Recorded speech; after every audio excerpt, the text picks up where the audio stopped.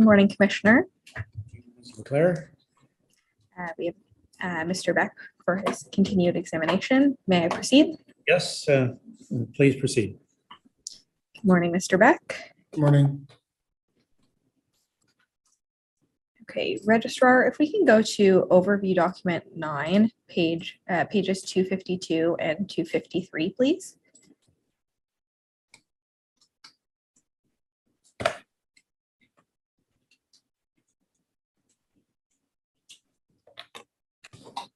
And Mr. Beck, you'll see it paragraphs 613 and 614 that Ms. Jacob emailed a draft information report in January 2019, so on January 14th, relating to the resurfacing of the RHVP. Were you involved in drafting any part of that report?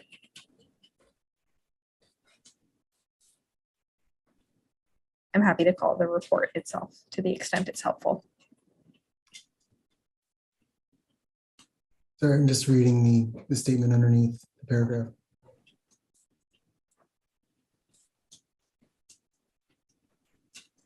I mean, I may have been asked for limits or something like that, but that would have been it.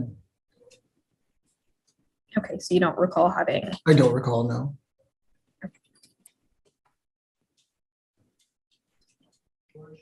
Registrar, if we can go to page 247, please.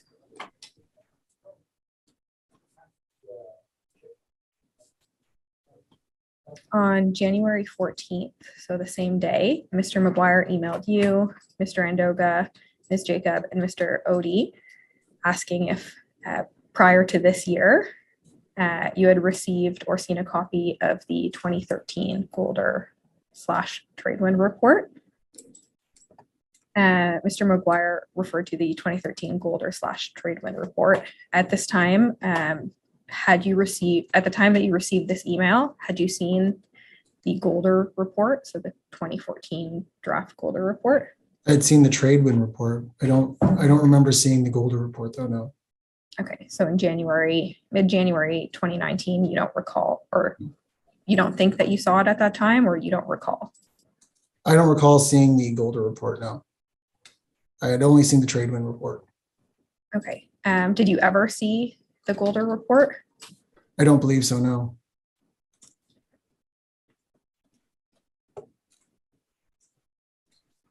Did you discuss this email with Mr. Andoga, Ms. Jacob, or Mr. Odie at this time? I don't remember discussing with them, no. Did you discuss it with anyone else at the city? Well, I would have gone and spoken to Mr. McGuire that asked the question. Do you recall speaking with him? I believe I went and spoke to him after the email. We have an open office, so we walk by each other a lot. Okay, and what do you recall about that discussion? I don't recall the discussion. I'm just that I would have spoken to him about it. Okay. And did anyone at the city indicate to you that they had been aware of the Golder or Tradewind report before 2018? Not that I remember. Okay. The Tradewind report was disclosed by the city at a General Issues Committee meeting on February 6th, 2019. What was your role, if any, regarding the preparation for the GIC meeting on February 6th? I was not involved in that at all. Okay. Registrar, if we can call up HAM 28917.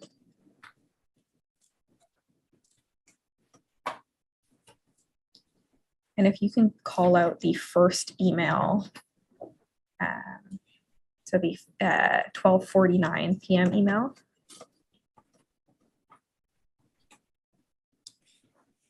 So on February 21st, 2019, Ms. Jacob sent an email attaching a document describing the document as a summary of SEMA recommendations so we can ensure nothing is being missed, including your discussions. What discussions was Ms. Jacob referring to?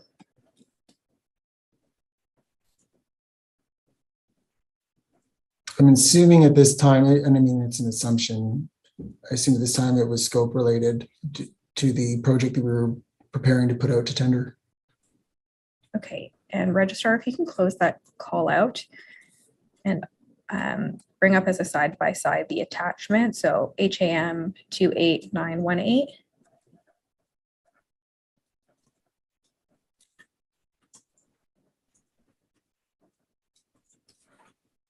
Do you recall having any discussions where this was included?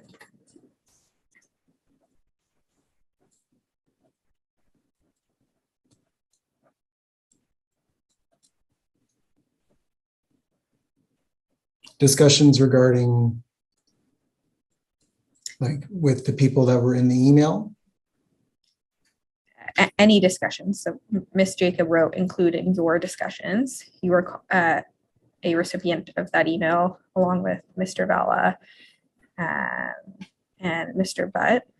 Do you recall any discussions with any of those individuals or Ms. Jacob? I don't remember specific discussions, but I'm sure that had we received this email with this document, we would have had a chat. Okay, but you don't recall that specific. I don't recall specific discussions. I'm sorry. Okay. And in the next email, so this is an email from Ms. Jacob to Mr. McGuire that you weren't included on. Ms. Jacob refers to SEMA's February 4th memo. Were you, I'll call up that document. It is HAM 12715.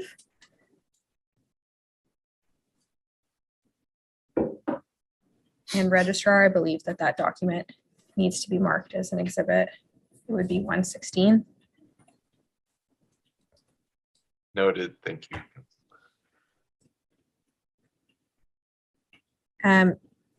Mr. Beck, had you reviewed this document around this time, so around February 21st? I don't remember when I received it. I do remember reading the document though.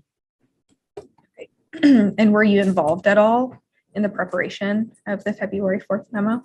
No, I was not. Okay. And was the February 4th memo used by you for the work that you were doing at the time? No, I do not believe so. Okay. Registrar, we can close those documents and go to overview document 10, page 127.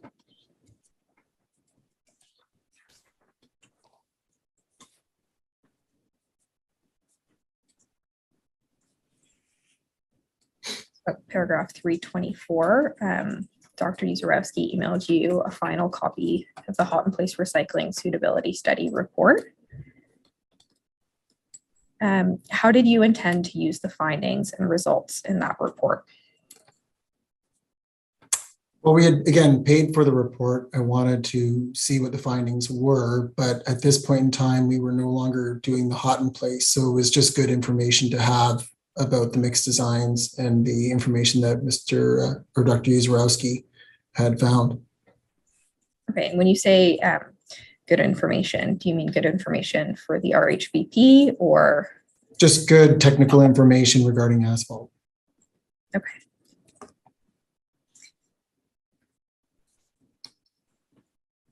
Okay, I want to make sure I clearly understand your evidence regarding this project and when you understood that the city was no longer considering on-place recycling for the RHVP. Dr. Uzorowski testified last week regarding the October 18th, 2018 meeting we spoke about yesterday. Mm-hmm. He said that after he presented the results, he said, I gave it to him and then he was interested in my observation. But then he told me that the city decided to, instead of using hot and place recycling, to use shave and pave on the Red Hill Valley Parkway. And when asked if the decision had already been made, he said, it's been already made. So he just conveyed the message to me, but at the same time, he asked me to continue with my evaluation.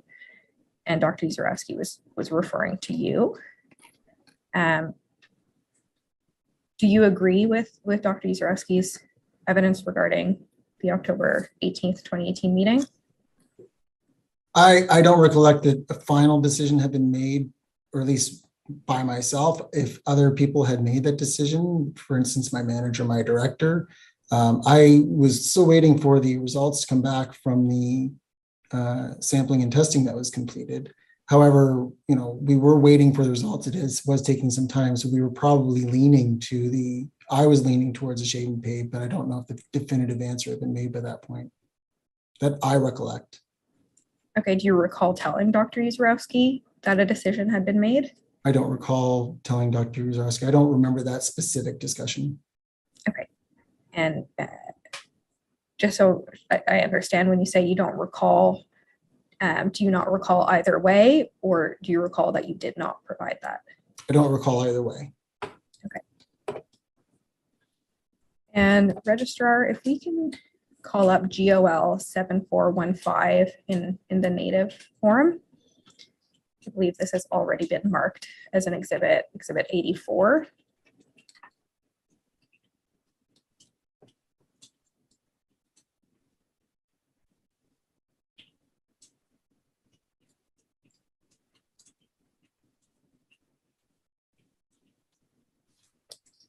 And Mr. Beck, I believe you told me yesterday that you recalled that Dr. Yuzurowski presented a chart at the October 18th, 2018 meeting. Do I have that right?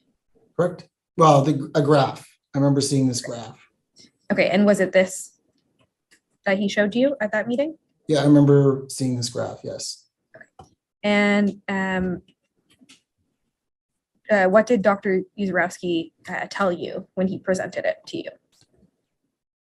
I remember that these gradations were generally the same throughout, from original samples to now.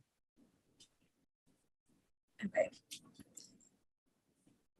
And do you recall anything further that Dr. Yuzurowski told you relating to the analysis? Just that they had done the gradations. That was pretty much the only information he was able to provide. And all I had at that time was this chart that was being shown.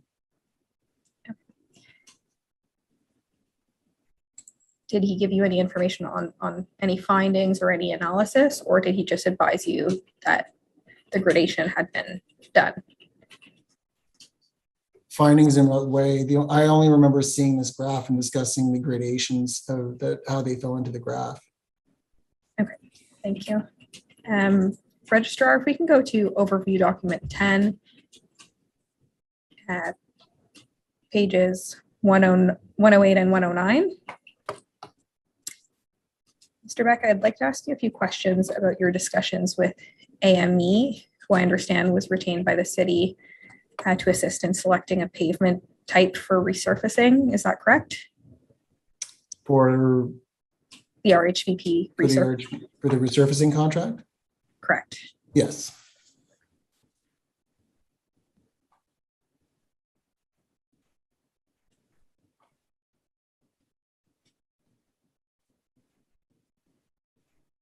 Okay.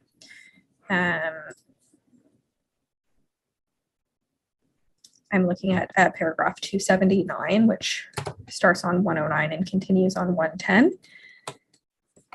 Your email to Reza Nam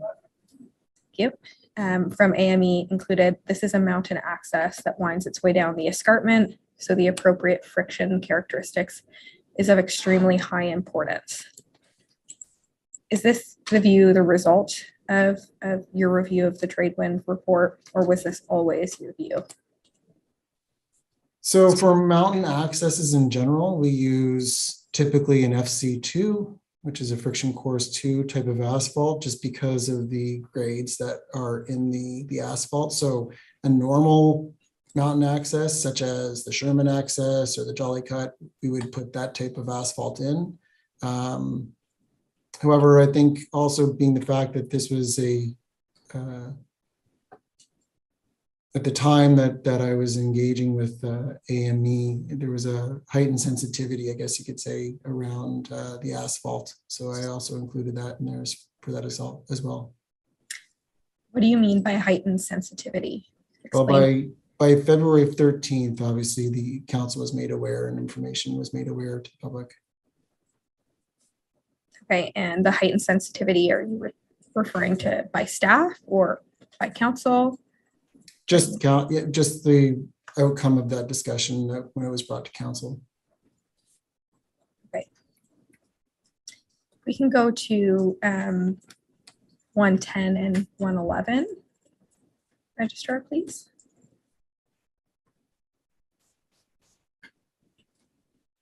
So on February 25th, 2019, you received a draft letter on the selection of HMA for the RHVP resurfacing from Mr. Norris, in which AME recommended that the city place SMA 12.5.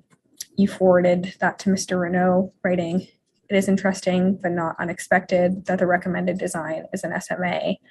I think we may want to ask for an acceptable alternative as well as a pros and cons between the two." Did you have any discussions with anyone about this beyond the email to Mr. Renault? I'm sorry, are you saying that I wrote that, or is that Mr. Renault wrote that? I believe that you wrote that. I can call up the email itself if that's helpful. It's HAM 13723. Okay, because the paragraph I read says Yeah, Mr. Renault replied. I see that there. My apologies. I will just confirm. You are correct. That is Mr. Renault's response. Do you recall discussing it with him? His other comments? than the email or the recommendation generally from AME? I think we chatted about it. Yeah. Do you recall those discussions?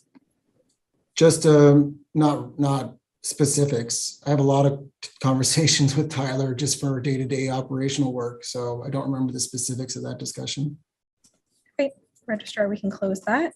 And if we can go to pages 145 and 146.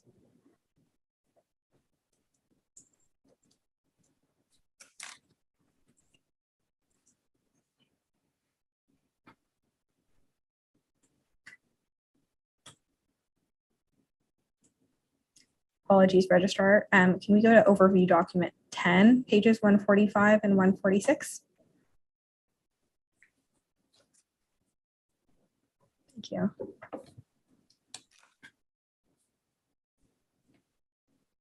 So on March 5th, you received a revised letter from Mr. Norris, which also included SB 12.5 FC2. Ms. Jacob, who was also copied on Mr. Norris's email, forwarded the letter to Mr. McGuire. And to confirm, you are not copied on the email or on Mr. McGuire's subsequent response. He responded to Ms. Jacob saying, "Given the challenges we've had with the SMA on the RHVP, I can't consider going back with that mix." Did Mr. McGuire ever make a similar comment to you?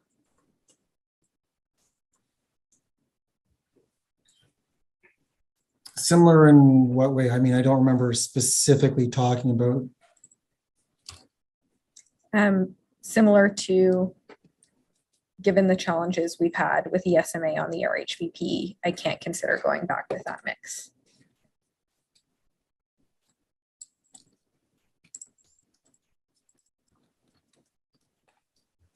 I think I may have discussed with Gord about the SMA, but I also wanted to have another, like, two options for a surface asphalt on that road.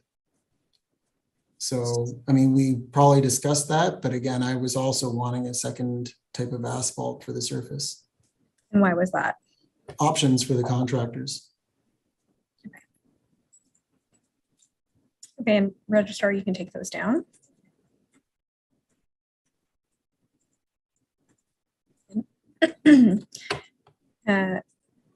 Mr. Beck, we've been provided with a copy of an anonymous letter that was sent to the city's auditor, Charles Brown,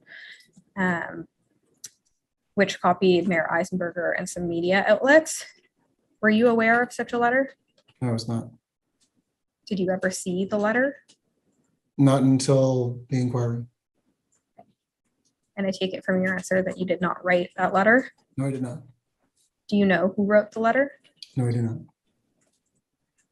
Thank you, Commissioner. Those are my questions. Okay, good.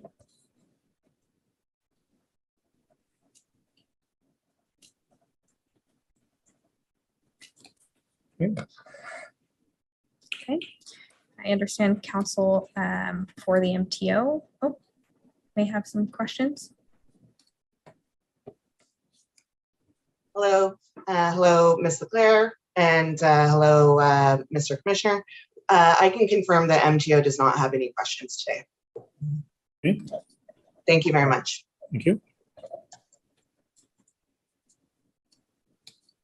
Okay, I understand counsel for Golder have some questions. Good morning. I do. Morning. Hello, Mr. Beck. I'm Jennifer Roberts. I'm counsel for Golder. Hello. Commissioner, Morning. hi. May I begin? Please proceed. Thank you.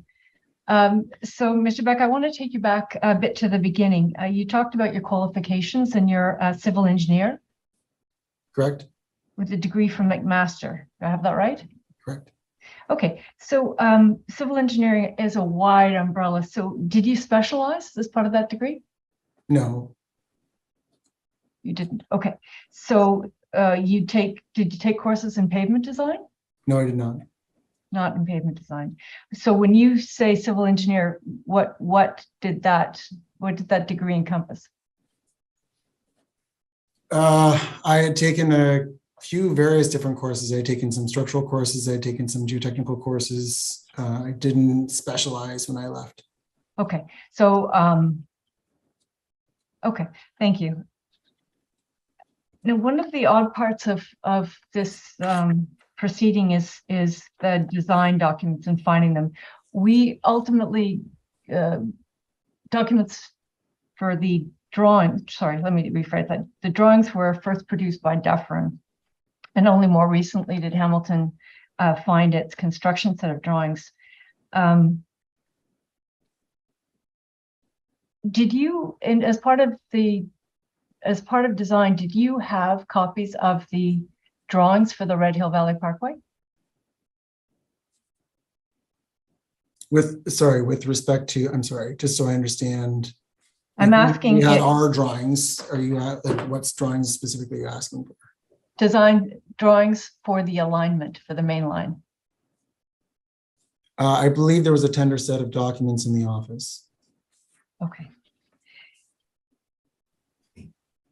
So that's interesting, because when SEMA's, and I understand your evidence is that you hadn't seen the SEMA reports, but it's clear that SEMA asks for the drawings as part of their investigation in 2013, and that they don't have them.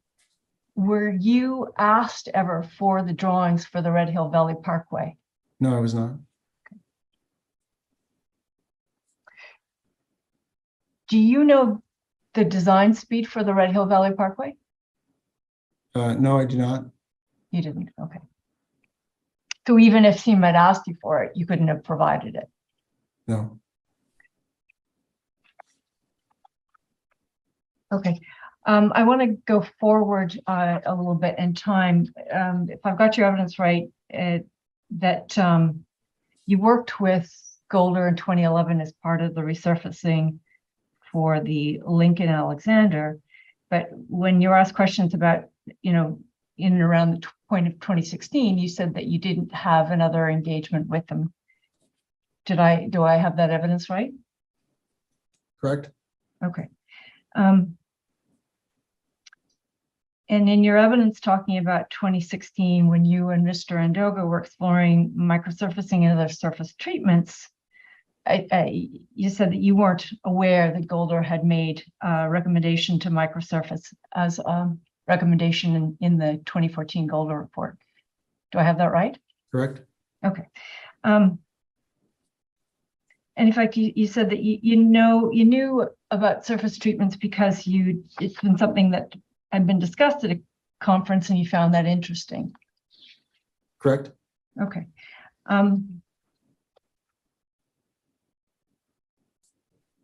I want to go to the PMTR work. Registrar, could you please pull up Golder 7440?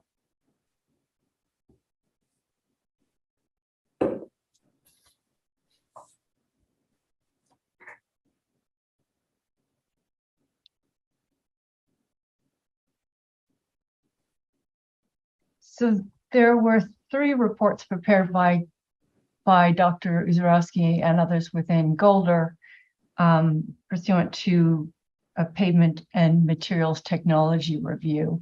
Were you aware of that work? I was made aware of this work later, yes. Later, okay. So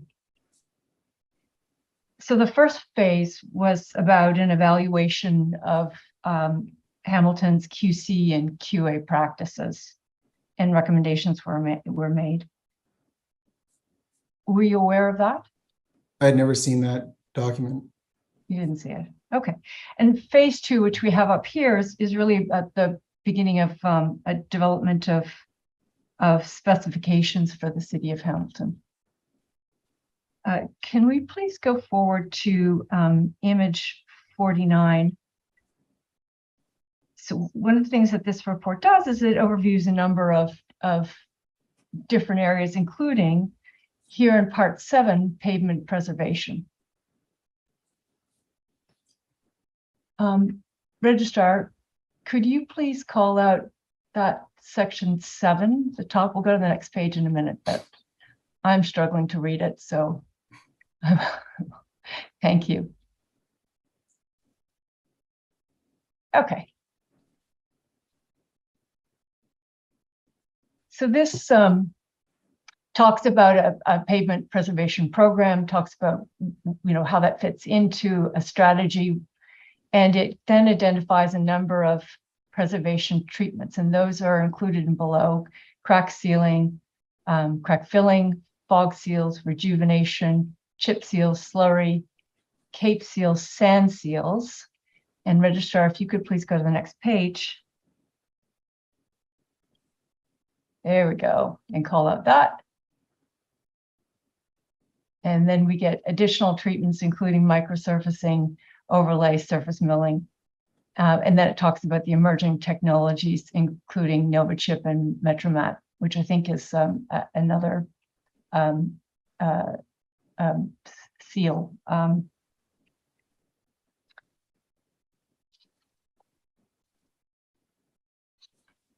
So let's go forward here to the appendix, image 57, please.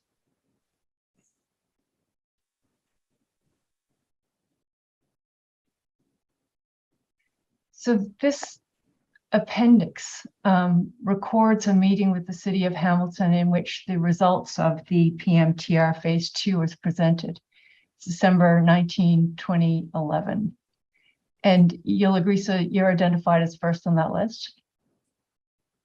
Yes. You were an attendee at that meeting? I don't recollect. I mean, it was 2011. I'm sorry, I don't remember if I was specifically at this meeting. But if you're listed there, you've got no reason If I'm to. listed there, then correct. Yeah. Okay, let's go forward to image 61. Actually, sorry, can you first scroll down? So what this is doing is it sets out the pavement discussions, general discussions, and Registrar, can you please scroll to the next page? Thank you. Talks about granular aggregate. Next page, please.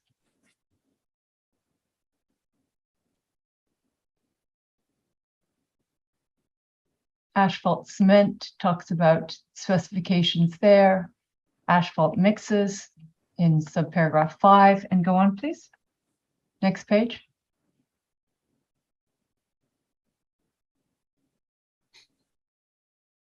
Or mix pavement rehabilitation.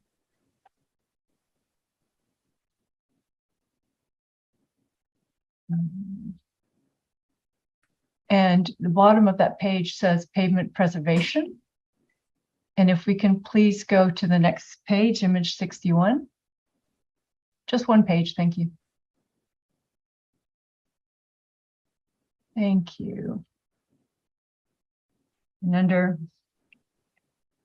pavement preservation, there's more detail in relation to the recommendations. Can you please call up that first section? No, above. There we go. And under suggestions, we've got pavement preservation is the only way to maintain a network within an available budget.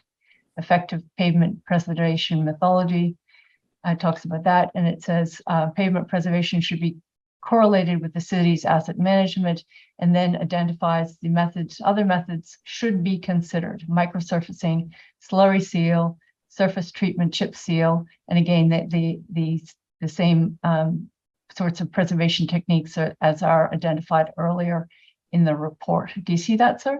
Yes.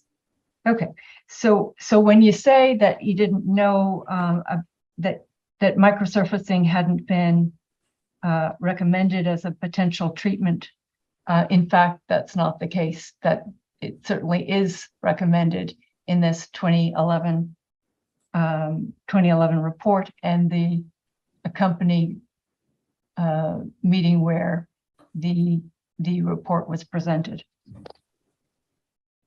I'm sorry, with relation to what though? So this is a preservation technique for roads within the city of Hamilton. That's what Correct. it's being proposed for. Correct. Okay. But the So the question that I was asked was specific to the Red Hill. Okay, but let's just look at what I'm putting to you is that with respect to what treatments are available and have been recommended to the city of Hamilton for the preservation of its assets, microsurfacing is included among them. You agree with that? Correct. Okay.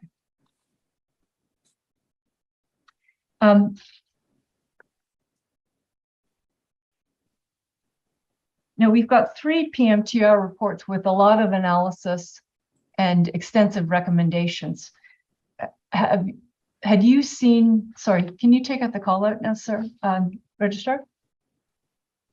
Could you please go to the first page?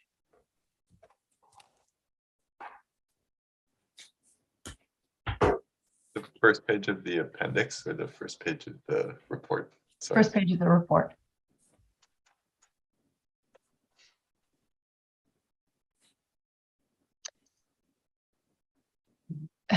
Have you seen this report before?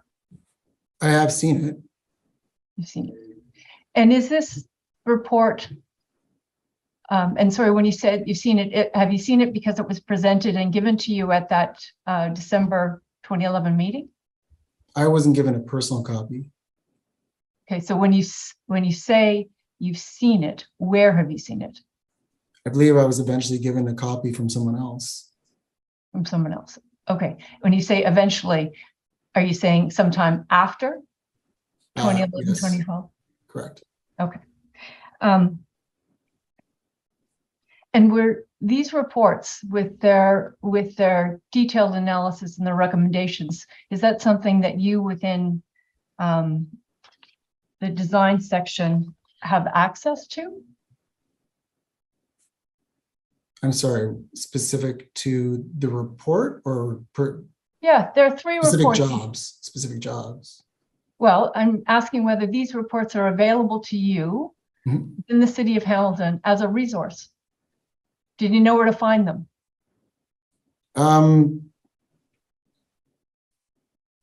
Did I know specifically everyone that had one? I don't recollect everyone that had them, but I'm sure they were available.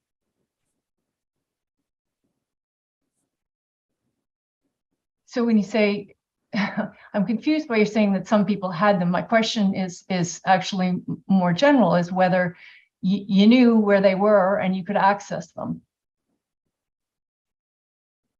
I don't recollect specifically where they were in the office, if that's the question. I'm sorry. Did you know that they existed and that you could access this information should you need to? So when I had seen the copy I was given, then I knew that it was available. I don't remember reading it from cover to cover. Okay, and the other reports, the phase 1 and the phase 3, Similarly, did you have those? I had never seen the phase one copy. And what about, And I don't know if I have a copy of the third. all right. So this one, which you know, we've now established was the results were presented to you, you now have a recollection that you had seen that one, but the other two you don't believe that you've seen. I've seen the cover now. Yes, I understand that I've seen this document. Yes. Okay, thank you. I want to go to the trade wind report. So you've just given evidence. In fact, you didn't know about the Golder report until early in 2019. The evidence you've given is that you received the trade wind report on August 27, 2018. And we went through that evidence yesterday. That was emailed to you. And Dr. Uzarowski's covering email says as requested. You gave evidence that it's your recollection that Dr. Henderson referenced it when you were on site taking samples in connection with the HIR work. That was on August 19, 2018. Is that correct? Correct. Okay. We have the city's evidence that an email from Dr. Uzarowski to Gary Moore, including a summary of the 2007 MTO testing and the 2013 trade-in testing, was forwarded by Mr. McGuire to Mr. Malone of SEMA on August 30. Registrar, could you please go to OD9, image 57, paragraph 132?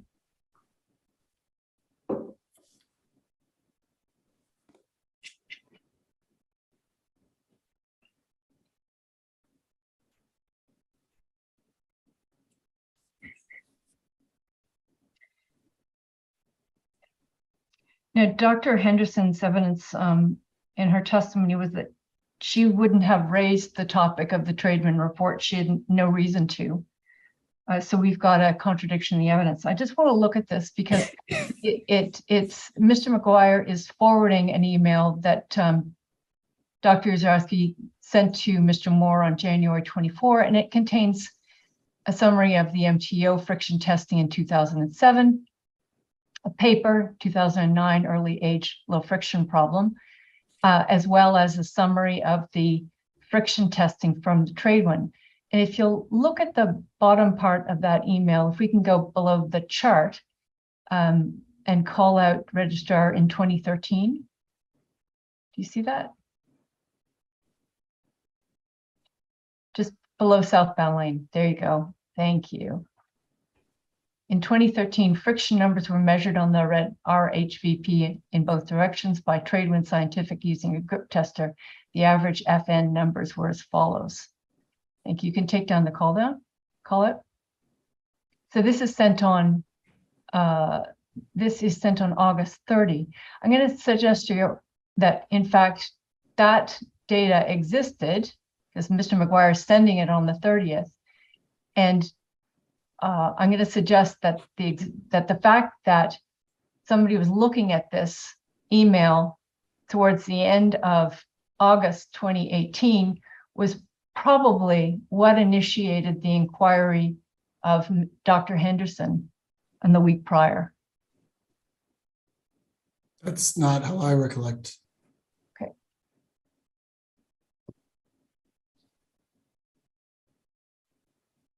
Okay.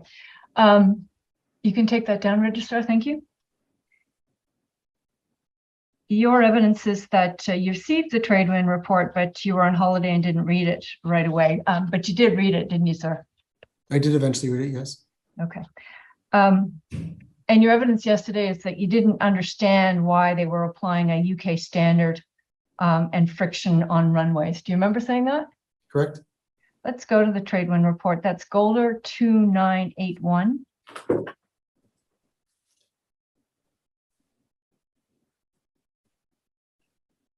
So, sir, you know now, although you didn't have the Golder report, but you know now that the Golder, that the Tradewind report is an appendix to the Golder report. I understand that now, yes. Okay. So that's the report, and your evidence is that you hadn't seen it until 2019. That's the case? The Tradewind report? Well, the Golder report. I do not recollect seeing the Golder report. I remember seeing, and the first time I seen the trade room report was when it was sent to me. Okay, could we please register, go to image 101?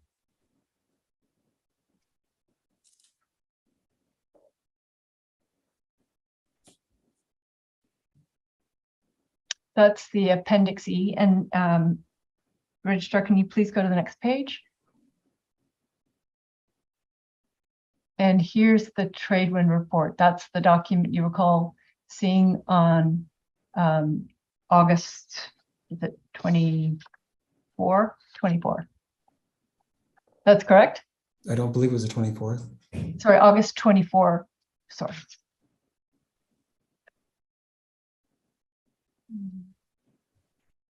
Sorry, August 27. Forgive me. Thank you, sir.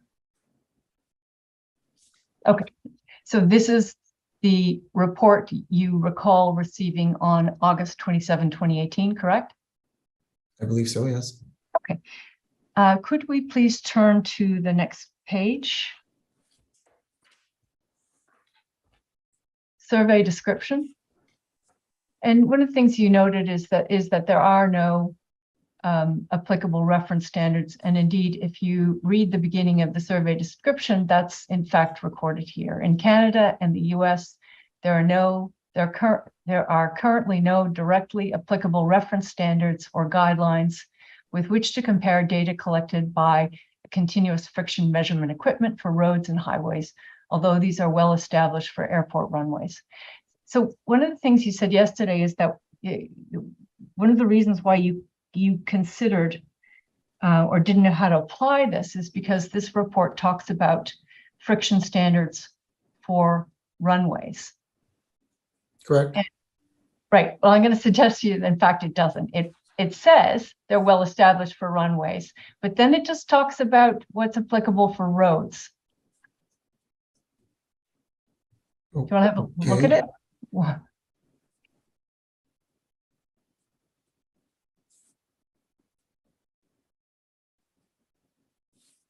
I'm sorry, I don't understand the question.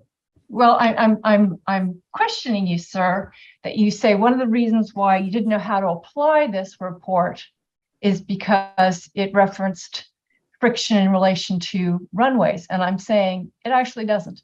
So I said a UK standard. I know I said that, as well as runways. Right. So what I'm calling out for you, sir, is that it doesn't talk about friction on runways.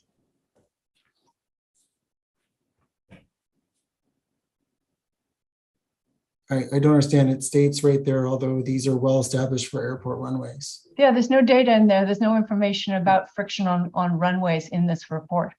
So you looked at the first page. Shall we go to the second one? I'm sorry, I don't understand. You said yesterday that one of the reasons you did not know how to apply the information in this report was because it referred to friction on runways. And I'm saying to you, sir, that you are mistaken in that observation, that if you read it, you would know it doesn't do that. No, what I said was the data is with respect to UK standards and airport runways. And I'm saying, we'll go to the question of UK standards, but I'm saying it does not deal with friction data on runways. Okay. Right. So is there I also just want to interject for a moment, Ms. Roberts. I think we need to be the testimony of Mr. Beck yesterday was that he didn't quite understand how they were applying the UK standards in the province of Ontario, or how airport runways fall in line with, pavement the vehicles drive on. So it wasn't that he was thinking about how to apply this. He was looking at the report and having questions about the report. Okay, so absolutely, we can get to that. Thank you, Council. I still think my point stands. There's nothing in here talking about airport runways. Let me move to the next point, though I think I've made that one. So you're right. There's a discussion about the UK standards.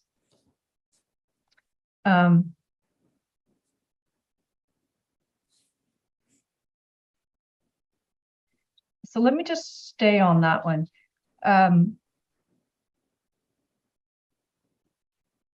When in your evidence, you weren't sure how to apply it because of the reference to UK standards and there being no Ontario standard that was applicable. You didn't, though, next follow up with Golder and say, you know, we want an explanation about how to address, how to interpret this report, did you? I did not read the report right away, and I did not quite understand it. And I did want to talk to Ludimir, and I do not remember talking to Ludimir. Okay. And you didn't follow up directly with Tradewin either, did you? No, I did not. Okay. And I can't see here, but I take it you didn't undertake your own investigation as to the application of friction standards to measured data. I'm sorry, I don't understand. Well, there's nothing in your evidence to suggest that you then undertook your own investigation of friction standards. So let me turn it into a question. Did you? Did I engage in your own investigation as to what standards were applicable? No, I did not.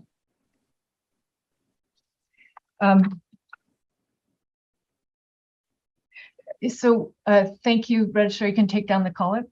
So you can take down the whole document. Oh, I might have jumped on that one. Hold on. You said yesterday that you were told that the results of friction testing were inconclusive, and you said you might have been told that by Gary Moore or possibly Marco Odi. Do you remember saying that? Correct. Was that in connection with the 2017 British pendulum testing, or was that in connection with the Tradewin friction testing? I do not remember. It was just friction testing. It was just friction testing. Okay. So forgive me, Registrar, I'm going to go back to that document, which is Golder 2981. Could you please go to image 116?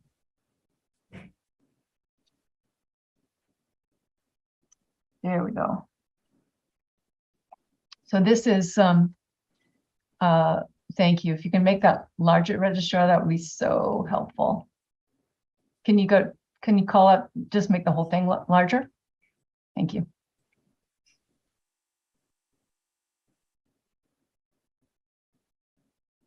Okay. Thank you. Okay, so this is the data that Tradewin obtained from their friction testing.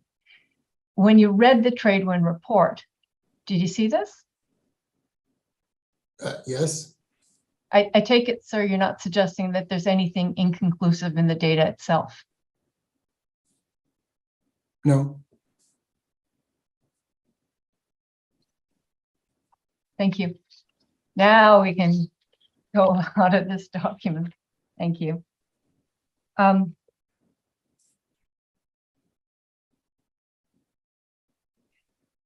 So I want to go forward again in time to the 2017 pavement evaluation. Yesterday you gave evidence that the proposal was forwarded to you. And Registrar, can you please go to OD8, image 21, paragraph 50?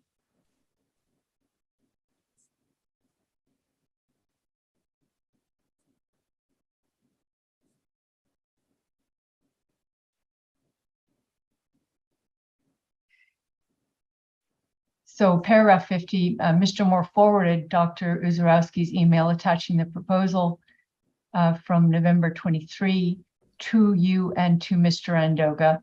And he writes, here's what Ludimir will be doing. And if we actually go to that document, it's Hamilton 52830.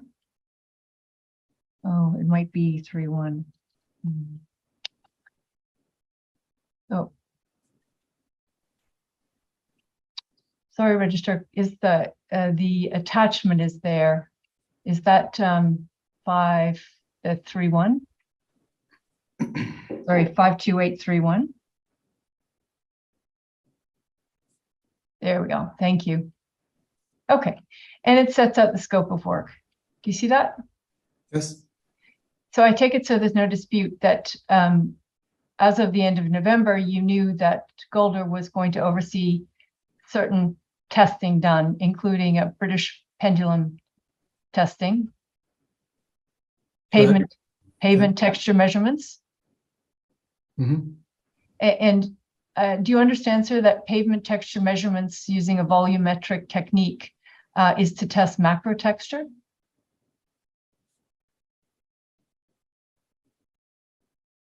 Okay. It's a question. Is that something that I'm not familiar with the ASTM standard. Okay, but a pavement texture measurement, do you understand that to be testing for macro texture of a surface? No, I know of the British pendulum test. I'm not aware of this test. Okay, thank you. And then the last one is coring of the surface coarse asphalt layers. And then they go on to describe that that is to, in the bottom paragraph, the cores will be brought to the Golder laboratory and they will be broken down, and the aggregates from the surface coarse asphalt layers will be extracted from each core, and the extracted aggregates will then be sent to a laboratory in Ireland for testing of polished stone value. Do you see that? Yes. And so you understood as of the end of November that one of the tests that was going to be conducted on the aggregate from the Red Hill was a PS, polished stone value testing. Okay. Is that a yes, sir? You Well, understood that's that, what it says. and you understood it, correct? Okay. Yes. Thank you. You can take down that call out, sir. Registrar, thank you.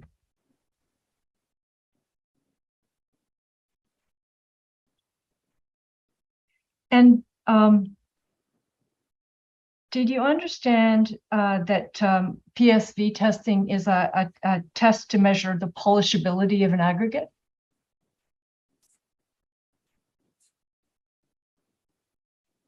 Okay. Yes. You understood that, Mr. Beck? At the time, I don't know if I understood it at the time. I'm not a friction expert. I'm not suggesting you have to be a friction expert. We're actually talking about pavement construction at this point. Okay. Okay. And were you aware that the higher the value given, the greater resistance to polishing? At the time, I don't know if I knew that. Okay.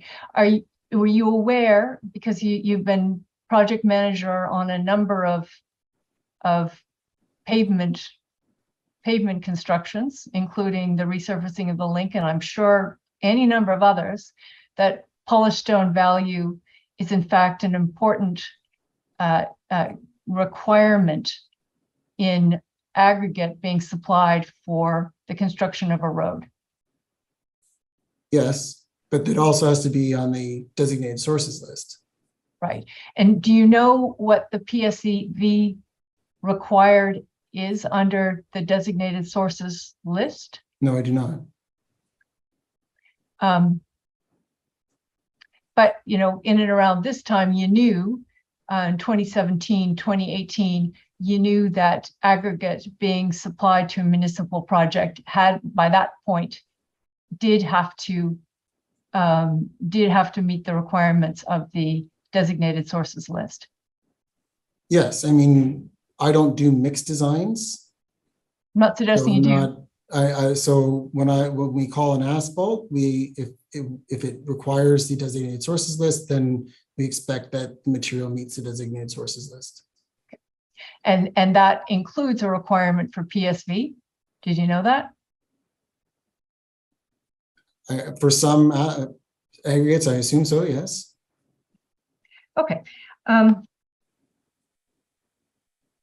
So Golder's evidence is that the results of the investigation it conducted pursuant to the pavement evaluation, that those findings, those test results are presented on March 9, 2018. And in fact, Golder's evidence is that Dr. Wierzarski walks into the March 9 meeting with the test results. And if we can go please to overview document 8, image 74.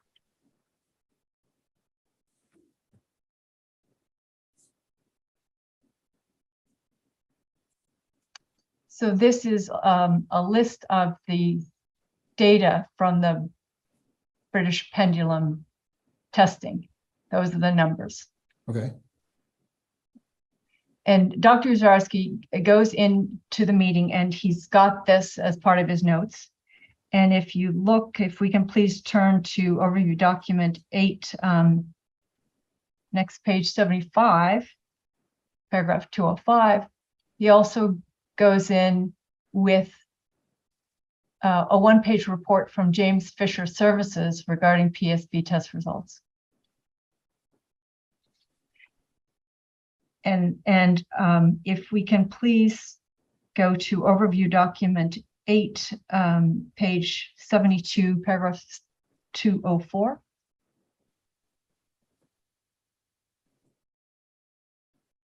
So Dr. Zarowski's notes, thank you.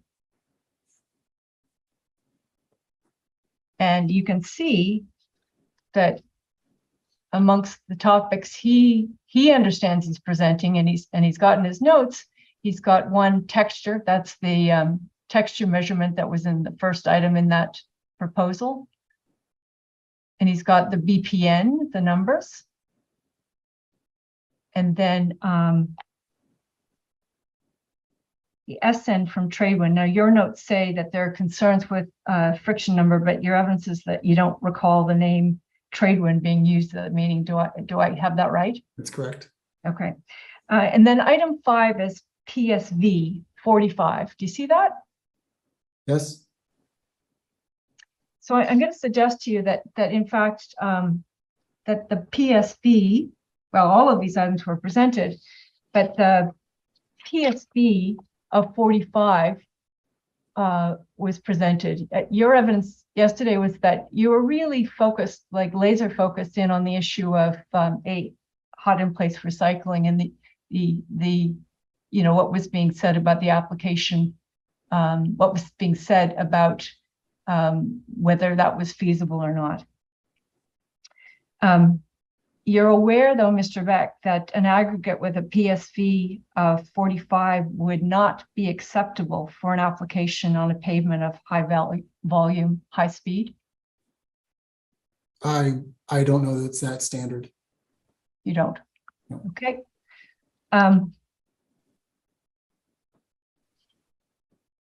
If I suggest to you that a finding of a PSV is highly relevant to the question of whether the existing aggregate can be used in hot in place treatment, do you have any reason to disagree with that? Disagree with that statement? Yeah.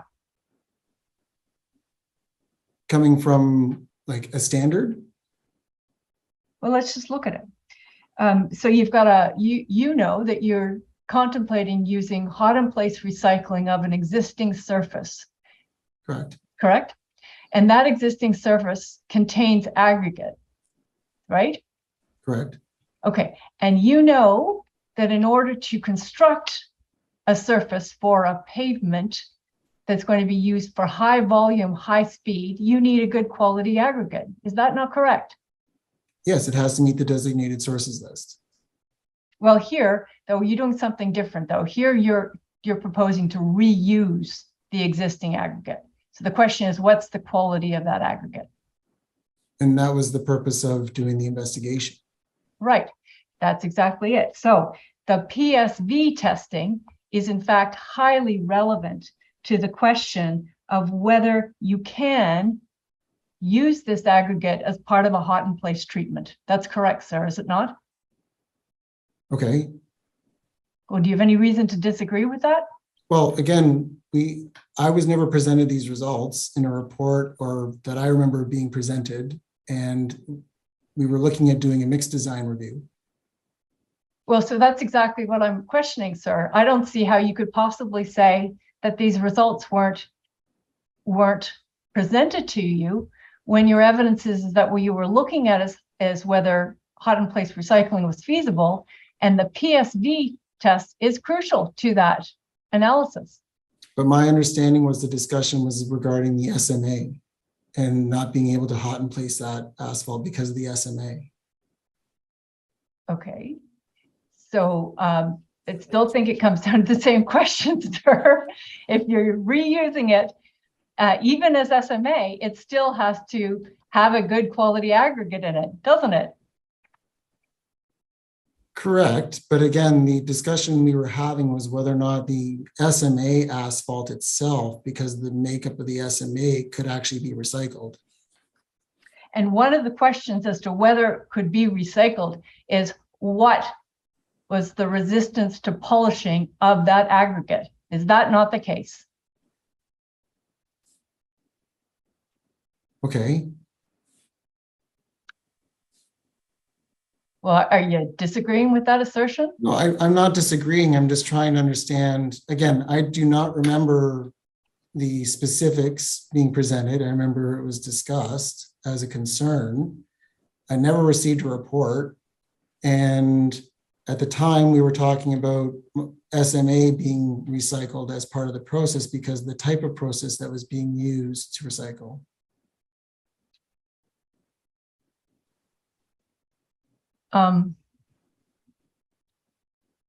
Commissioner, I think I'm gonna, I don't think I'm going anywhere further with that. I'm just going. I think, I'm sorry, I don't understand. let me see whether I can try, Mr. Beck. Okay, You were at this meeting. correct. The subject of the meeting was whether using SMA in a hot in place recycling format was possible, correct? Correct.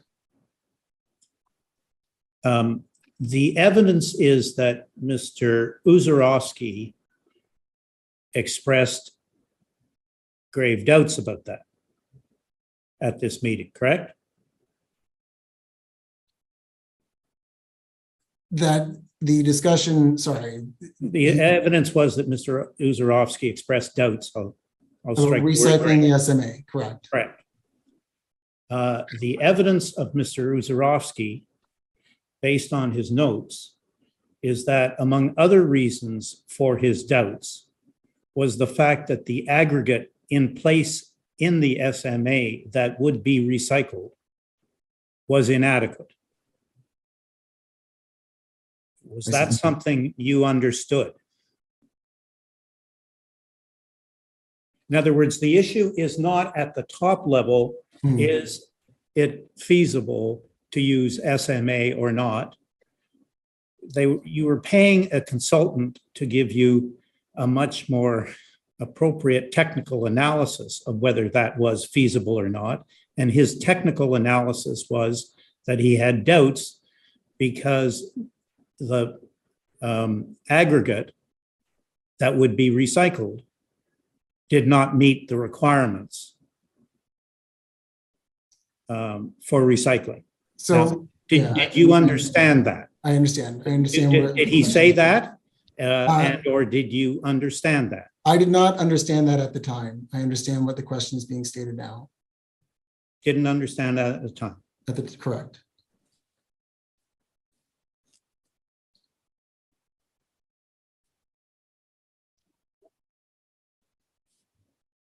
Commissioner, I'm going to move forward. Yes, Thank please you. do, Ms. Roberts. Thank you. Okay, so Golder's evidence is that Dr. Uzarovsky raised the question of what to do with the test results with you. And there's a note on March 9 to that effect. If we can look at OD 875, paragraph 206. Sorry, Council, apologies. My on-queue computer just froze, so I'm just gonna have to restart it. No problem.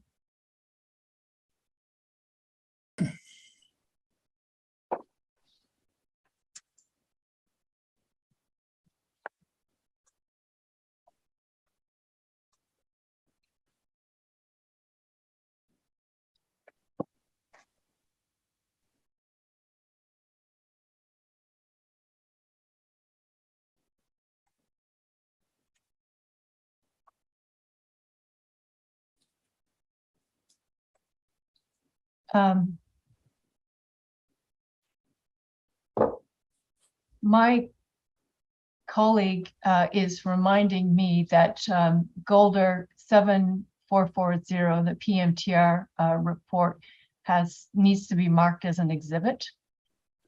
That's exhibit 117.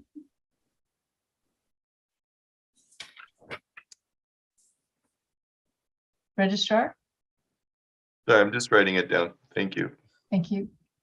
And similarly, Hamilton 52831 also needs to be marked as an exhibit 118.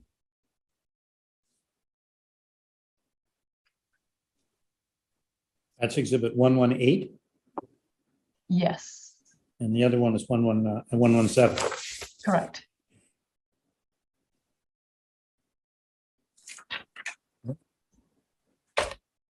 Thank you, Council. I noted both. Thank you very much. Okay, so I was looking to go to overview document 8, image 75, paragraph 206.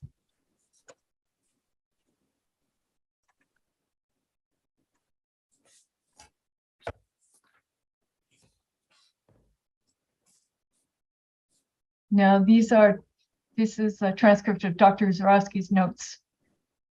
And there's a note here. If you can call out the notes themselves, Registrar, just to make them a little easier to read. Yeah, just that page will do. Thank you. Okay, so I'm not going to go back through this evidence, but I just want to point out a note saying what to do with test results PSV ... Do you see that? Yes. Okay. Thank you, Registrar. You can take down that call out. Dr. Zarowski has a note of a conversation with you on March 15, 2018. That's overview document 8, image 79, paragraph 218.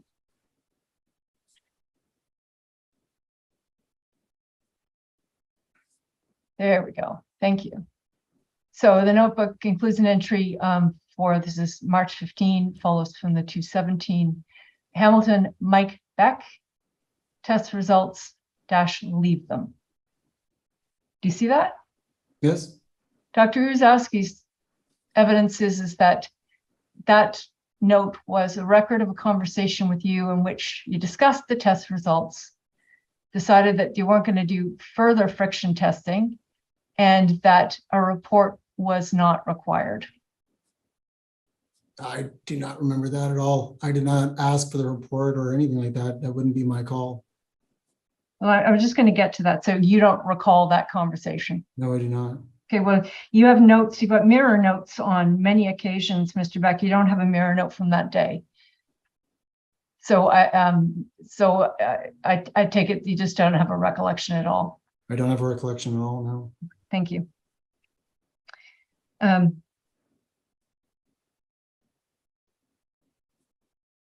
So yesterday, when you said that you never received a report, I'm going to suggest to you that you, in fact, agreed that there wouldn't be one.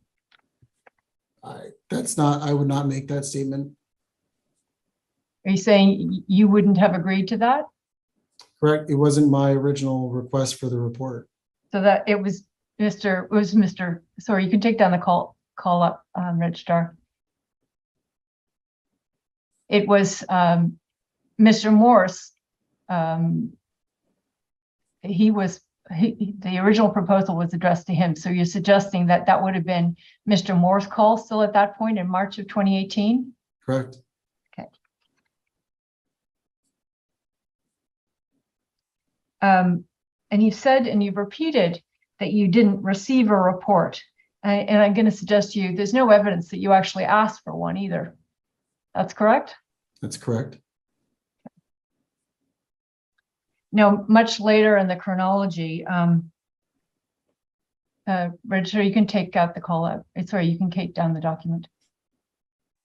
Much later in the chronology, in November of 2018, it's Mr. Gordon McGuire who asks for that the results of the pavement evaluation be delivered in a report. And I think we've seen that. You said that you've never seen the pavement evaluation report. Is that correct? No, I have not. Okay, can we please go to Golder 6612?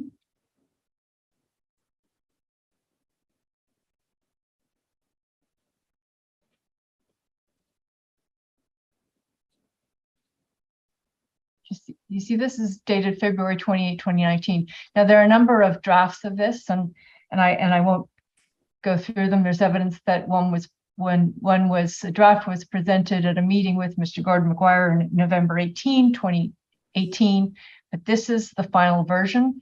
And if and just to confirm, I take it, sir, that despite seeing this document now, your evidence remains that you were never provided it. The final report? I do not remember receiving the final report. No. Okay. And in fairness, it's addressed to Mr. McGuire. See that? Yes. Okay. And so I take it that this is an instance where a report that goes to the head of engineering just isn't shared with design. Is that the case, sir? I guess. Again, I've never seen this report. I'm going to go into a different topic. Registrar, you can take down that document. Thank you. You said yesterday that, and you said again this morning that you were waiting for results from Golder on the hot in place recycling process. And we've got documentary evidence from the city of Hamilton that decision not to proceed with hot in place was in fact made in August of 2018. You were taken to that yesterday. Do you remember that? Which document are you referring to? It's chronology, and it says in August of 2018, the decision was made that they weren't going to proceed with the hot in place recycling. Do you remember seeing that? I believe so. I think you'd have to show me the document though. Well, you were taken to it yesterday, but your evidence is that, if that decision was made, you didn't know about it.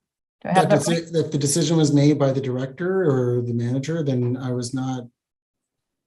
It wasn't shared with you. That's what you're saying? Correct. Okay. And we went to it, and you were taken back to it today on October 16, October 18, there's a meeting at which the contractors presenting a different technique for hot in place technology. Do you remember that evidence? Correct. Okay. And the evidence is that at that meeting, you met with Dr. Uzrowski afterwards and discussed the findings. And he presented what's been variously described as a graph or a chart. Do you remember that? Correct. Okay. Now it's Dr. Uzrowski's evidence that at that meeting he was told that that Hamilton wasn't going to proceed with the hot in place recycling technology, and you reiterated again this morning that's not a recollection that you've got. Do I have that right? Again, it's not my recollection. I was still thinking about the hot in place. Okay. Perhaps can we please go to Golder 7415? That's the graph that Commission Council took you to earlier this morning.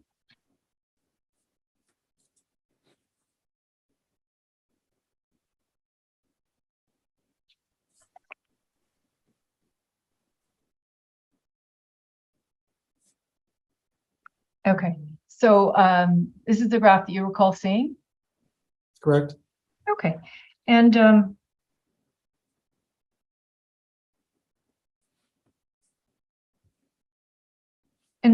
my understanding of this is that it shows a gradation analysis of aggregate and what's existing in the SMA and then what it needs to go to. Actually, Registrar, can you please move this document so we can see what's below the graph?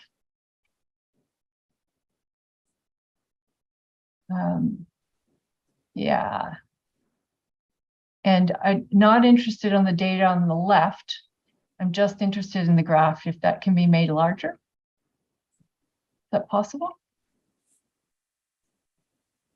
Okay. And this is this is the graph you recall seeing? Yes. Okay. And the blue line at the bottom is the existing SMA. Do you see that? Okay, yes.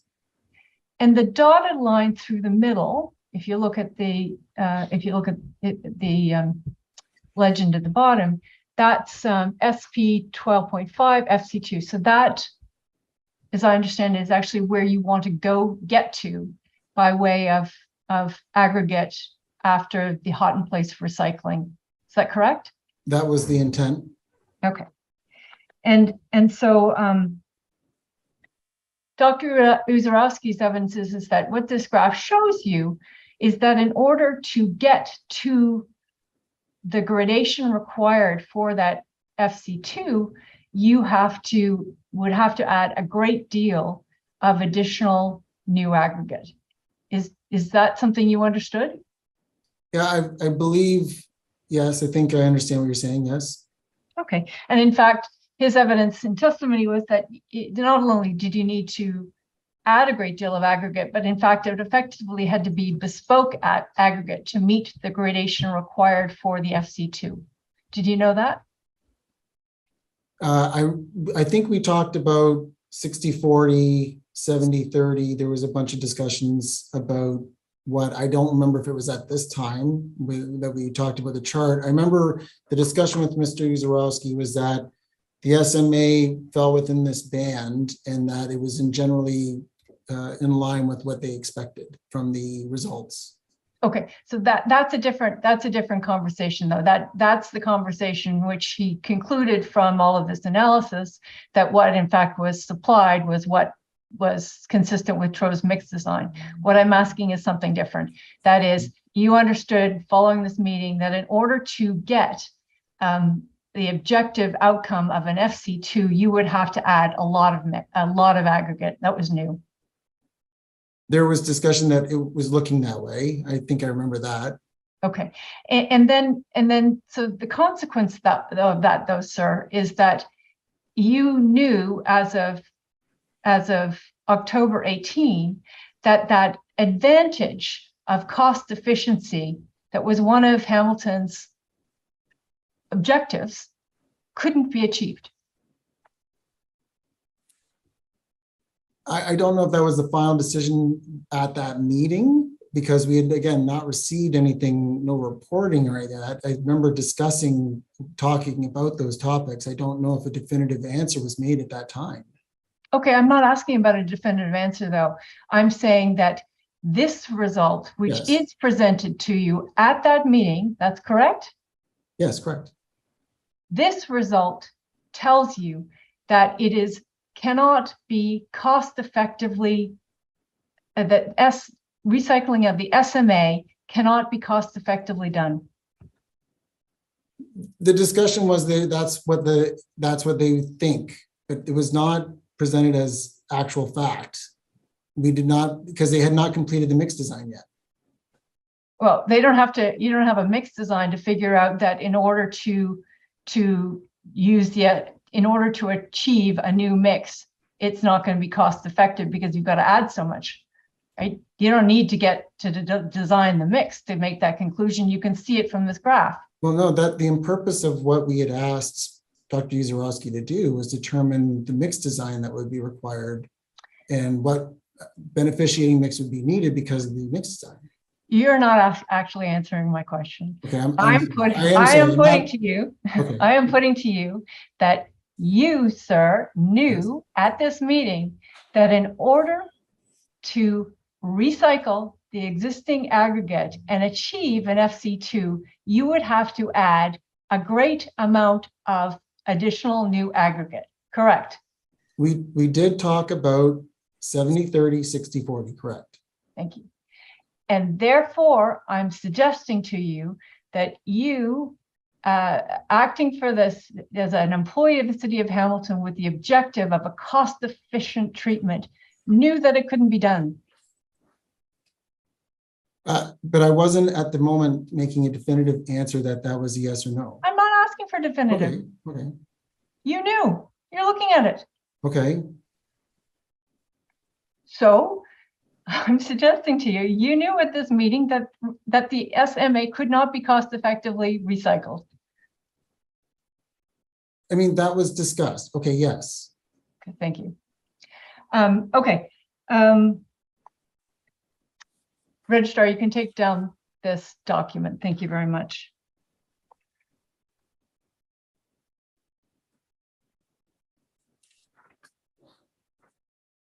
I want to go, please, to overview document 9, page 94, paragraph 235.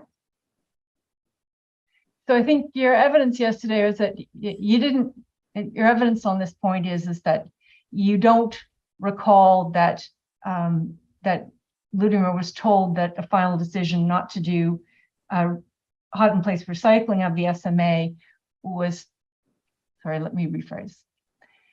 So your evidence is that you don't remember that Ludimer was told at this meeting that you couldn't, or that the city was not going to do hot in place recycling. That's right.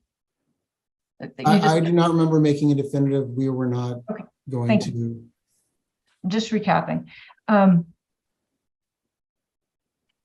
But your evidence yesterday was that, you know, it was sometime around here that you were told. Do I have that right? Around this time? Correct. Okay, so let's just look if we can go to paragraph 235. It's the front page of the Hamilton Spectator. Yes. And Registrar, can you please call that out? So this is on October 25. You emailed this this extract, and the headline here is "Something wrong with the asphalt on the Red Hill. We may never know." But the first line is, "The city is not using cost-saving recycling technology." You see that? Yes. All right. So I suggest to you that as of October 25, 2018, it was certain, and in fact, a matter of public knowledge, that the city had made that decision. Is that not correct? Okay. Well, do you disagree with me? Well, I mean, that's what the article says. Again, I did not make the definitive answer that we were not doing it. All right. If the decision was from, I don't know who provided this information to the Spectator. And right. If they provided that information, then that was the decision. I was still looking to get the results and information. Don't worry, I'll get there. I'll get there. My point is in answer to the question of when did you know that the city was not going to use hot in place, it is at least the case that as of October 25, you knew that the city was not going to use hot in place. Do you agree with that? Okay, sure.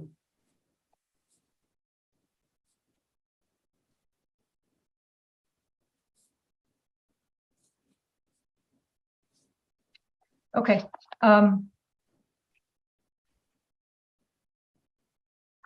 Just one final point.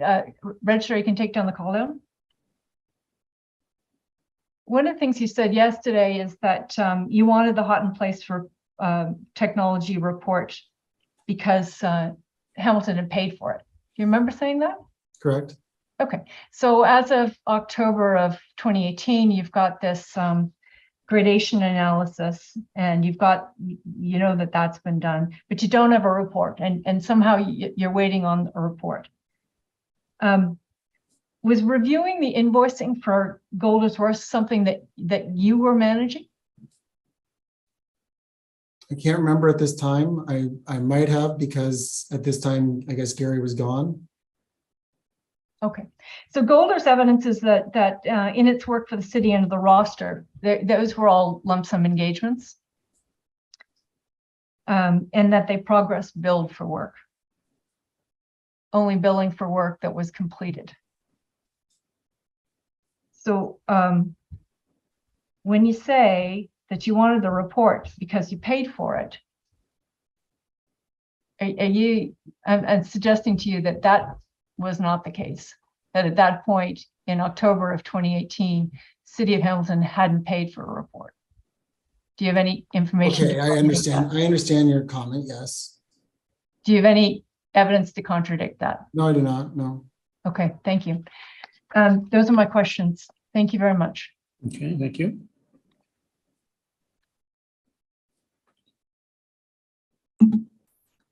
Good morning, Mr. Beck.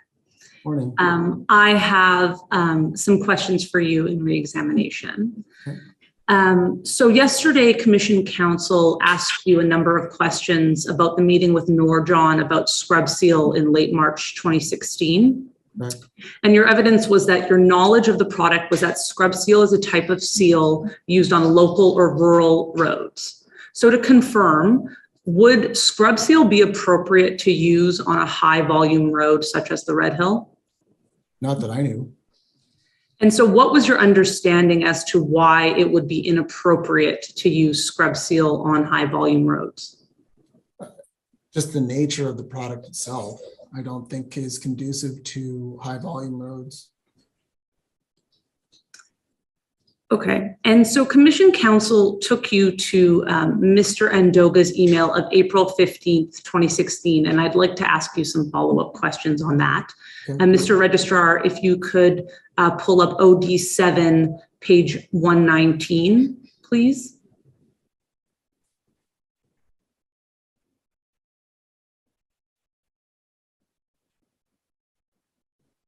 And 120 as well, if possible.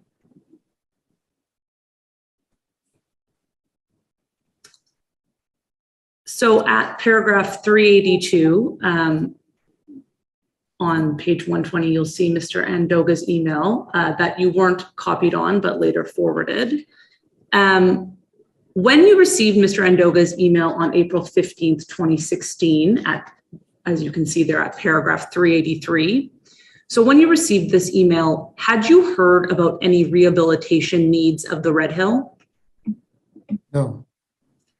Had you heard about any rehabilitation needs of the Lincoln Alexander Parkway?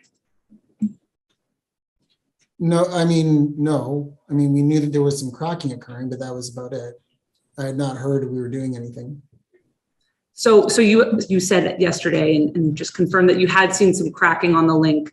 So you were keeping an eye on the link, I think was your testimony yesterday. Yes. So given this context, do you recall what your takeaways were from this email? My focus at this point was the link because of the cracking we were seeing that was occurring prematurely. And I think I focused in on that discussion or that being part of the email. Commission Council also took you to emails between Mr. Andoga and yourself. Mr. Registrar, if you could pull up HAM 761, please.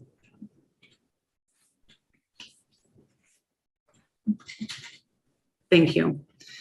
So your evidence yesterday was that at this time, so April 15th, 2016, you were not aware of any concerns about the skid resistance on the Red Hill. Mr. Beck, you note here, are we thinking microsurfacing?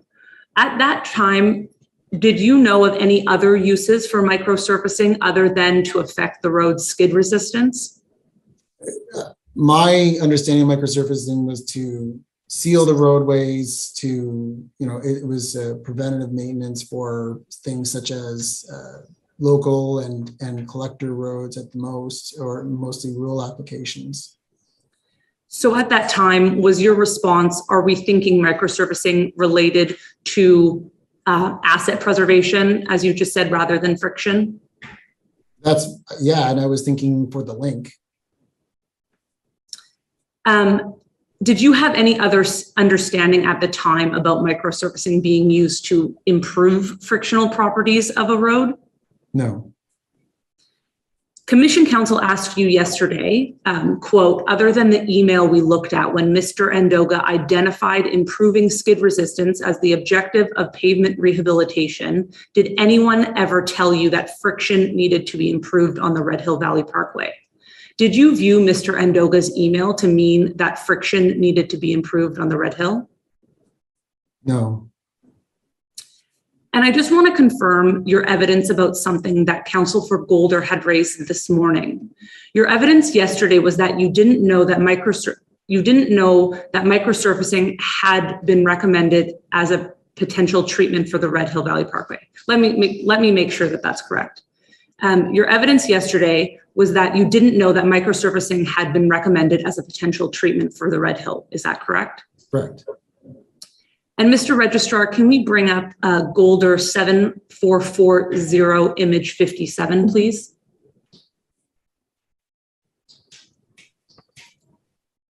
counsel for Golder took you to this morning. To your knowledge, in your brief review of these minutes that council took you to, this was a general meeting, correct? Correct. Yes, it was a general meeting.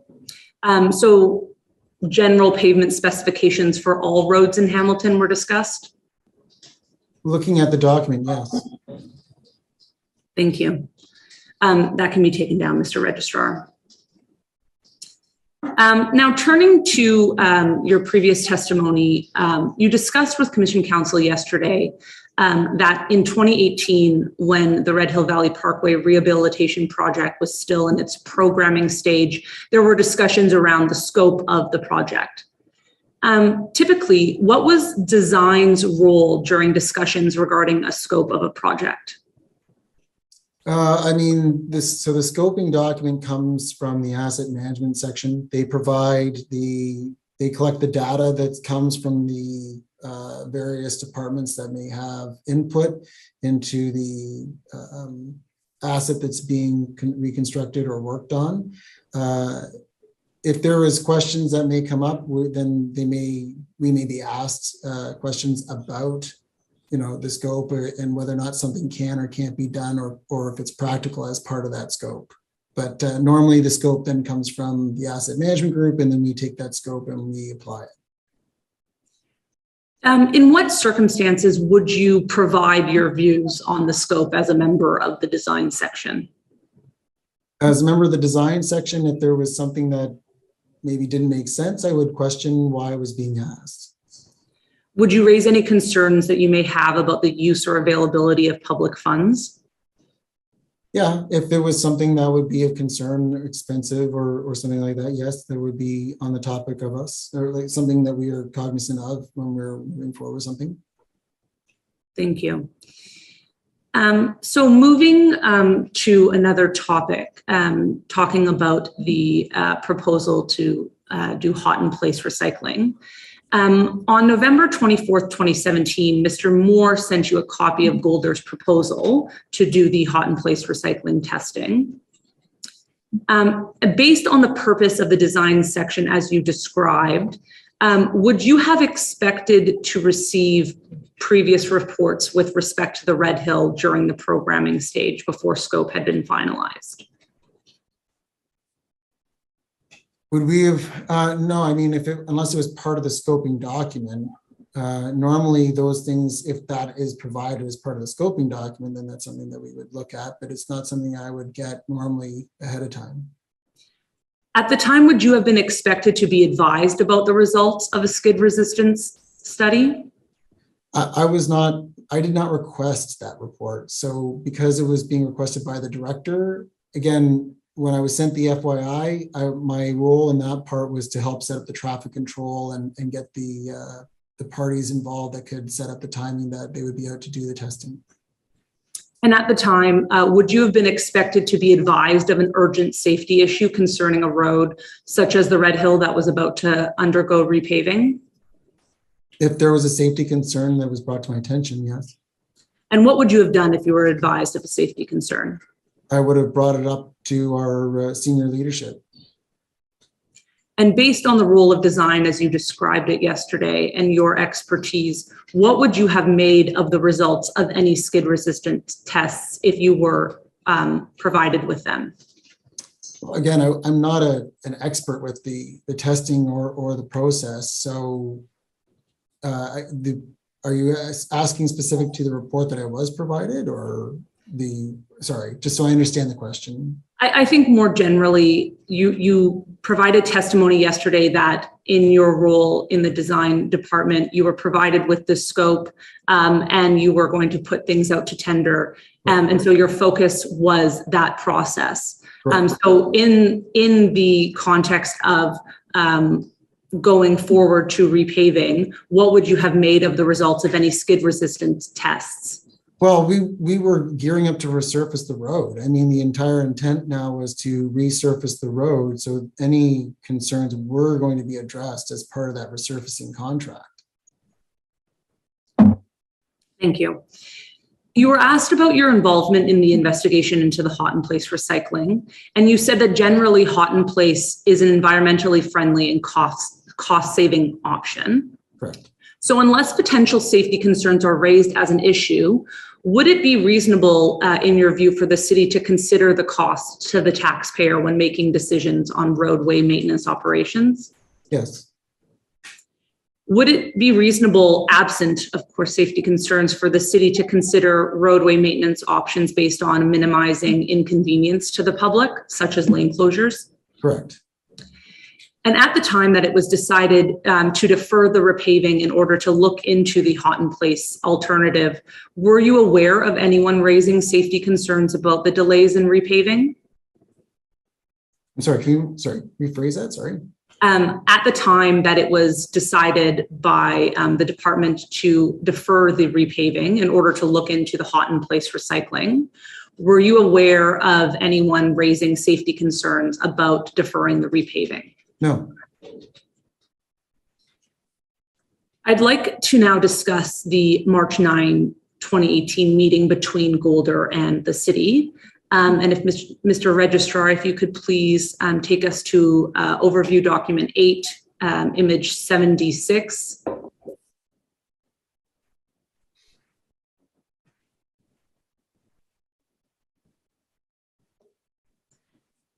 Thank you. So this is the transcription of your notes. If you need to see your actual notes, I can bring you those to you as well. But you provided testimony yesterday that your typical practice in terms of taking notes was that you would note if any safety concerns were being raised.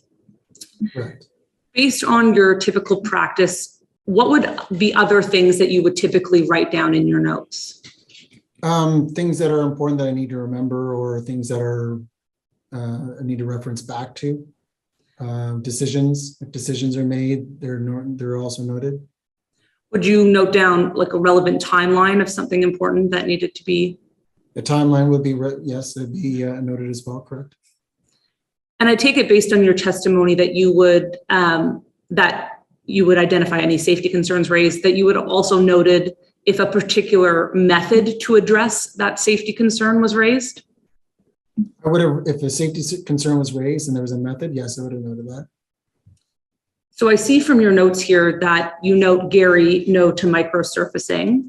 Do you recall who at the meeting recommended microsurfacing? I don't specifically recall, but I mean, I assume through the discussions we've had, it was Ludimir.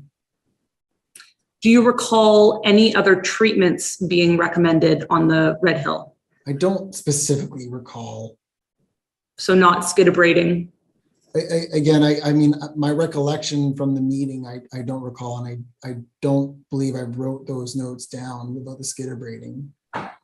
Would the terms skidabrading or shot blasting have meant anything to you at this time? I'm not familiar with that process. So given the context that you were gearing up for the Red Hill resurfacing, would the recommendation, if it was offered to do skidabrading or shot blasting, would that have been something you would have written down in your notes? I assume I would have wrote them down. Thank you. So now moving to the some of the questions that Council for Golder asked you today about the Tradewin report. Mr. Registrar, you can take down the overview document. Thank you. Council for Golder brought you to the Tradewin report this morning and asked you about your previous testimony that you were told that the results from the friction testing were inconclusive. And you told Council for Golder that you didn't consider the data itself to be inconclusive. What did you understand to be inconclusive? The fact that they were referencing a UK standard, and something that they also mentioned was with respect to airports. So it was the analysis of the data, not the data itself. Correct, yes. And so, Mr. Registrar, could you please bring up Golder 6453, please?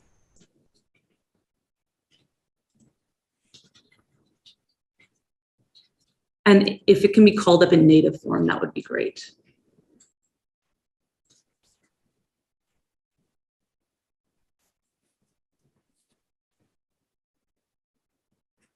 So, Mr. Beck, I believe you've told us before that you did not understand any concerns to have been raised previously about frictional characteristics of the Red Hill Valley Parkway.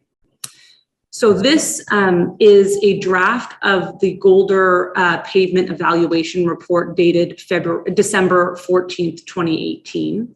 And Council for Golder took you to the final version of the document this morning. But if we could please go to page 3, Mr. Registrar.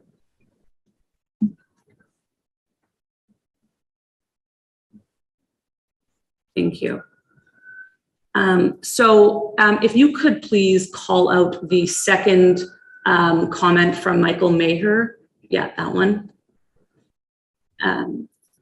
Just to enlarge it if possible, or I guess, can that be done on, that would be perfect. Please just zoom in. Thank you.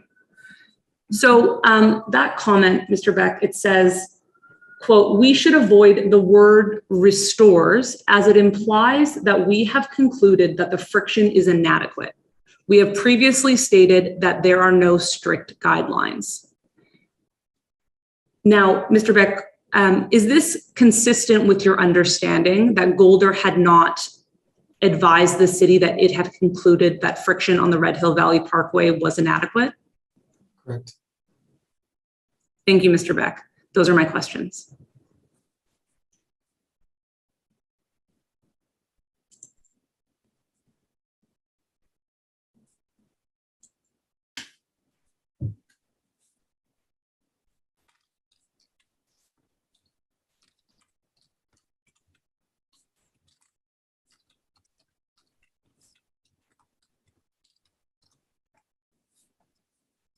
Okay, thank you, Ms. Hale.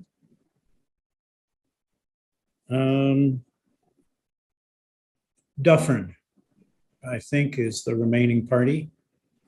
Mr. Commissioner, I confirm we have no questions. Okay.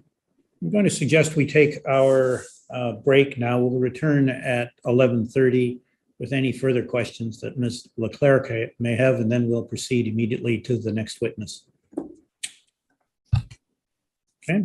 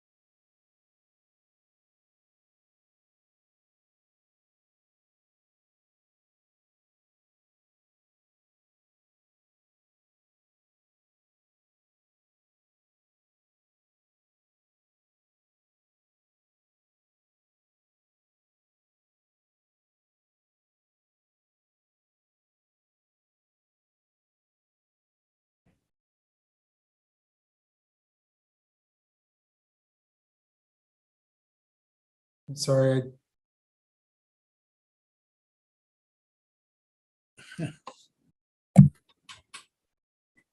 Can you hear me now? Yes. Okay, thank you. Commissioner, I have a few brief questions in re-examination. May I proceed? Yes, please proceed. Thank you. Mr. Beck, Counsel for Golder took you to a copy of the trade wind report that was appended to the 2014 Golder report. Do you remember that? just recently, you mean? Yes. Correct. Did you ever see a copy of the trade wind report with a draft stamp? I don't believe the copy I got had a draft stamp on it. Did any copy of the trade wind report that you saw have a draft stamp? I only received the one copy, and I can't recollect if there was a draft on it or not. Okay. And to make sure I understand your evidence clearly, did you ever receive the 2014 Golder report, which included analysis on the condition of the RHVP? No. Counsel for the city asked you about whether you would normally expect to receive prior reports in context of the programming of a project. Do you remember that? Yes. And you answered that it would not be typical unless those reports formed part of the scope. Is that right? Typically, that's how it comes to us. Yes. Would you consider the hot in place recycling suitability study as a typical project? No, it's probably not considered a typical project just because it's a new technology. I understand from the evidence you've given today that you've never received a copy of the 2014 Golder report, correct? Correct. Did you ever receive any data or analysis from the inertial profile testing conducted on the RHVP by Golder in 2016? No. For a project where you're considering recycling the existing material, do you think it would be relevant to receive prior reports that relate to that material? As part of the scope, it would make sense for it to be as part of the scope. And when you say as part of the scope, what do you mean by that? So normally we will receive as part of the scoping document a core report once it comes to design, and then we'll review the core data as part of the design process. Once it's come from scope to design. So to make sure I understand, so before the scope is established, you would not consider that those reports to be relevant to the work? For typical work that we do at the city, when the core data is not provided to us until it becomes a project, typically. And for this project, which I understand from your evidence that you consider atypical, would it have been relevant to receive the reports prior in the programming stage prior to the scope being set? And I'm sorry, just so I understand your question, which reports are you speaking to? Any reports that relate to the existing material that's being considered for recycling?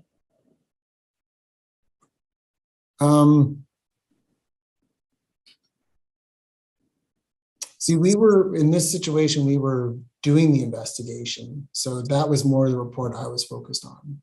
So if I understand your question correctly, had there been other data provided? Is that what you're asking? Well, would it have been helpful for you to receive that depending data? Upon what was, sorry, I understand. Depending upon what it was, it may have been helpful, but it would depend upon the information we were receiving. So for example, the 2014 Golder report that I referenced or the inertial profile testing, would those have been helpful? Depending upon the data that it provided, because again, I've not seen those reports, then it may have been helpful if that had been provided. But again, I haven't seen those reports, so I don't know what's in those reports. Okay. What kind of data would have been helpful? Pavement thickness is normally what we look at when we're doing resurfacing projects. So the different layers of the asphalt is what I'm normally looking for. Okay. And as part of the investigation that you referenced, would receiving more data have been helpful? The data we were actually doing, receiving as part of the mix design was really what I needed.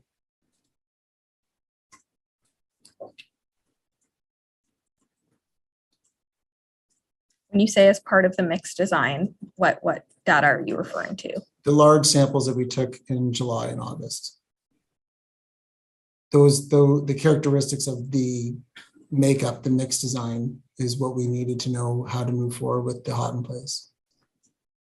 And would it have been helpful to receive data relating to the same material, any data that had been previously provided? Would it have been helpful? Well, the data that, like, I was relying on Golder to review the data and provide that comment back to me. In The your reason role- for hiring Golders was to provide that information back to me as part of the mixed design process. is it your evidence that the only data that would have been helpful would have been the data related to the hot in place recycling suitability study? For the hot in place work that we were doing, that mixed design was important because that was what was going to tell us if it was possible to reuse the material in the mixed design process for the actual equipment that was going to be doing the hot in place. So other data, I mean, that as it came would have been maybe part of the review process, but for me, the hot in place data that we were doing as part of that collection in the July and August dates was what I really needed to know whether or not I could move forward. And in your role as, at the time, senior project manager of design, working on the RHVP resurfacing project, would it have been helpful to your work to receive reports relating to the condition of the RHVP? The condition of the asphalt. Condition of the asphalt, yes. Council for the city took you to a December 14th draft of the 2017 Golder pavement evaluation. Do you recall that? Yes. Did you ever see that draft? No. Did you ever see any draft I never received that report. in draft or final form? Is that correct? Correct. In December of 2018, did you have an understanding of Golder's conclusions regarding friction testing? With respect to the Tradewind report, and just so I understand to answer your question. With respect to the adequacy of friction testing on the RHVP?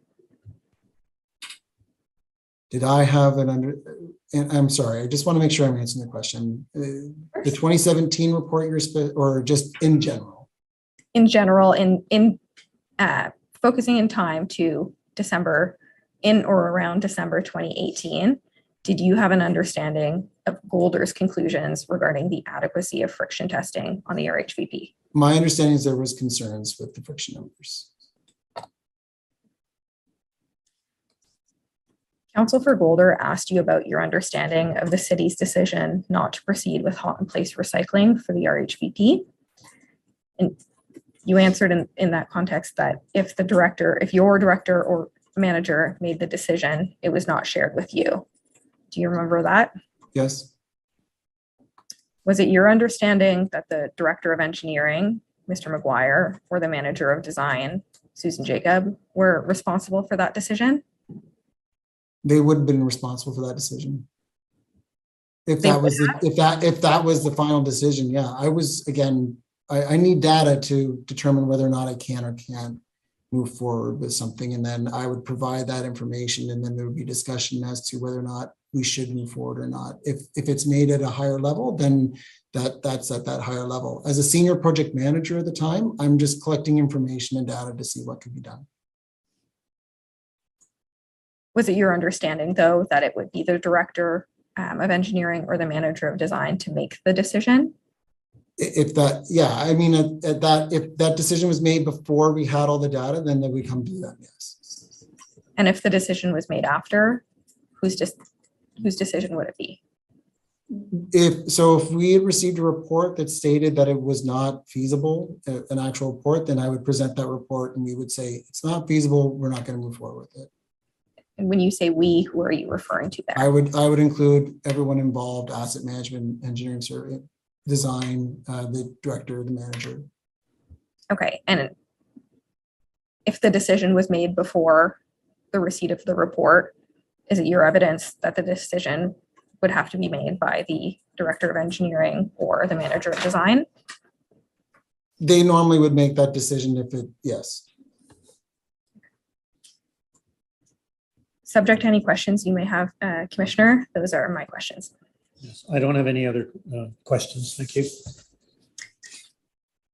Mr. Beck, thank you for attending the inquiry. Thank you. You're excused. Thank you. I think we probably need about 5 minutes in order to get the next witness in place. So perhaps we can adjourn for 5 minutes, 4 minutes, let's say. We'll return at 11:45. Thank you.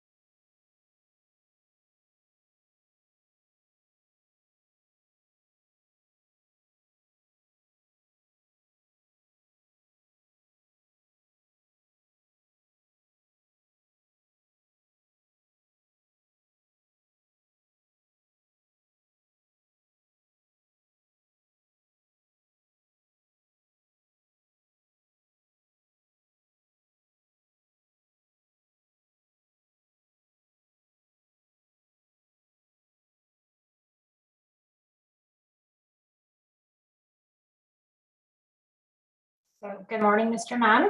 Good morning. I'm just going to have you affirm your evidence today, so please raise your right hand. Do you solemnly affirm that the evidence you give in these proceedings will be the truth, the whole truth, and nothing but the truth? I do.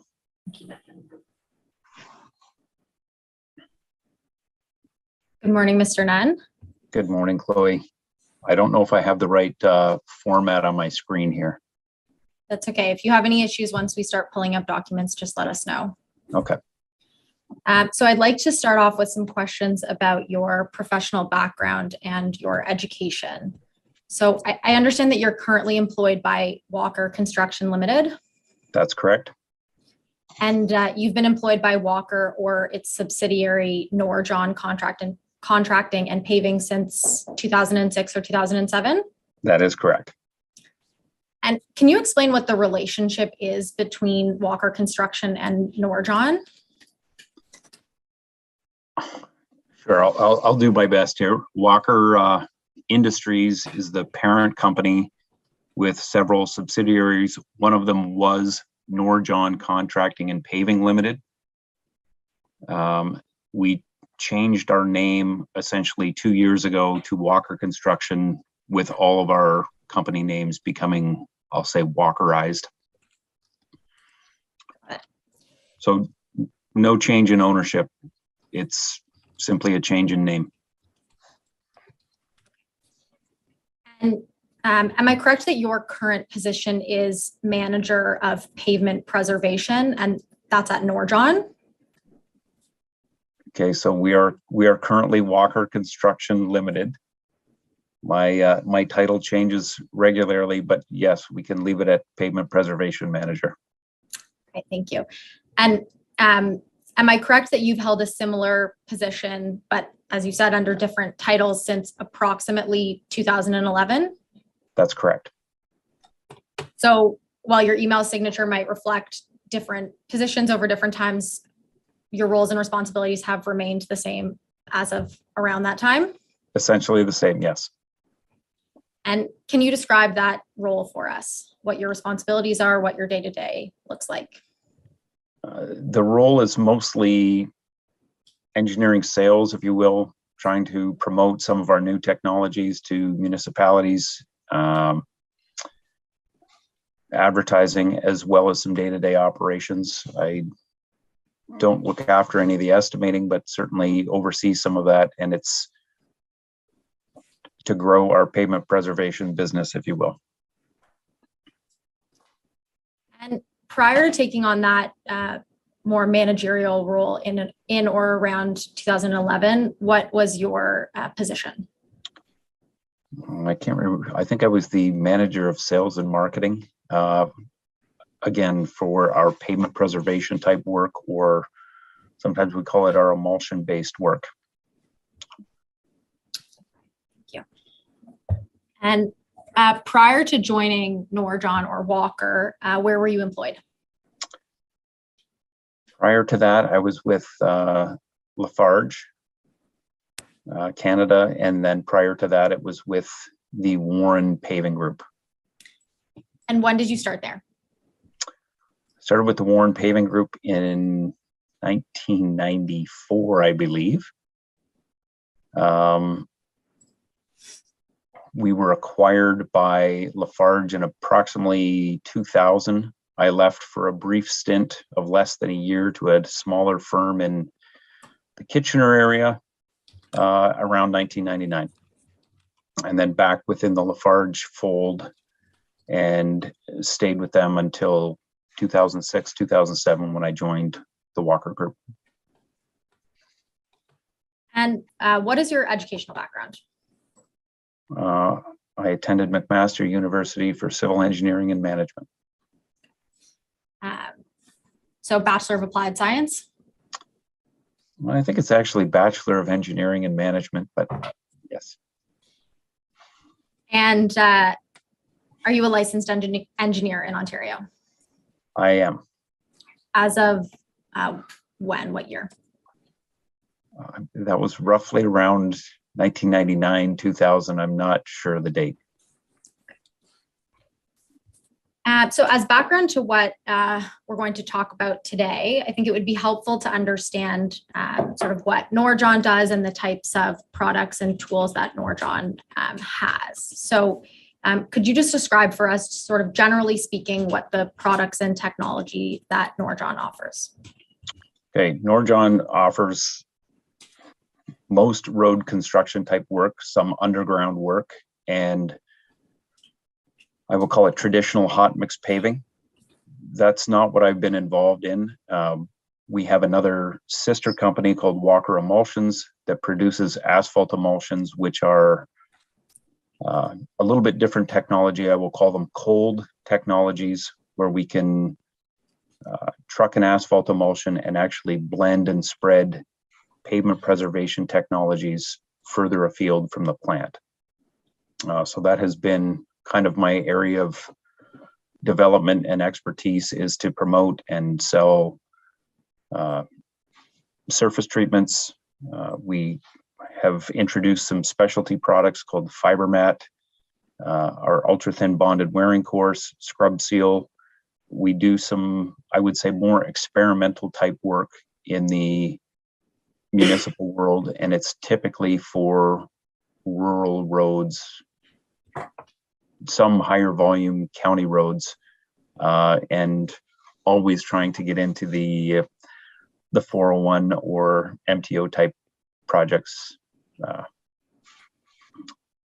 Is that enough description? That is, thank you.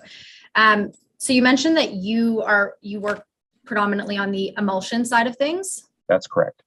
And what is an emulsion? So an asphalt emulsion is essentially a blend of asphalt cement, which is the black tar sticky goo, if you will, that most people associate with paving. It's a petroleum product. In order to emulsify it, I'm not an expert on this, but I know that they shear it, blend it with water, and add a soap or some sort of an emulsifying agent, essentially to suspend the asphalt particles within the water. So we end up with a brown looking liquid, and it can either be sprayed directly on the road or added to aggregates. And then once it makes contact with the road or the existing environment or the aggregates, the water starts to evaporate off, leaving the asphalt cement behind, which binds the rock together.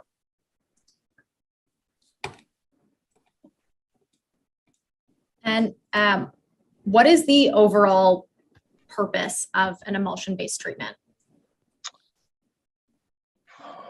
Most of the emulsion-based treatments are for maintenance and or pavement preservation, essentially extending the life of an existing road. There are some technologies out there where we can convert gravel roads into we'll call it a hard top surface by using traditional surface treatments. But again, they're in a rural type application.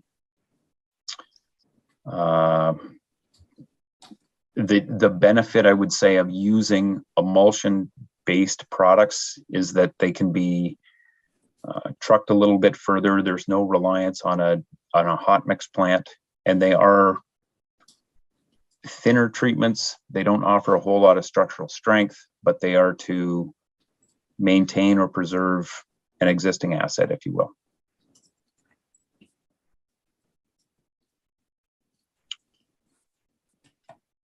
And you may have said this before, but just so I'm clear, does Walker or Norjon offer more traditional paving products in addition to the emulsion-based products that you were involved with?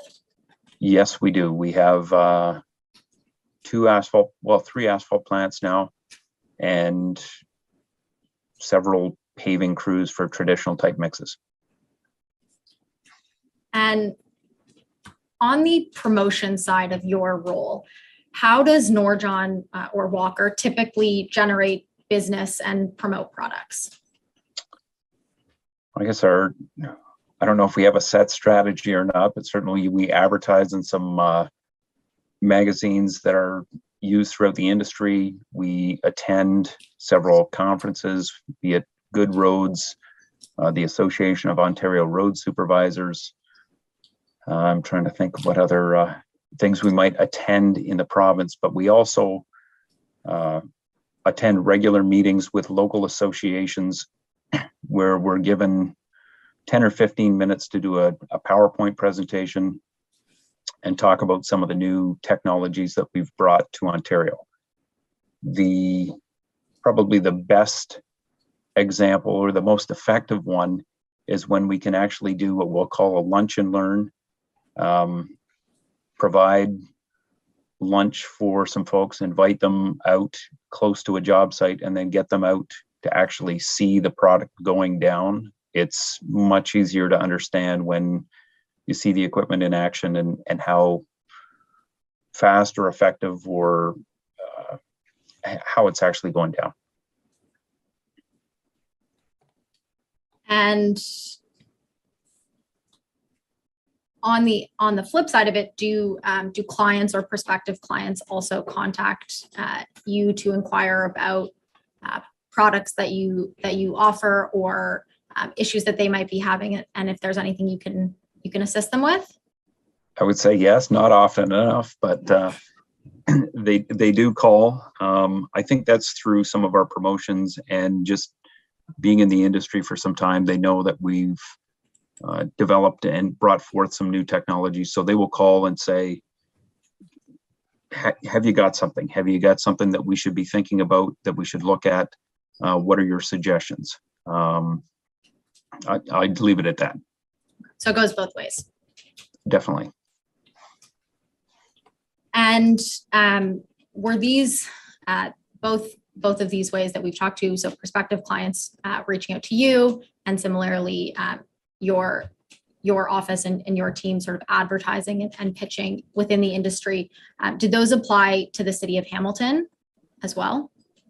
Yes, to a certain extent, for sure. Some of the other relationship that we have is that if we get a contract that has been called for tender, then we're also promoting some of our technologies through that once we've landed a contract.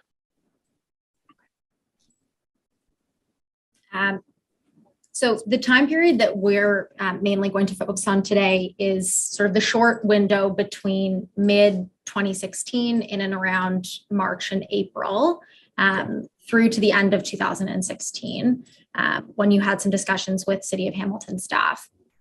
But thinking prior to 2016, had you or your team worked for or with the City of Hamilton previously? Yes, we had. As a subcontractor, we had done some surface treatment work for them, and we had also secured their annual surface treatment contract for 1 or 2 years. I can't recall how many times we had won that. And the annual surface treatment, what types of roads were involved in that program? Those are mostly rural roads. I believe it was after the amalgamation that the road network grew significantly, and it was about maintaining many of the rural roads. Okay. So it wasn't related to the Red Hill Valley Parkway or the Lincoln Alexander Parkway? Not at all. And you mentioned that this was a maintenance program. So were the staff that you or your team dealt with in relation to the annual surface treatment program, were those staff in the maintenance division? I believe that is the division that they work for. Had you had any interaction or involvement working with staff in the city's engineering services department? Conversations early with them, and then when we had some technologies that would be, I'm going to say, promoted within the works that we did have, the maintenance folks would say, we need to take that to engineering, or we need to move this further along the chain for other decisions if it wasn't within the maintenance budget, I assume. You said early that you'd have some conversations early. What do you mean by that? Early in what sense? I'm not sure what you mean by the early part. So Sorry. It was this sort of like in the idea generation stage, they'd say, we have something, we're interested in this technology, but there wasn't necessarily a project or a specific road that they were thinking of? No, more so that we had landed work and then talked to the maintenance folks and said, we've got another product that we would like to try. Do you have a suitable road for it? Is it within the budget? Is it something, because we're in a kind of a promotion type, we want to expand what we can do with some of our other technologies. So we take it to maintenance who we've got our contract with and say, what about this road? It's in pretty rough shape. Are there plans for that? And it's kind of a back and forth with them. And oftentimes that would be, sorry, that's not a maintenance issue. They would have to take that to capital or engineering, or I don't know if there's a planning department. It would go further along the chain, if you will. Had you done any work or any projects in relation to the Red Hill Valley Parkway or the Lincoln Alexander Parkway prior to 2016? No.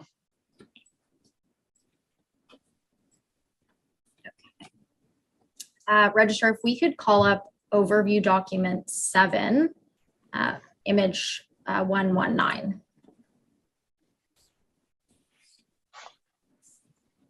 This is where I may need to, I can't see it on the screen there, Yes. Chloe. Oh, here we go. So if you need us to, I'll call out paragraphs and documents to make it things easier to read. But if you need us to zoom in, zoom out, just let myself or the registrar know. So you'll see in paragraph 380 there, registrar, if we could call that out, please. This is an email from you to Mike Beck at the city. And the subject line is scrub seal. And you wrote, this is on March 22nd, 2016. You wrote, just wanted to touch base and let you know that our emulsion group has done their homework and is formulating an asphalt emulsion appropriate for scrub seals. And you go on to describe some of the work that's been done. And in the last 2 lines say, hoping we can meet face-to-face soon to discuss how such a project may come together. Please let me know if you and your team are available in the next week or 2. Registrar, if we could close this call out and call out paragraphs 380 and 381. Thank you. So Mr. Beck responded the next day, and he copied in a number of staff in the city's asset management department, Richard Andoga, Sam Sadawi, Nick Pitagrassi, and Alan Jazbek, and to loop them in. And then you'll see in the last sentence there of paragraph 381, you and Mr. Jazbek arranged for a meeting that you had requested to take place on April 27th, 2016. And we'll come to that meeting in a minute, but before we did, what led you to email Mr. Beck about scrub seals on March 22nd? Okay, I cannot recall when he first contacted me, but I know that Mr. Beck reached out and asked if we could do the scrub seal. I didn't know too much about it at the time, but wearing my sales hat, I said, we can do anything. Met with him on site at a subdivision where they were thinking about trying it. And this is certainly well after that, because if our emulsion group had formulated something, we were getting closer, ready to go to be able to put this down. And in that time, we had made the decision that there was no way we could place it in the subdivision area where he had originally talked about. And so we just continued the discussion as to where we could find an appropriate road to trial the scrub seal on. It was new for the city of Hamilton. It was new for John Walker Construction at the time. And we were hoping to get a rural road that was, I'll say, flat, straight, fairly easy to put this stuff down and easily measured. That's the reference to the engineering firm as well. So this was, as I understand your evidence, this was a follow-up to some prior conversation that you and Mr. Beck had that you were then following up on in this email. Correct. And you said you don't recall exactly when, but it was sometime prior to March 2016? Yes, if I was reaching back and touching base with him with this email to say that we had been able to formulate the emulsion and contacted a manufacturer for the equipment, we'd obviously had some prior discussion to this. So this was in this, sorry, go ahead. No, go ahead. I was going to say this would have been in response to some other back and forth, maybe phone calls or other emails. I'm not sure. And as I understand what you said, you were hoping for a rural road, and Mr. Beck had originally proposed looking at this for a subdivision road. Is that right? I wish I knew the area. I could probably drive the roads again, but we walked some of a subdivision that did not have any curb and gutter. It was just a little bit too windy and up some hills, and it was going to be difficult for the equipment to get in there. So we did request something flatter and straighter. And so would I be correct then that this email and your discussion with Mr. Beck about the scrub seal, it didn't have anything to do with either the Red Hill Valley Parkway or the Lincoln Alexander Parkway? Nothing at all. And what is a scrub seal? So a scrub seal is an emulsion that is applied to an existing road. So it's sprayed down out of a normal asphalt emulsion distributor truck.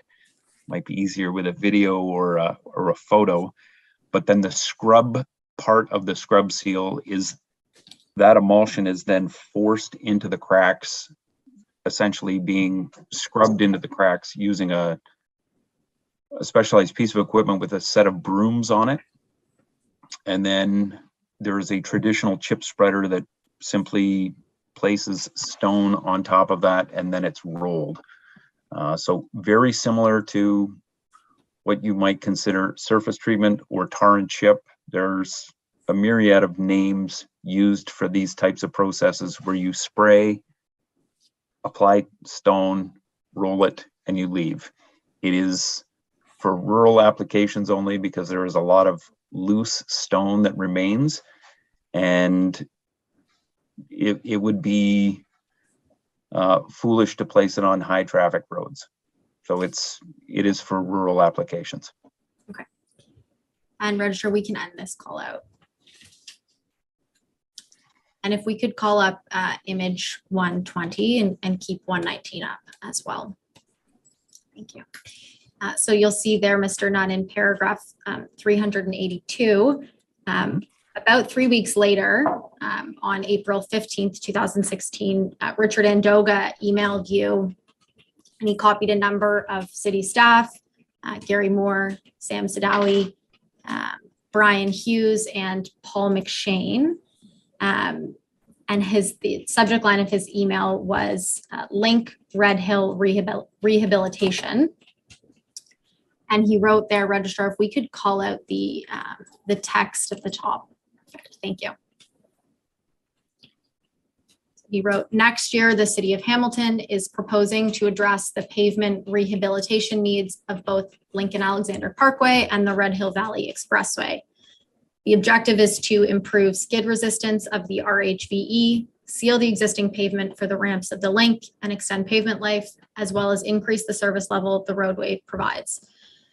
And then he invited you to submit a proposal recommending a rehabilitation strategy that would meet those objectives, in addition to completing a 500-meter test strip. And then he says the intent would be to complete base repairs at settlement areas along the RHVE. In addition, the rehabilitation of the link ramps that are also in need of repair, and then they would be surface treated. And advises that the test strips would be located on the Dartnell Road interchange. So do you recall receiving this email? Yes. Prior to receiving Mr. Andoga's email on April 15th, had you spoken with him at all about the link or RHVP rehabilitation or the rehabilitation needs of those roads? Not specifically, and I can't remember the order of operations here, if we had met and tried to do a presentation on some of the technologies that we had available, or if it was after this email. So there is a meeting, that meeting that comes out of your initial scrub seal email exchange with Mr. Beck. There's a meeting that does get lined up for April 27th. And I believe that this, the discussion of what comes from this email from Mr. Beck or Mr. Andoga comes, they happen at the same time. So I don't know if that's what you're thinking of or if there was something different.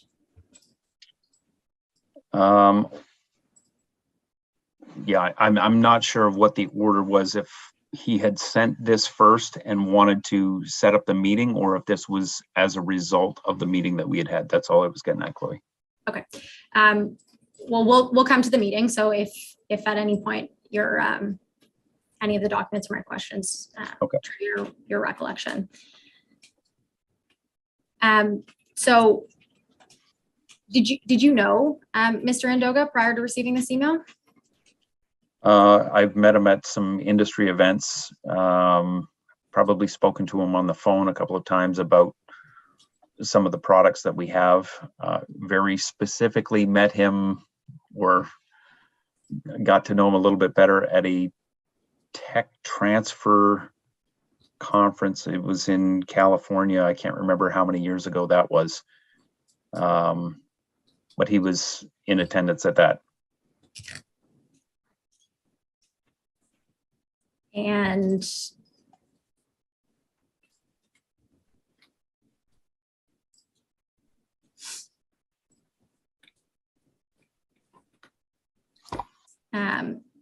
so I asked you specifically about any conversations you recall with Mr. Andoga, if you recall any conversations with Mr. Andoga prior to this email, but had you spoken with anybody else at the city, or did you have any understanding about the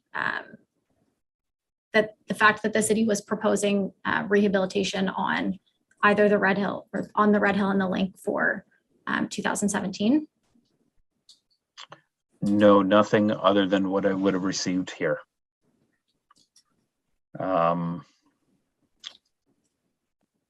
With the submittal of a proposal, I know that we did send a quote through for a 500-meter test section, I'm guessing roughly on the Dartnell Road interchange, and that was all part of the conversation. But to get into the specifics of the Red Hill Valley, no, that this would have been it.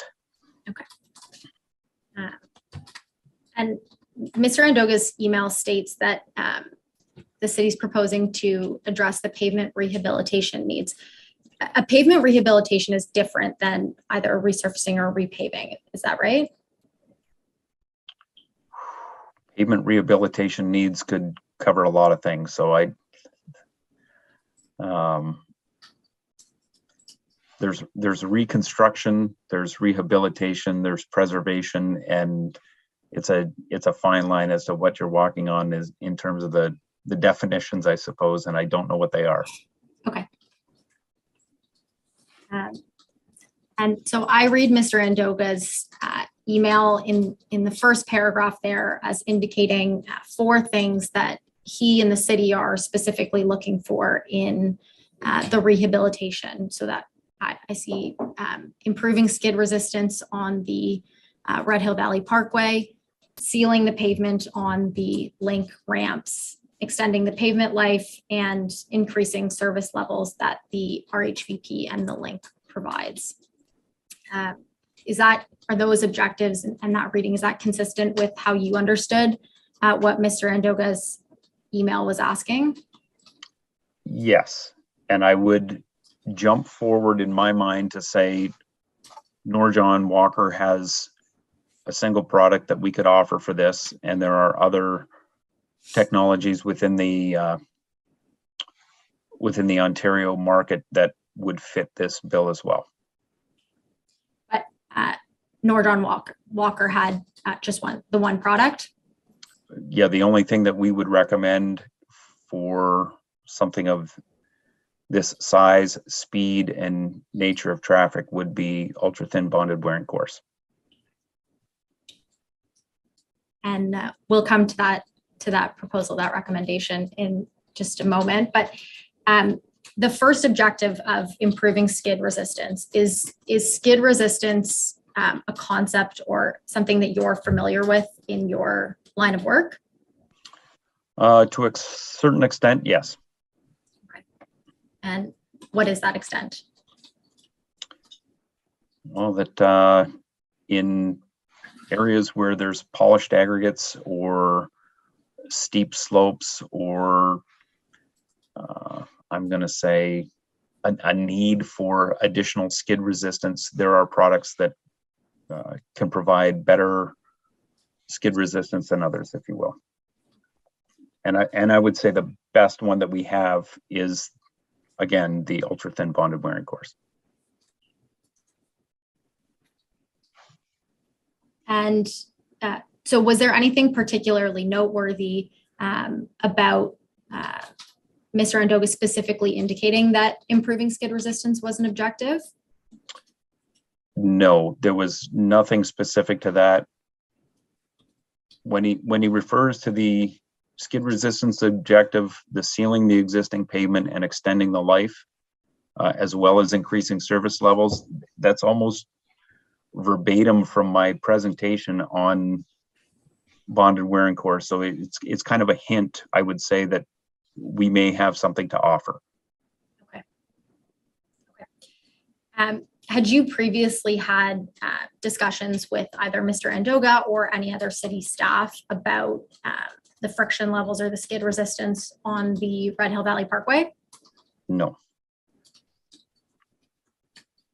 And aside from what Mr. Andoga wrote here in this email, were you told anything else about that objective of improving skid resistance on the Red Hill Valley Parkway in or around this time?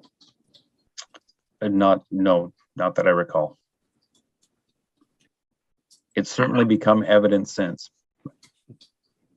And had anyone expressed concerns or issues about friction or slipperiness on the Red Hill Valley Parkway to you? No.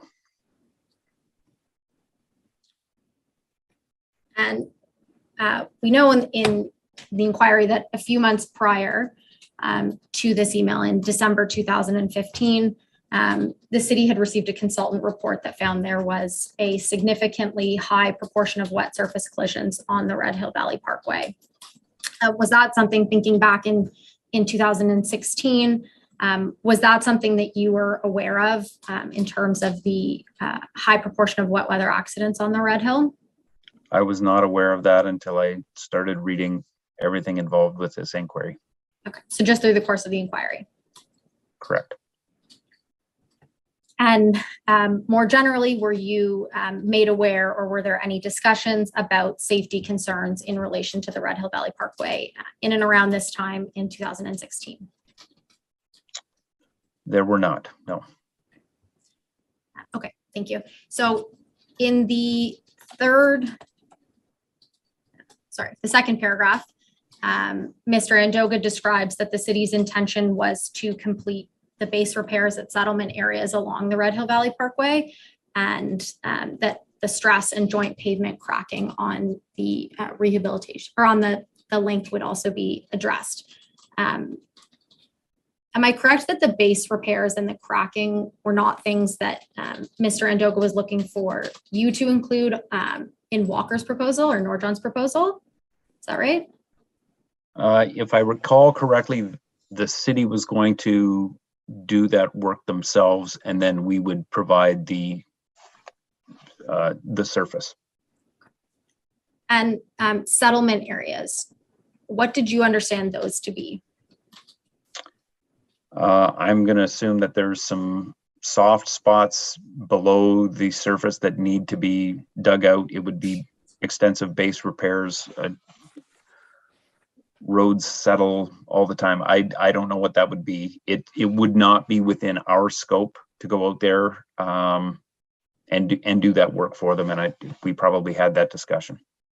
So the portion that would relate to you would be the surface treatment. Is that right? Correct. And Chloe, I just want to be clear.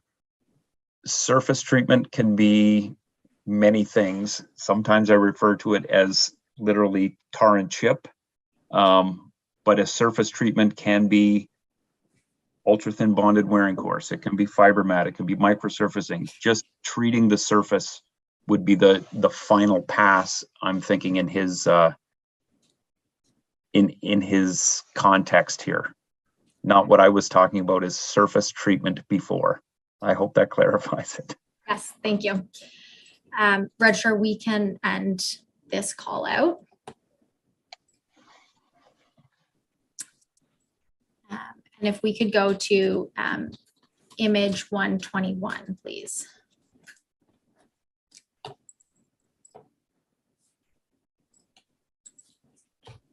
Thank you. So you'll see there in paragraph 385, you responded to Mr. Andoga saying that Norjon was definitely interested and referencing the meeting on April 27th, which comes out of your discussions with Mr. Jazvac in relation to the scrub seal.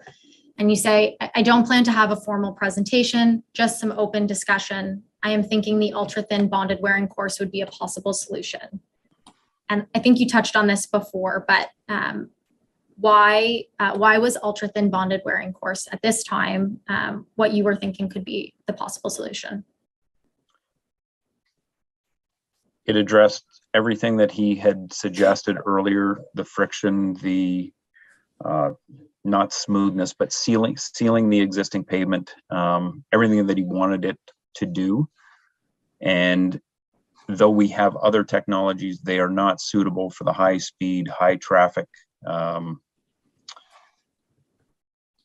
volumes that are on the Red Hill Valley or the Link. This would be the only smooth paving product that we would have within the Walker Norjon arsenal that would be suitable.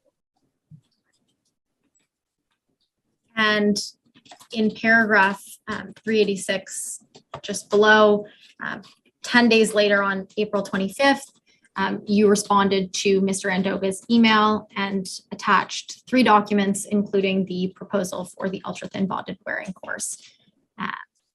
And as you described in your email, the 3 documents attached were a cover letter, the process, a document outlining the process, and some local specifications. So I'll take you now to the cover letter that you attached. Registrar, if we could bring up HAM 33921.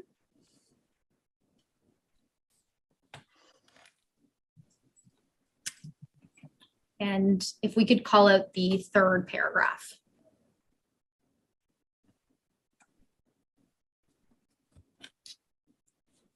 So in this paragraph, you provide a description of what the bonded wearing course is. So it's an ultra thin lift of hot mix asphalt suitable for high speed traffic.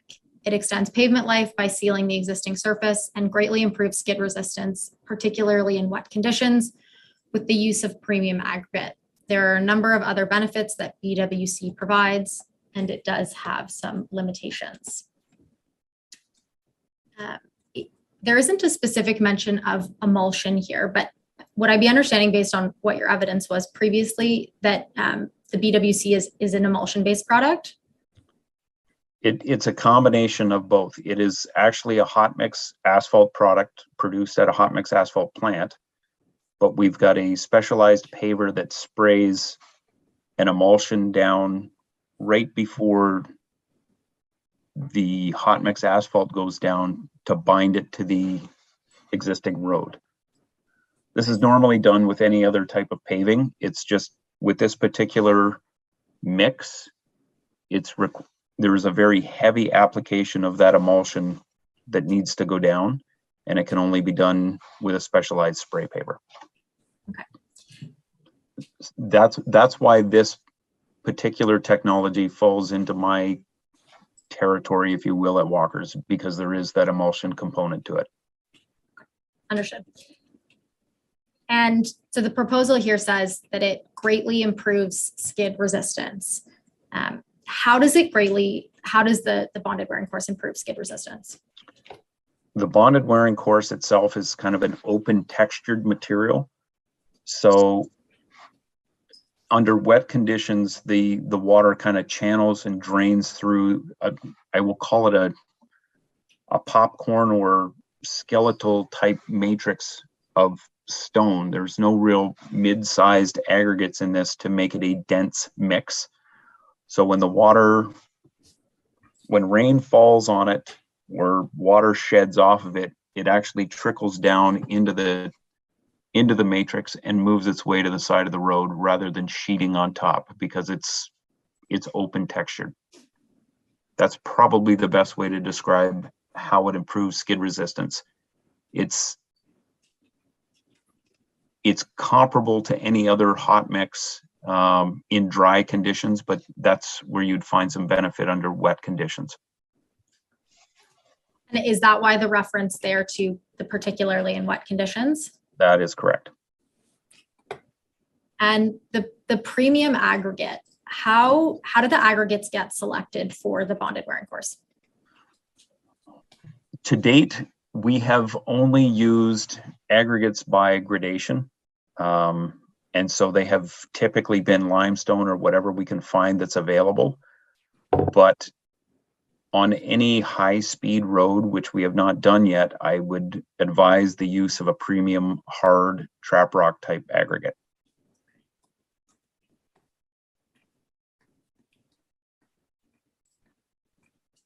And the sealing of the existing surface, which is mentioned here, how does the bonded wearing course do that? As I had mentioned with the specific spray paver, the emulsion that is sprayed down in front of the hot mix goes down at a much heavier rate than normal. So typically there's, I'm going to say 0.25 liters per square meter of, we'll call it tack coat that goes in front of a typical hot mix paver. We apply this at 0.9 liters per square meter. And it's also not a watered down product. So when I mentioned the water evaporating off, there's 6 times the amount of asphalt cement that's left behind that essentially seals the existing pavement. That's where the sealing comes in. And the reference there in the last line to a number of other benefits, what other benefits are there? Well, one of the benefits that we have heard and we have not yet measured ourselves is that there's actually a reduction in tire noise because of this open texture, but that's a tough one for us to measure and to actually promote. But when you do ride on it and go from a dense, high whining mix under tire noise and drive onto the bonded wearing course, it does seem to be quieter within the cab of the truck and outside as well. And the limitations they are referenced in that very last part of your. I want to keep telling you about the benefits too. It's also, because it is so thin, we can apply it very quickly, and so there's less disruption to the traveling public, if you will, that we can just get in and out. The limitations are the fact that it is so thin, it does not provide much, if any, structural strength to the entire pavement. And Register, if we could end that call out. And if we could call out the first paragraph. Thank you. So in the last sentence of the first paragraph, in the last line there on the call out, it says, we feel BWC is the most appropriate option for your particular circumstance. And I think you may have touched on this already, but for our benefit, the particular circumstance that you're referring to here, what would those be in the context of the Red Hill Valley Parkway and the link? I'm going to say the friction, what he had asked for, the friction, the ceiling, and the speed at which everything needed to be done. But I did want to clarify here, Chloe, that Norjon offers, okay, bonded wearing course is the most appropriate option that we could provide. Certainly there's a myriad of other choices, but that's part of the salesmanship here too.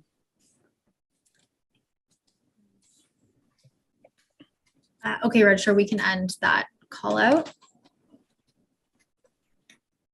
And so in the second paragraph there, say, I like the idea of a test section in 2016. And as I understand, based on what Mr. Andoga had written in his email, and here, the idea would be that that there would be the test strips, the 500-meter test strip that would be placed if the proposal was accepted, that would be placed in 2016, and then those would be evaluated for consideration in 2017 rehabilitation. Is that right? My understanding is that we were going to attempt bonded wearing course on one of the Dartnell ramps. I think it was the off ramp heading, oh my goodness, I don't know the direction that it would be. And then the opposite side was going to have microsurfacing done to it. Okay, so and they were going to compare the two technologies. Okay, thank you. And in that the second last paragraph, you referenced the upcoming meeting scheduled for Wednesday, April 27th. And we know that meeting did ultimately take place on April 27th. Okay. Do you recall attending? Yes. Okay. And my next question is going to be who you recall attending. So to assist you, because this is not a memory test, I'll call up some documents and I'll see if this refreshes your memory. So Registrar, if we could call up HAM 33918.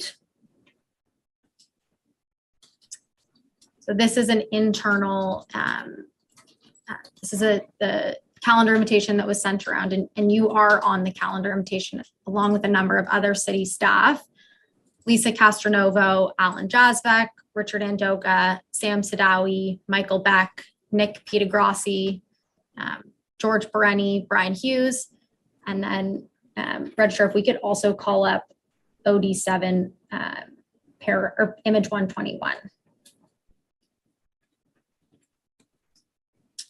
So this is on the left side is the original calendar invitation. And then in paragraphs 387 to 388, there's some discussion where Mr. Andoga forwarded your email that we had just looked at with the attachments to Gary Moore, Sam Sadawi, Brian Hughes, Paul McShane, Mr. Beck, Dennis Peruzin, Marco Audi, and Mr. Jasbeck. So there's a little bit of overlap in terms of who was told about the meeting. But again, as I said, not a memory test, but do you recall who attended the meeting on April 27th? I remember it was a fairly full room. I can't remember all of the names for sure. I want to say if George Bereni is on there, he was likely there, and Paul Murray, that's who we were dealing with on the maintenance side for the introduction. I believe Mr. Andoga was there. I'll say Paul McShane. I can't remember if Mike Beck made that meeting or not. Sam Sadawi, Gary Moore, and I cannot recall if Al Jasvac was in the meeting or not, and Mr. Andoga. Okay. The other, I didn't know everybody that was going to be in attendance, and we didn't go around the room. Fair enough. And did you? I just listed a number of city employees. Did you attend on your own, or did anybody else from Walker or Norjon come with you? I think I was solo on that trip. And going into the meeting, what was your understanding of the purpose or the objective of it? My objective was kind of twofold. To talk a little bit about scrub seal and what we had planned and where it was appropriate to be used, and then the bonded wearing course presentation after our earlier discussions on what the proposal was.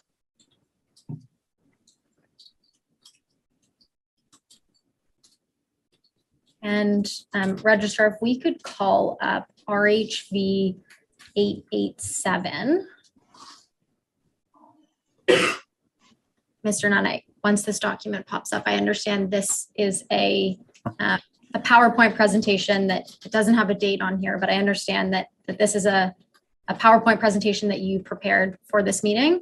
Is that correct? That's correct. Okay. And was this PowerPoint something that you created specifically for the meeting with the city on April 27th, or was it sort of a standard presentation that you had? It's a combination of some standard presentations, but given that we were going to talk about scrub seal and bonded wearing course, I just combined the two of them together, I think. But it is pretty much a canned presentation. Okay. And I won't take you through all of the slides. It's quite a long presentation, but do you recall if you did present the slideshow at the meeting? I know that we set it up kind of semi-formally, put it up in front of the group, and I would much rather deal dynamically and say, if you've got any questions, fire away at any time. And so this, as I said, was a dynamic group. I probably did 3 or 4 slides in the canned presentation, and then the questions started and it was open discussion. Thinking more specifically about the bonded wearing course piece and the proposal for the link in the Red Hill rehab, what do you recall about the discussion at the meeting? Simply going through some of the benefits that we had to provide, and then I don't want to say getting grilled, but there was questions as to whether or not we'd be capable of doing the whole thing, paving it, how long would it take, what were the costs, things that would take a long time to answer, that's for sure, but not right there at the time. And so there was ideas thrown out, whether or not things were possible or capable. And again, I can't provide any kind of a quote or any kind of promise when I'm in a meeting until I see what the documents might bear out. Do you recall who in the meeting was asking the questions or was throwing out ideas? Oh, they were coming from all different sides, because there was comments from maintenance, because we had already used bonded wearing course on some lower volume roads. I know that there was concerns about how to maintain things after it's there. Everybody, it was kind of a free-for-all. Okay.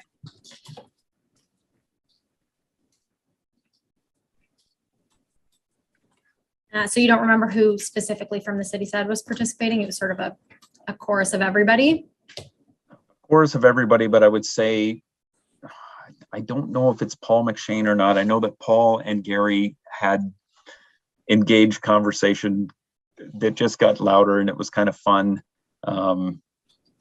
But no, there was nobody that really led the charge. And what do you mean by engaged conversation? I can't recall the specifics, but it was a heated, fun, dynamic meeting where they're questioning each other, and that's all I remember, that there was a lot of commotion in the room as they talked about things that were not relevant to what I was presenting. And so you described it as a heated, fun sort of tone and tenor. Is that how you would describe it? In comparison to what I typically do, it's usually I will go and do one of these presentations. There will be 5 or 6 people in the room, and it's me presenting, and there's questions at the end, and it's boring. This was a much larger room. There much more passionate, heated, and dynamic. And it was fun. That is literally what I remember was, okay, we're going off script here and I will answer questions as best I can. Do you remember anything in particular about sort of what Mr. McShane or Mr. Moore were saying about the proposal for the bonded wearing course on the Red Hill? The utility, No, the feasibility. we talked about timing, who would be doing any of the rehab type work, the extent of the limits, how urgent it was, where the mix would be coming from. Just it was almost like the work was going to happen for sure, and then nothing came of it after that. Okay. And you mentioned urgent. There was discussion about how urgent the work was. Did you get a sense from the city that there was an urgency in terms of the timing or the need for rehabilitation?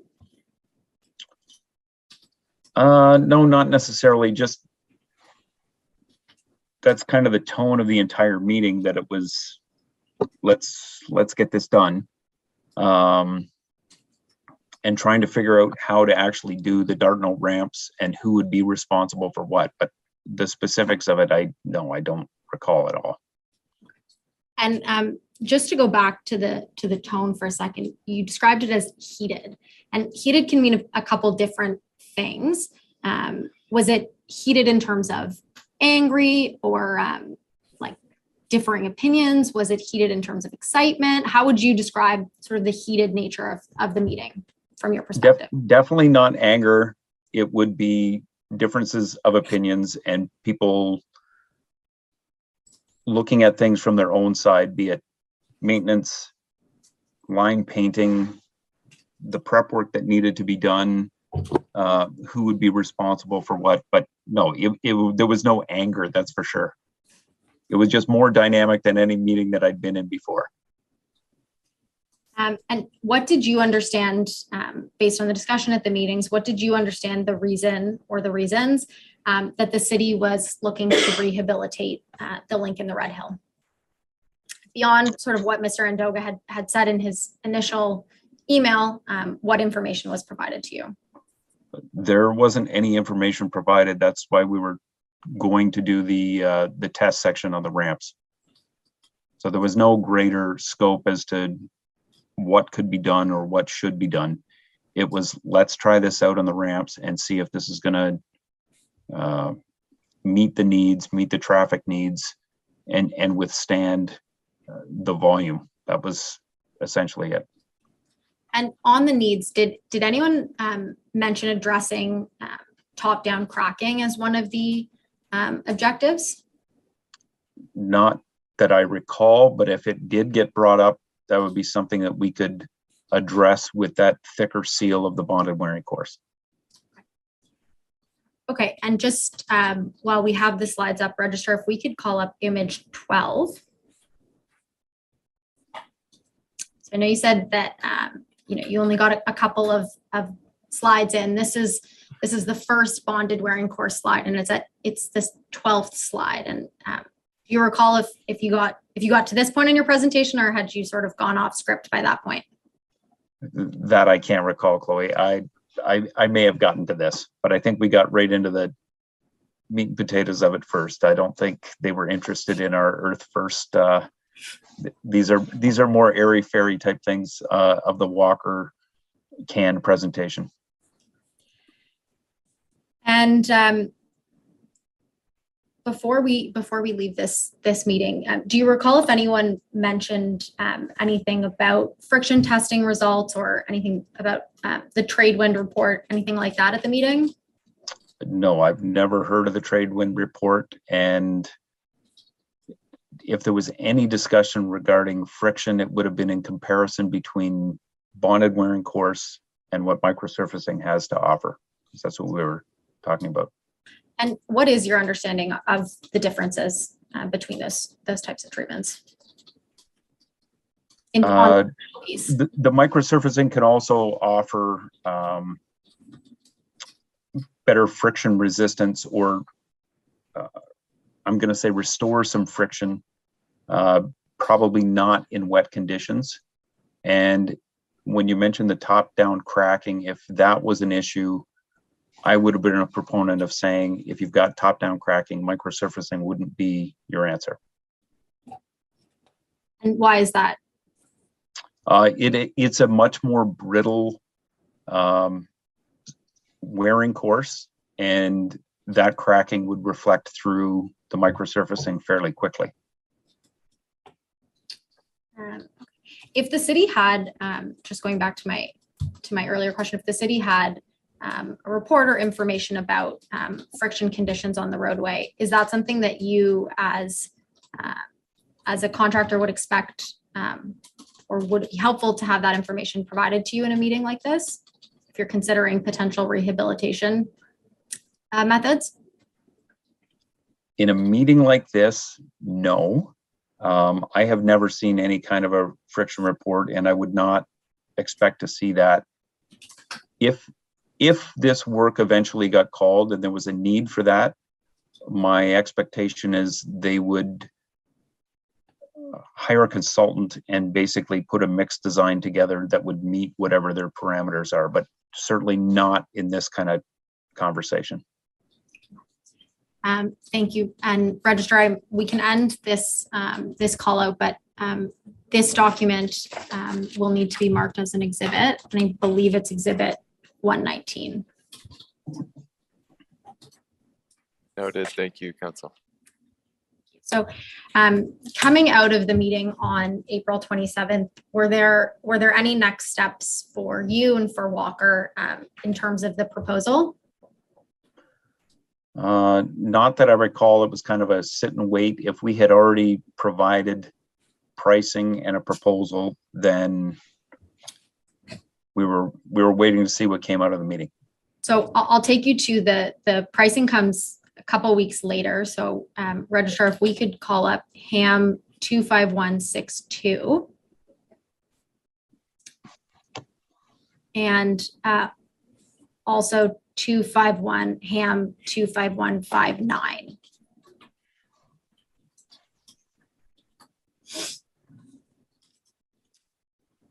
So Mr. Nunn, you'll see in the document on the left side of the screen at the very bottom, there's an email from you to Mr. Andoga and Mr. Jazvac attaching the pricing for the BWC proposal on the ramps. And then on the right side of the screen is the actual pricing. And it's a quote for $37,503. So do you recall how the pricing came about? Was that a next step that you initiated after the meeting? Yeah, if we had been given a 500-meter test section, I think we got some drawings. I remember going over it with my estimator on Google Maps, and we kind of figured out, okay, we'll be starting here and ending here. And then we put an estimate together and provided the pricing.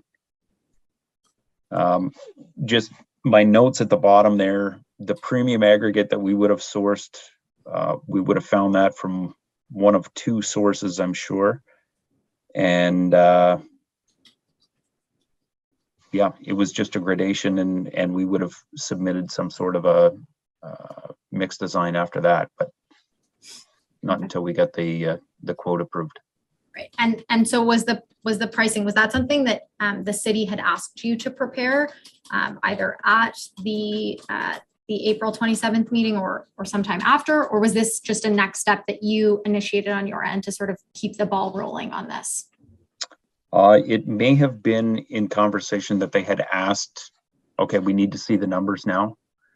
And so that probably would have been part of the discussion, that if they were doing, when I say they, the city of Hamilton doing all of the prep work, base work, crack repair prior to, then we would have agreed to say, we can come in and do the bonded wearing course only, and they would have wanted a number.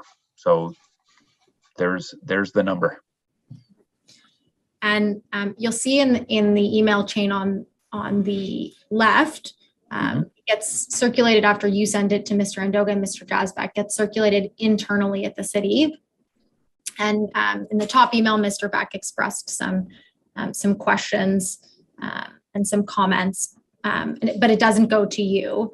And so I'm wondering if there was any further follow-up from the city, either questions similar to what Mr. Beck expressed or comments about the pricing, or if it sort of went quiet at this point.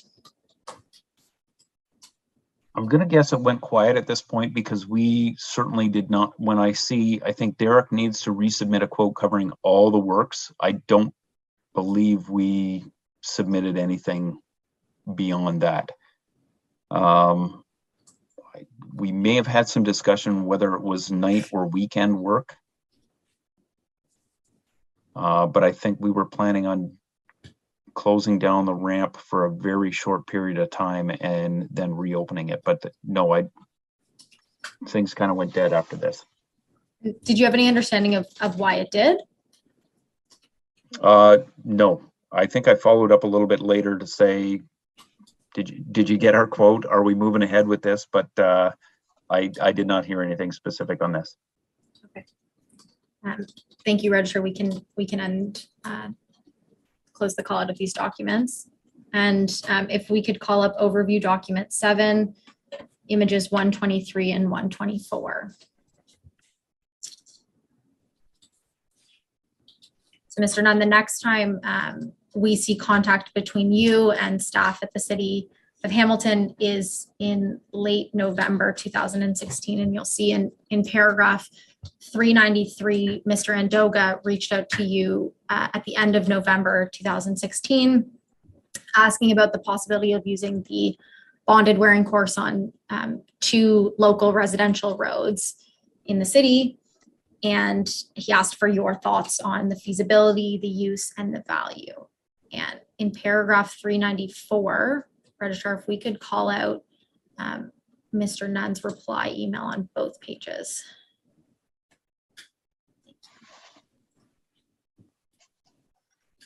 So you provide some information about the 2 roads that Mr. Andoga had asked about. And then in the second last paragraph there, or sorry, the third last line on the second call it says, also have to ask about the Dartnell ramps, Link, Red Hill, and Strawn. When you say that, was that a follow-up to the proposal that we had just looked at? Yes. Okay. And why were you asking about them? Was it because you hadn't heard back at that point? We hadn't heard back. I drive those roads often just to check on things and knew that nothing had really happened. And so, yeah, it was just a follow-up. And ultimately, as I understand, the proposal didn't go ahead for the ultra-thin bonded wearing course on the Dartnell ramps. Is that right? That is correct. And what was your understanding as to why it didn't proceed and what that was based on? I don't know if it was cost. I don't know if it was they had found another solution. That I don't know, and I'm not going to speculate on that. And after your email exchange with Mr. Andoga in the end of November 2016, did you have any further communications with city staff pertaining to the rehabilitation of the Link or the Red Hill? No. Thank you. We would have had contact with some other projects, but not for the Link or the Red Hill. Okay. So communications and contacts with Mr. Andoga or other city staff, but not specific to the Red Hill or the bonded wearing course proposal. Correct. It would have been back with the folks we were dealing with at maintenance. Thank you, Registrar. We can end that call out. And Commissioner, those are my questions for Mr. Nutt. But I am reminded that I need to mark the 2 documents that I just took Mr. Nutt to as exhibit. So that's Registrar Ham 25162. And I believe that would be exhibit 120.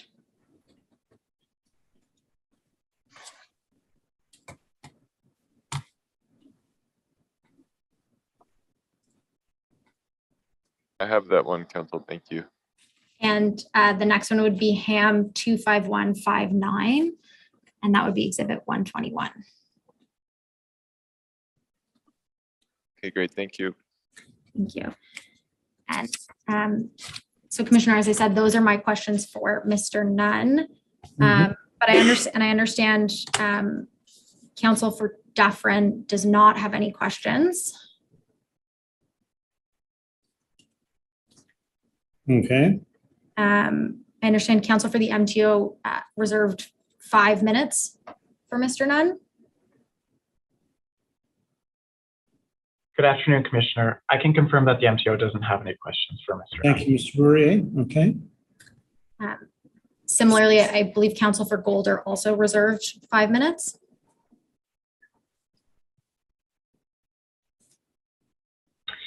Commissioner, I recognize this is around the lunch break, so just query whether you'd like us to proceed or. If it's 5 or 10 minutes, I think you should proceed. We should Okay, sure. rather than have Mr. Nunn come back after lunch. And Commissioner, just for your benefit, I understand that Council for the City may also have between 5 to 10 minutes of questions as well. Let's talk. Is Council for the City on the line? Mr. Mishra, how much time do you require? I anticipate needing about 5 minutes of questions for Mr. Nunn. So, Mr. Nunn, I'm in your hands. It sounds like it's between 10 and 15 minutes. I assume your preference would be to finish now rather than come back at 2:15. I had a big breakfast. I'm ready to continue. Okay, that's fine. Then let's do so. We'll start with Council for Golder. Thank you, Mr. Commissioner. Hello, Mr. Nunn. I'm Council for Golder, and I have a few questions for you today. So you talked about settlement areas. Do you remember that? I don't remember the settlement areas specifically. They would have been on the Dartnell ramps, though, because that's what we were discussing. Right. You spoke about settlement areas in general, not specific locations, but right. And so DIPS is essentially a type of settlement. Would you agree with that? What is essentially a type of settlement? Sorry? DIPS. DIPS, sure, yes. Right. And so would bonded wearing course address DIPS, or would that be a separate repair that he would need to do for DIPS? It would be dependent on the depth of them and what the cause is. If it's a compression of the asphalt cement in the top layer only, we could probably address that with ultra thin bonded wearing course. But if it's a failure of the base or well into the pavement structure, no, then it would have to be properly repaired. Okay, thank you for that. Mr. Nunn, are you familiar with the Ontario Provincial Standard Specifications, or OPSS? I know of them. I don't know them all by heart. Fair enough. Are you aware if there's an OPSS standard for bonded wearing course? I do not believe that there is a standard for bonded wearing course. This right. is, sorry, go ahead. Oh, no, I was going to say that's my understanding as well. Okay. And are you aware if there's an OPSS standard for microsurfacing? I believe there is now, yes. Right, thank you. To your knowledge, has bonded wearing course been used on high volume use roads in the past? Like, have you done projects, or are you aware of projects? We have not done it. I'm going to say prior to it being called ultra thin bonded wearing course, it was known as Nova Chip. It was a proprietary product. And I know that there was work done on some of the ramps of the 407. There has been work done in the city of Ottawa. We've done work on some higher volume county roads. And I'm going to say outside of the province, there's certainly been work done on interstate highways in the United States. Okay. Thank you, Mr. Nunn. Those are all my questions, Mr. Commissioner, subject to your questions. Mm-hmm. Okay. Mr. Mishra. Hello, Mr. Nunn. My name is Vinayak Mishra, and I'm counsel for the City of Hamilton. I just have a couple questions for you today, and I'll try to keep this as brief as possible. Okay. We'd previously looked at an email from Mr. Andoga to yourself on April 15th, 2016, For reference, it's HAM 25036. I don't intend to call it up unless it'll be helpful to refresh your memory. But essentially in that email, Mr. Andoga advised you that the city of Hamilton is proposing to address the pavement rehab needs of both the Link and the Red Hill Valley Parkway. And he asked you to submit a proposal for the Red Hill Valley Parkway and the Link rehabilitation. Do you remember that email? Yes. And your evidence is that no one from the city advised you that there was any safety concerns regarding friction levels on the Red Hill Valley Parkway. Is that right? That is correct. And then you attended a meeting at the city on April 27th, when you gave a presentation on scrub seals and the ultra-thin bonded wearing course, correct? That is correct. And at this meeting, no one raised any safety concerns about skid resistance on the Red Hill Valley Parkway either. No, they did not. And your evidence is at this meeting, you didn't understand there to be any urgency from the city around the rehabilitation, correct? No. There was my personal excitement that we could be placing our product on a project of this size. So that may have skewed things a little bit, but there was no real urgency. It was another conversation. Understood. So the excitement around the project aside, I take it from the lack of urgency, you didn't understand there is any safety concerns on the Link or the Red Hill that needed to be addressed urgently. No. And after this meeting, no one raised any safety concerns about skid resistance on the Red Hill Valley Parkway. Is that correct? That is correct. Okay. So I want to ask just a couple of questions about the ultra-thin bonded wearing course itself. I understand that this was the course that was recommended to the city. As I understand it, this was the only treatment that Norjon had available that was suitable for use on an expressway. Is that right?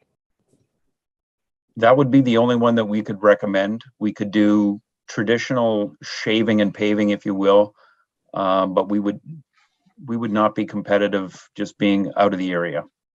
Understood. So given the high speed and high traffic of the expressways, your evidence is that the ultra-thin bonded wearing course is the only treatment of this kind that Norjon had available. That we would recommend, that is correct. Okay. And Norjon's other treatments were more suitable to rural applications, correct? That is correct. Not highways. No. And at this time, as of 2016, Norjon hadn't placed any treatments on highways or expressways. Is that right? We have placed a treatment called fiber mat, but we've placed it as a stress absorbing membrane interlayer, and it gets paved over top of, so it's not exposed to the traveling public. I see. It's within the pavement, so we have done some work on highways, yes. Understood, but nothing on the surface course, is that fair? Not yet. Fair enough. And not using the ultra-thin bonded wearing course as of 2016. That is correct.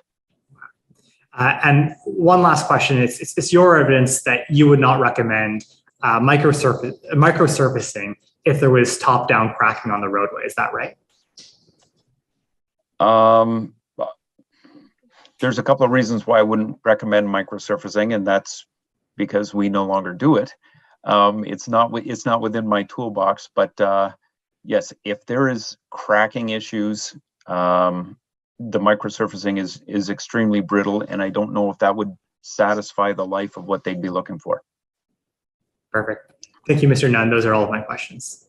All right, thanks. Just completing my note, Mr. Nunn.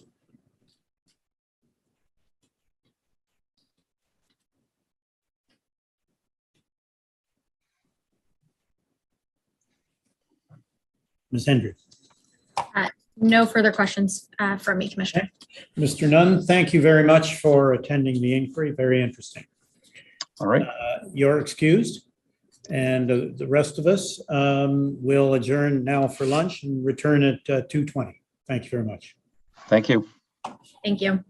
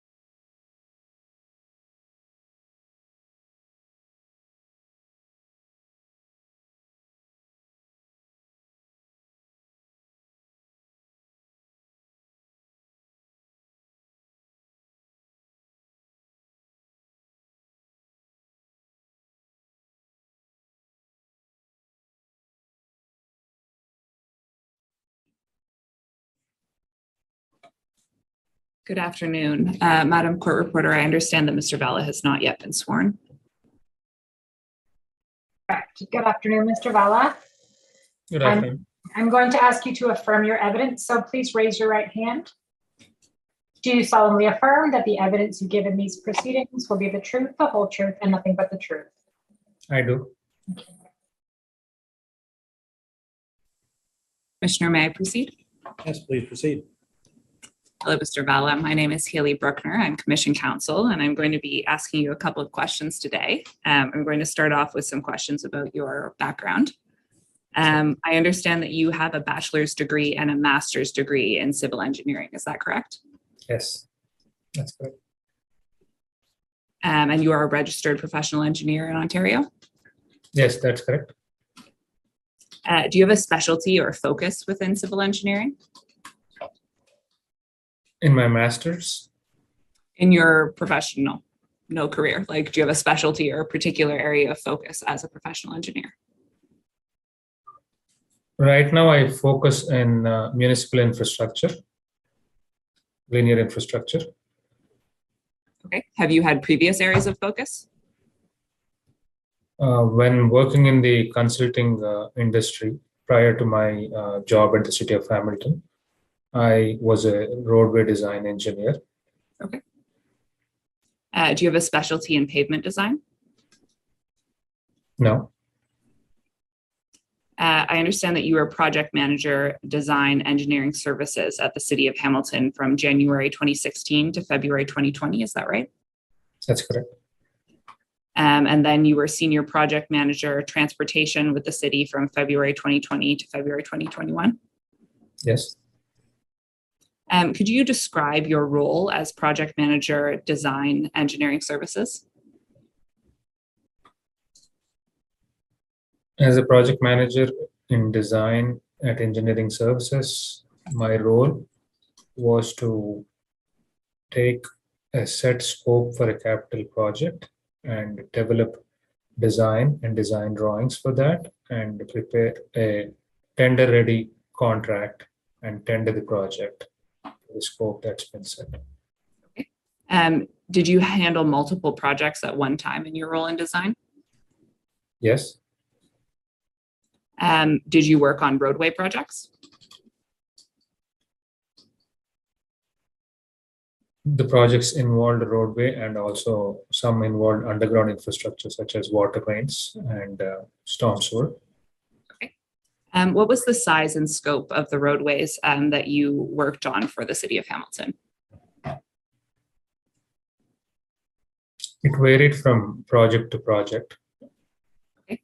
Generally speaking, was it more rural roads or were you working on a lot of expressways and highways? My experience until in City of Hamilton as a project manager mostly was either with the resurfacing of arterial roads or reconstruction of arterial roads. Who did you report to as a project manager in design? Reported to the senior project manager. I started off reporting to Chris McCafferty, who was the senior project manager when I started, and then later on to Mike Beck. Okay. And Mike Beck would have reported to the manager of design, who was Susan Jacob. Is that correct? That's correct. Okay. And Ms. Jacob in turn would have reported to the director of engineering services. That's correct. And that was Mr. Moore or Gary Moore and then Gord McGuire. Yes. Did you ever have any direct dealings with Mr. McGuire or Mr. Moore in your role with the city? Very limited, if any. Okay. In your role in design, did you work with technologists? Yes. Did the technologists report to you? They didn't report to me, but we were together as a team delivering projects. Who did you generally work with of the technologists? In my tenure in design, I worked with 3 different technologists. Is there a specific time period that you're looking at? Is there one that you worked with primarily in relation to roadway projects? All three of them, like we were teamed, so all three of them worked with me on roadway projects, on whatever projects I was working on at different times. Okay. Did you work with one of them in connection to the Red Hill? I worked with two of them. It started off with Nick Zanello, and then later on Tashveen Butt. Okay. What's the relationship between design and asset management in terms of how the two public works groups work together?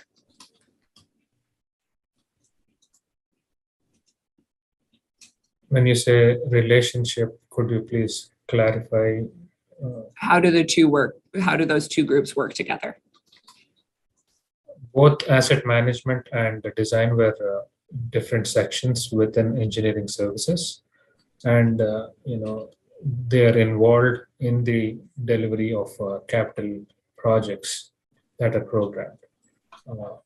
Per my understanding, asset management programs the capital program and then gathers the scope for each capital project and ensures there is adequate budget, and then hands it off to design, and design group develops the design and the contract documents and takes it up to the contract and award, and then hands it off to the construction section, which is a different part of engineering services.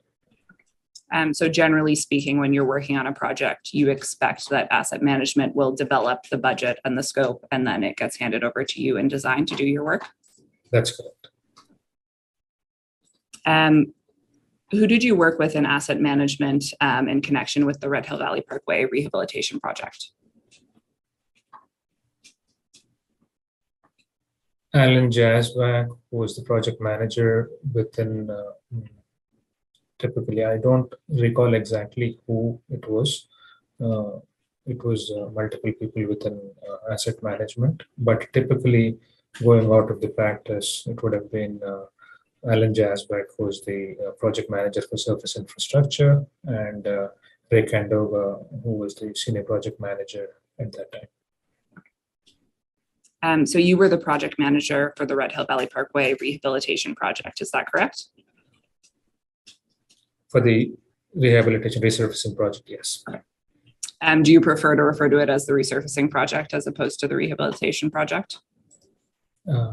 I recollect it as the resurfacing, but I think both interchangeable. Who assigned you to the Red Hill Valley Parkway resurfacing project? I don't exactly recall who it was, but and even the date, but I believe it was somewhere in 2017 when verbally I was informed that the Red Hill Valley Parkway rehabilitation or resurfacing was programmed, and it would probably be assigned to me by management, probably Susan or Mike. Okay. And you think that that was sometime in 2017. Do you have a sense of what season in 2017 it would have been? Spring, summer, fall, winter? Towards mid to late 2017. So I'd say late summer or early fall. Okay. Do you know why you were selected as the project manager for the Red Hill Valley Parkway resurfacing project? Sorry, I don't know. Okay. What were you told about the project when you were assigned as project manager in mid to late 2017? That it's a resurfacing project that would be assigned to me, and typically that is how what is told, and then the practice is that we go into the CPMS system and then see what the scope is and deliver that scope. Okay. Were you advised as to the objective or purpose of the Red Hill Valley Parkway repaving project? No. Is that something that you're generally advised of in your role in design? Not that I think of. You don't need it in order to put together the tender? Like information about the objective? It is, I mean, we go to the CPMS system where the scope is listed, and then it mentions what entails the scope of the project, and that is delivered. And if there is any specific question that that comes up, then we clarify it with asset management or whoever provides that scope. When you were assigned, let me approach this a different way. Prior to being assigned to work on the repaving project, had you ever worked on any other Red Hill Valley Parkway related project? No. When you were assigned the Red Hill Valley Parkway repaving project in mid to late 2017, were you advised of past discussions with Norjon or Miller Group about microsurfacing, bonded wearing course, or any other pavement treatment or surface treatment for use on the Red Hill Valley Parkway in 2016? No, not that I can think of. Were you ever advised of any prior discussions with Miller Group or Norjon? No. When you were assigned to the Red Hill Valley Parkway repaving project, were you given information about prior work that had been completed by engineering services or consultants retained by engineering services on the Red Hill Valley Parkway?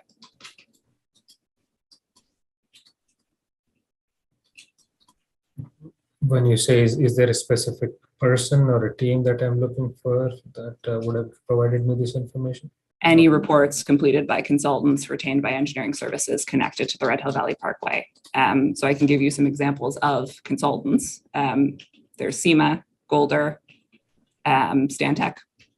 Any reports at all? I don't recall any specific reports being included as part of the scope summary. Okay. Other than the scope summary, were you provided with any documentation about the Red Hill Valley Parkway when you were assigned as the project manager? I don't think so. Is there a central repository of information that you could have accessed to see what work had been done on the Red Hill Valley Parkway by other public works departments?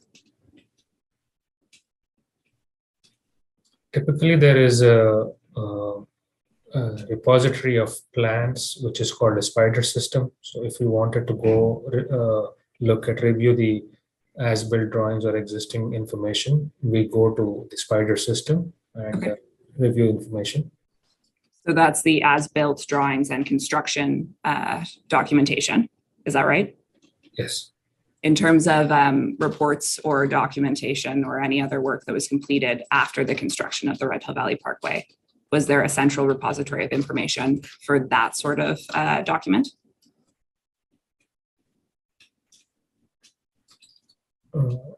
And when the project was assigned to me, I was not aware of a central repository. In terms of assessing whether or not you had all the information you'd need in order to put together the project tender, what steps would you generally take to do that? We start off by reviewing the scope report that is created by asset management within the CPMS system.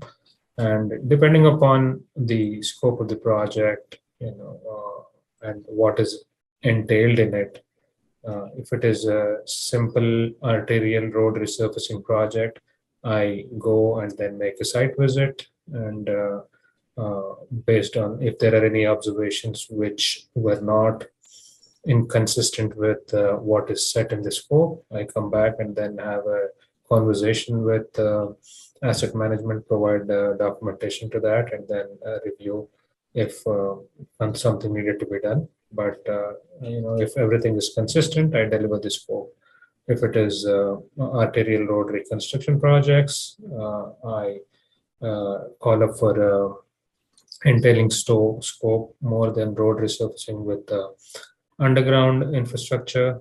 I call for a project startup meeting with all the stakeholders who have provided scope and who might have provide input into the contract, and then make sure, get a sign off, review the scope with them, and then make sure that that is exactly what needs to be delivered, get a buy-in, and then discuss the project schedule and milestones, get a sign off on that, and then get going on the design of the project, develop the drawings and contract documents, and deliver it.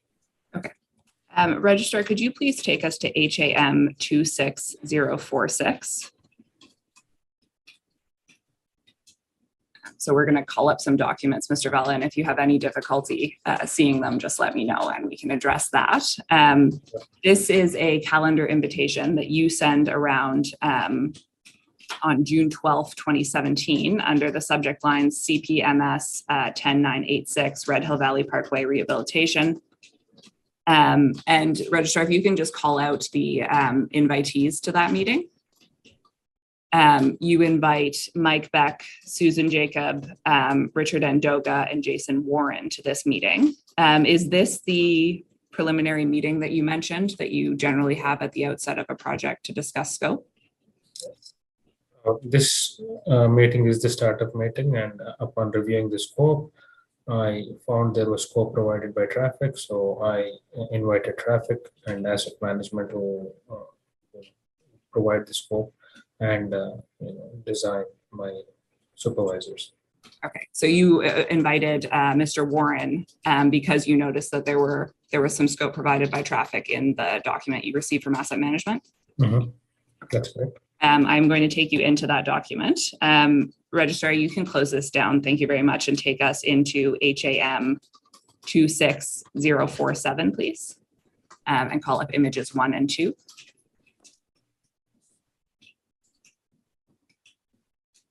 So this is the detail report for the Red Hill Valley Parkway rehabilitation that was included in the calendar invitation that we were just looking at. Is this document prepared by asset management? It's in the system. It is uploaded by, I believe it is, all this is put together by asset management, yes. And it would have been prepared by Alan Jasvak as the project manager? Yeah, I can see the initials there, yes, yeah. AJ. So at the very top of image 1, under details, this has a project number, a budget year, which is 2018, and a construction year, which is also 2018. The detail sheet also specifies that the rehabilitation is in the northbound direction. This information sheet, as I understand it, is particular to the northbound Red Hill Valley Parkway resurfacing? Yes, that's correct. And the red part on the map on the first page, is that the area that's to be rehabilitated? Yes, the red part shows the entire Red Hill Valley Parkway highlighted, but again, if you read the scope, it calls for specifically the northbound direction. Yeah, and we can do that. Registrar, at the top of image 2, there's limits at the very top, right under road rehabilitation. And so I think that that's what you're referring to, Mr. Vella? Yes. Where it sets the limit and it specifies northbound. That's correct. At this point in time, I take it that engineering services was planning a phased resurfacing of the Red Hill? That's correct. What was the anticipated timing for the 2 phases, so northbound, southbound, resurfacing as of June 2017 when this detail sheet is circulated? At that time in 2018, the northbound or the downbound lanes were supposed to be rehabilitated or resurfaced, and the other direction would be done the following year in 2019. Registrar, you can close that call out. Thank you very much. And if you could call out the section under traffic scope, which is just below. So there is a section here under traffic scope, Mr. Vella, and you'll see that there are a number of items flagged in all capital letters that say to be discussed further, including modifications to alignments, median barriers. Do you recall reviewing that section of the detail sheet? Yes. And I take it from the fact that this is prepared by Mr. Jasvak that those notes in the all capital are from asset management? Most likely. Okay. At this time in June 2017, what, if anything, were you told about the rationale for traffic's requests in the scope of the repaving project? I mean, I didn't have anything else other than this, which was the reason why I wanted to confirm the scope and called for the meeting there. Were these requests discussed in more detail at that meeting? The intent of the meeting was to confirm what was needed to be done, what was needed to be delivered, because there were a few things which were left open-ended. Okay. And do you recall what was said about the items flagged for further discussion at that meeting?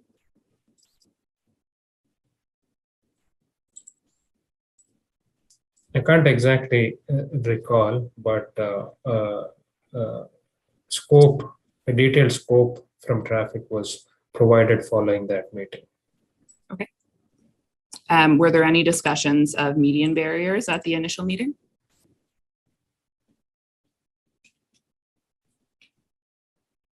Sorry, I can't recall. Okay. At this time, so June 2017, were you aware of any safety concerns related to the Red Hill Valley Parkway? No. Were you aware of any complaints about the pavement on the Red Hill Valley Parkway being slippery when wet?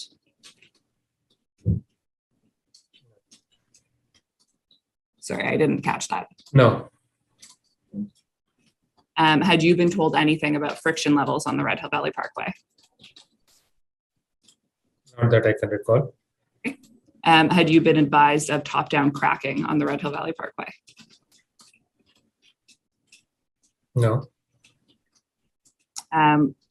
Were you given any reports from city consultants about the Red Hill Valley Parkway to review following this meeting that you had to discuss the scope?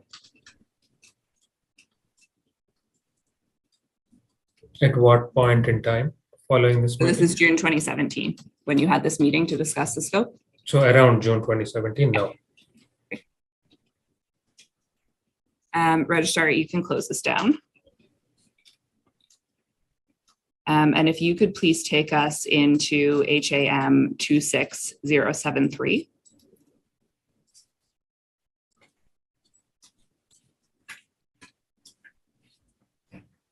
And call up images 2 and 3, please.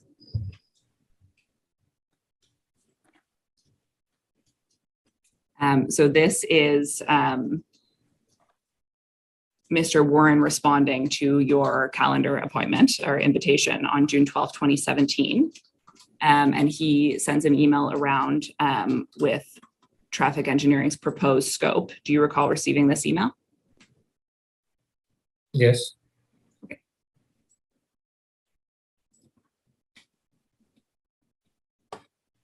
What did you think of the scope that traffic was proposing for inclusion in the resurfacing project?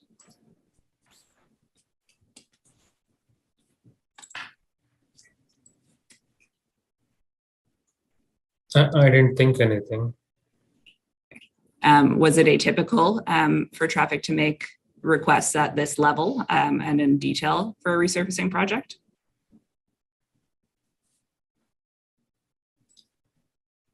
I was fairly new to the city. I started in 2016, and based on my experience working at the city, a scope of this size was not typical. Like once the scope's been set, so. Okay, so it was a little bit out of the ordinary from your perspective, anyways. Yeah.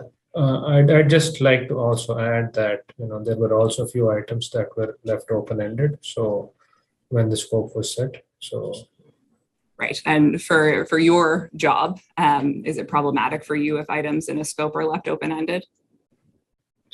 Yeah, I can't deliver things without knowing what needs to be done.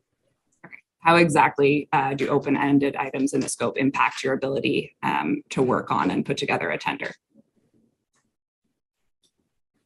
I wouldn't be able to tell the contractor what needed to be done if things are left open-ended. So. Who was responsible for working with traffic engineering to define and sort out what the scope of the resurfacing project should be?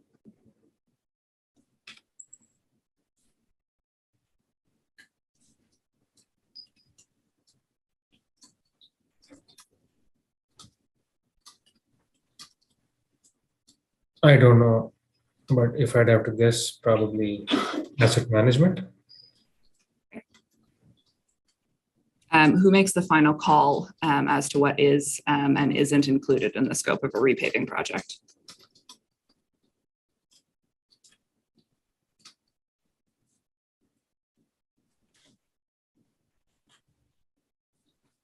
I believe it's a collective decision, but I don't know exactly who makes the decision. Great. A collective decision made by who? I assume engineering services. Again, I don't want to speculate. I'm not sure. Okay. If there was dispute between project groups, would the decision about what was and wasn't included in the scope be resolved at the director level in your view? Probably.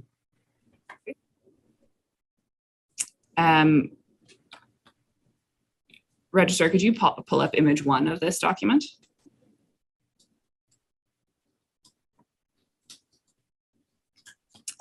So you'll see that Mr. Andoga forwards Mr. Warren's email setting out traffic's proposed scope.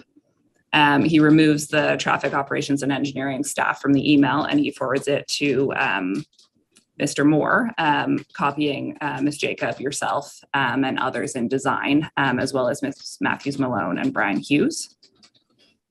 I don't think I was copied in Rick's email. Oh, I'm sorry, you get added in up above, the next email up. My apologies. Do you recall receiving this email from Ms. Jacob to you, where she says Gary is working with John Matter, Director of Transportation on this. Please don't act on the scope below until he has cleared it? Yes. Was it atypical in your view and your experience at the city up to this point, recognizing that you started only in 2016, for 2 directors to be working to confirm the scope of a repaving project?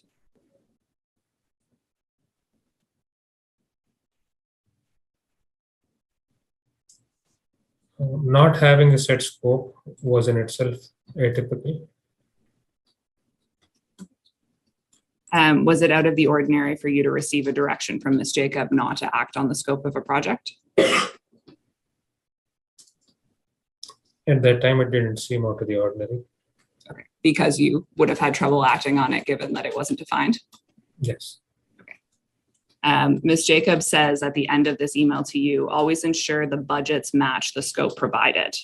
What did you understand that to mean?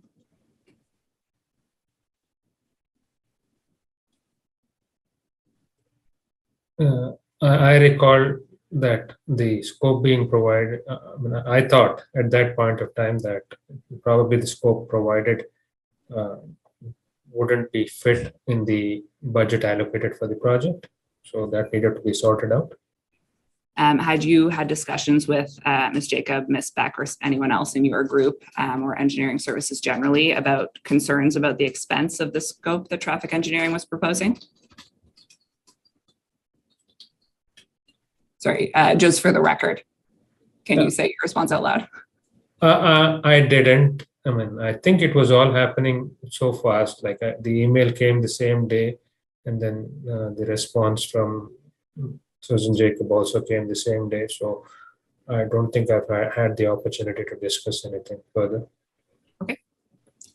Registrar, can you take this down and take us to HAM 5442 at image 1, please?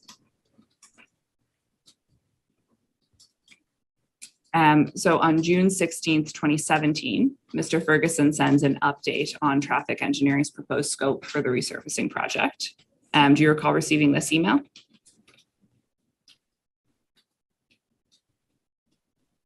Yeah. Registrar, could you please call out the very last paragraph of Mr. Ferguson's email? So I'll give you a moment to review this, but Mr. Ferguson asked for confirmation that the ramps will be repaved as part of the resurfacing project. And he references collisions on a particular ramp in wet weather conditions. Did you take note of Mr. Ferguson's comments about the off-ramp to the Stone Church and Upper Red Hill Valley Parkway in this email when you received it? I'm still reading through it, so if you can give Yeah, me some. absolutely. Take your time.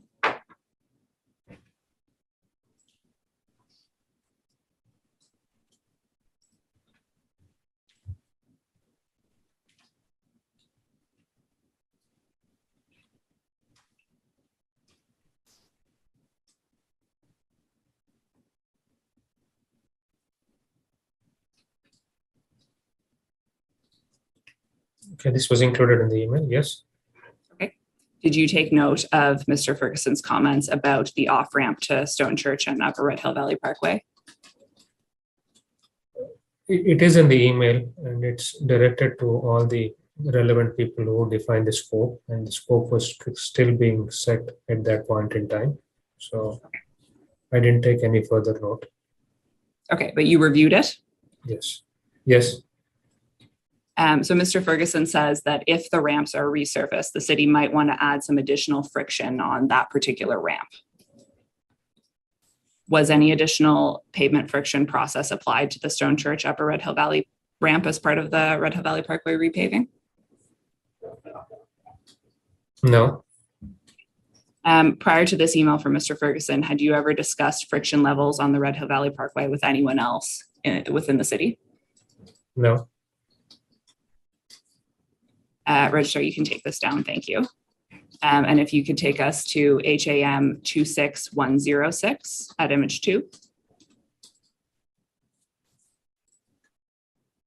So Mr. Andoga responds to Mr. Ferguson's email. You're still copied. And the first paragraph of his email you'll see says, upon further review, we will proceed with the project scope as outlined in your email. We are assuming the request for mentioned the placement of continuous guide rail and or the previous discussion surrounding lighting improvements will not be required. He goes on to say council direction as well as funding source will be required for any such enhancements. Do you recall any previous discussions regarding lighting improvements on the Red Hill Valley Parkway in connection with the resurfacing project? I don't, sorry. You don't know what improvements traffic had requested? No. Did you understand from this email that Mr. Andoga was effectively rejecting the proposal for median barriers and continuous lighting unless traffic could obtain council direction and a funding source for those items?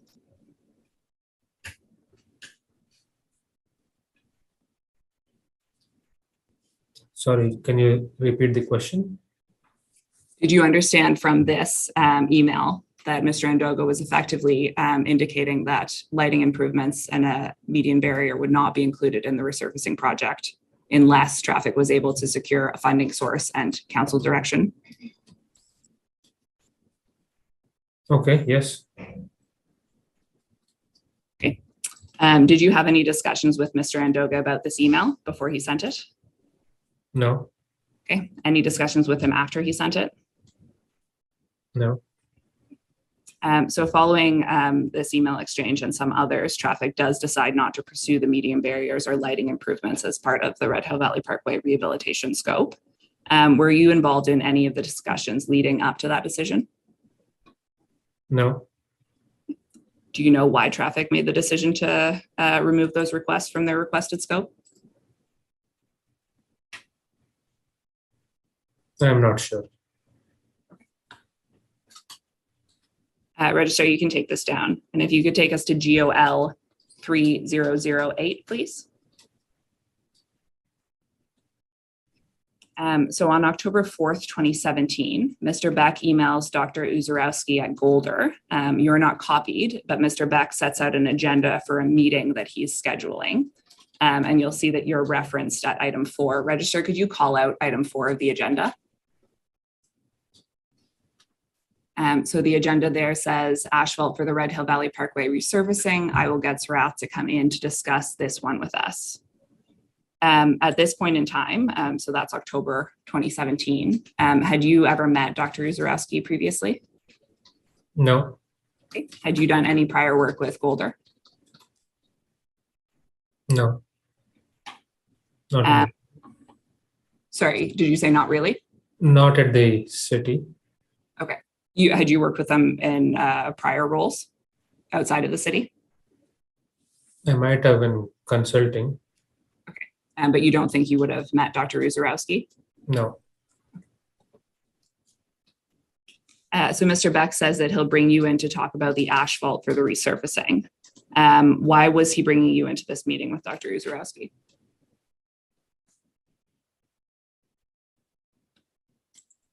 I'm not sure, but because it was related to the Red Hill Valley Parkway resurfacing. Okay. As I was the project manager, maybe he thought I should be informed. When you are engaged as the project manager for a resurfacing project, what is your role in assessing asphalt mix generally?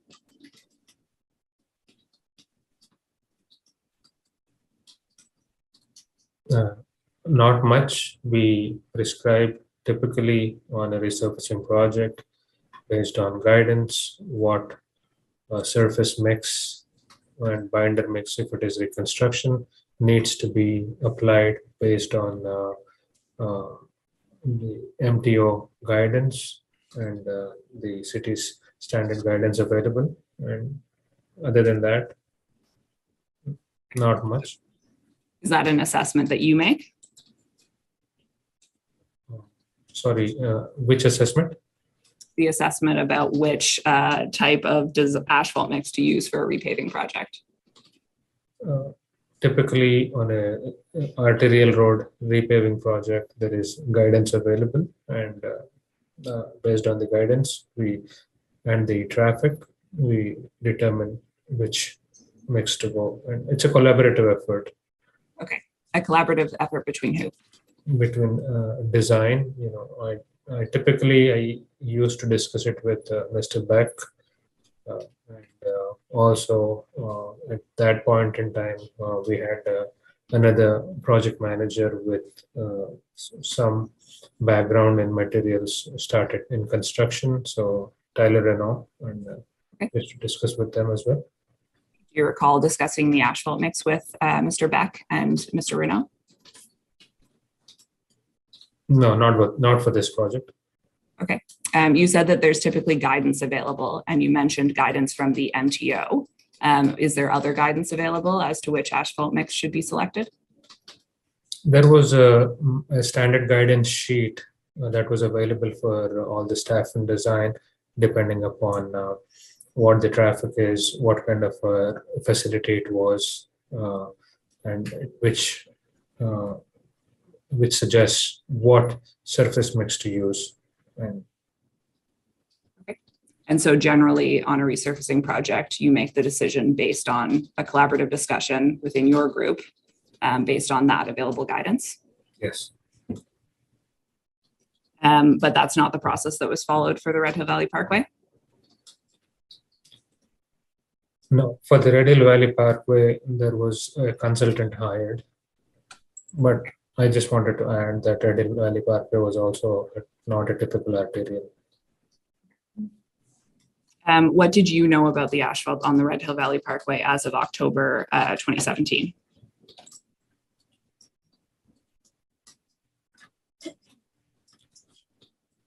I reviewed nothing specific. I might have reviewed the drawings to see what the pavement structure had been like, but at that point in time, still the scope was in discussion, so I didn't get into the project as much. I was waiting for the scope to be confirmed. Okay. Did you know that there was an SMA on the Red Hill Valley Parkway? I'm not sure. Okay. Do you recall if you attended a meeting with Dr. Uzarowski, Mr. Beck, and Mr. Odie further to this email? My recollection is vague. I might not have ended up attending this meeting, but again, I could be wrong. My recollection is vague. Okay, I may be able to assist with that. Registrar, could you take this down and take us to HAM 1049 at image 2, please? So for your reference, Mr. Vala, this is an email exchange about the limits of the resurfacing project and possibly including a section of the link in the project. But you'll see, Registrar, could you please call out the second paragraph of Mr. Vala's email at the bottom of this?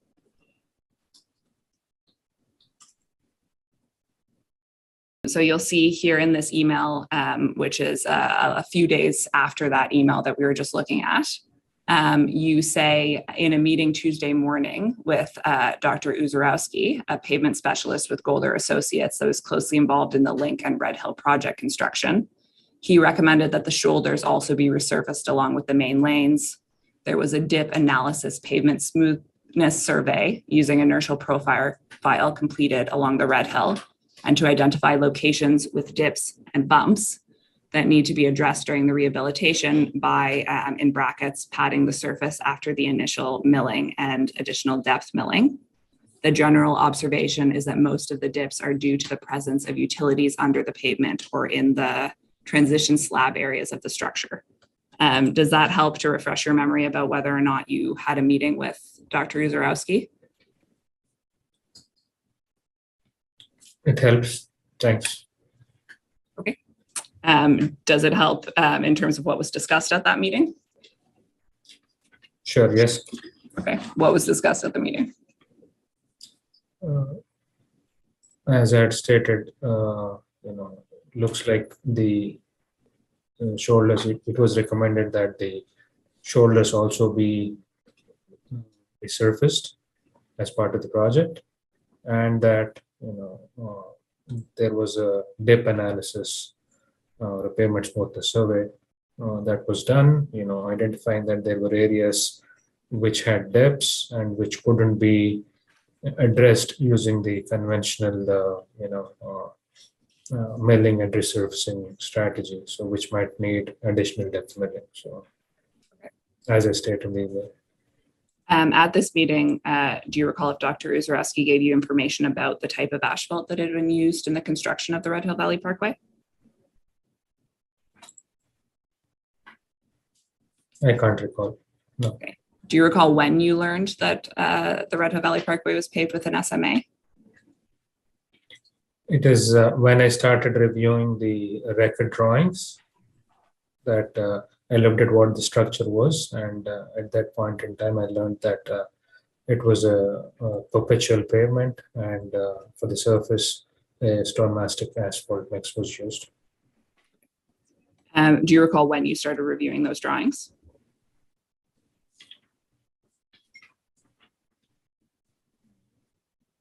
Not entirely sure. Maybe around this time. Okay. At this meeting, was there any reference at this point in October 2017 to the use of hot in place recycling on the Red Hill Valley Parkway? I can't recall. Okay. So you note that there was a dip analysis done by Golder using an inertial profiler. Were you provided with the dip analysis pavement smoothness survey that Golder had done?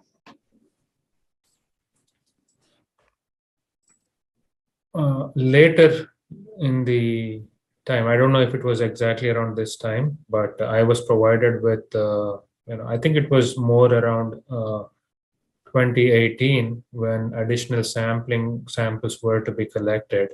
Is right before that I was provided with some drawings and some charts that Golder had done. I didn't have an entire analysis or a graph. It was more of drawings and charts which identified what the dip was and what the location was along the stationing. So it was plans and some tables showing what the depth of the dip or bump was. Okay. And who provided you with the those documents and the inertial profiler testing results for the Red Hill Valley Parkway? I believe it was Mike Beck, and he wanted some help with identifying locations with the most severe dips for collecting samples. But it was, I think it was later in the year at the point of time when hot in place recycling was being considered as a strategy. Okay.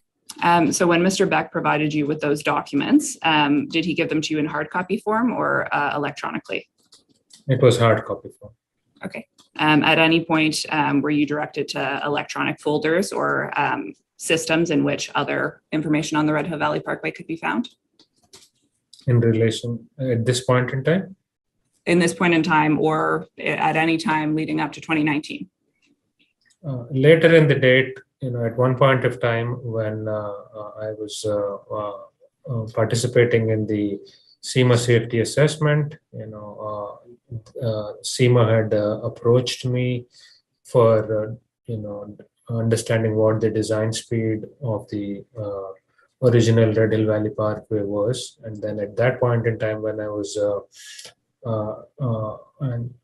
trying to find that out, I was directed to a folder where some information was available from original design.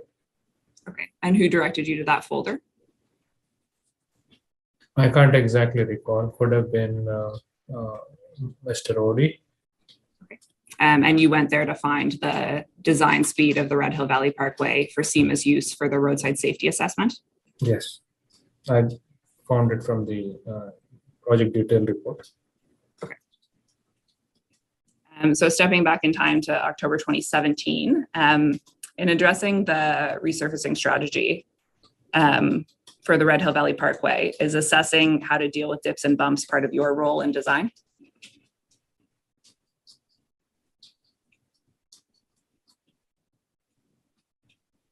I would think so. Mike's asked me to help me with that work, so I didn't think it would fall within my role.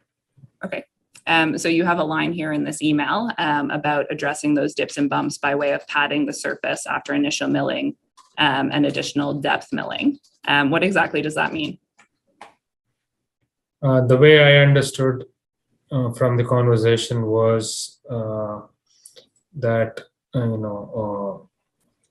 when the dip locations were identified, you take it out, mill some, and then bring it to the current grade. That is what I understood as initially mill it, and then to address wherever the dip is, fix that dip prior to actually going and then milling it, so that it becomes a final smooth surface and avoids the dip. So the way you said that, you said, as I understood it from the conversation, is this strategy here for dealing with dips and bumps on the Red Hill something that was by your initiative, or is this something that was presented at the meeting with Dr. Uzorowski? It was, I can't recall exactly. I don't think I initiated it. I think it was something that came out of the discussion at the meeting. Okay. Do you know who proposed this as a means of dealing with the dips and bumps? I can't recall.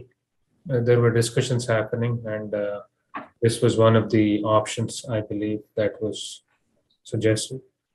Okay. Do you recall if this idea was presented by Dr. Uzorowski?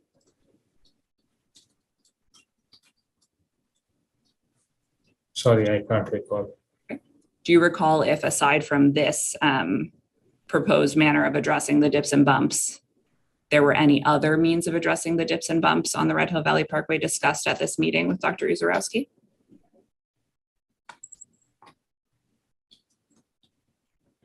No, I can't recall.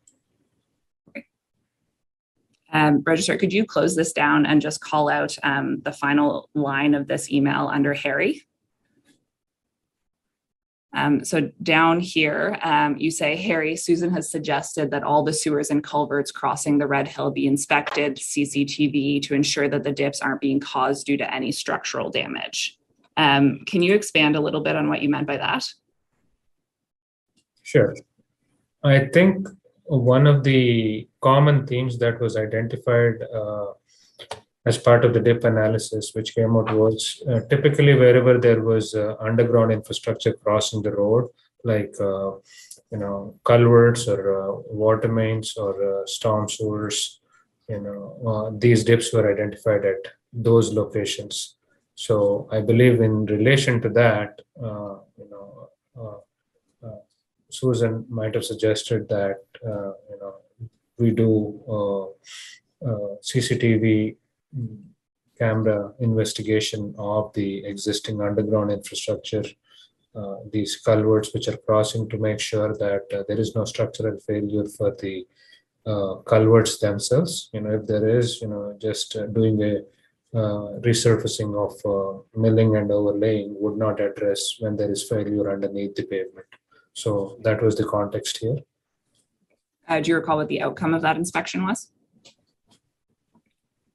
I'm not sure if that CCTV inspection was completed or not. Okay. Registrar, if you could close this down and call out Mr. Andoga's response, the email right above. So Mr. Andoga responds to you, but he seems to be responding primarily to your question about whether or not, sorry, Registrar, can you close that just a little bit so we can still see the top of Mr. Vala's email? So your email in the first paragraph is a question about whether or not, yes, that's perfect, Registrar, thank you, is a question about whether or not the Red Hill Valley Parkway rehabilitation limits can be extended to include a portion of the link that's not covered in the link rehabilitation scope. Do you see that?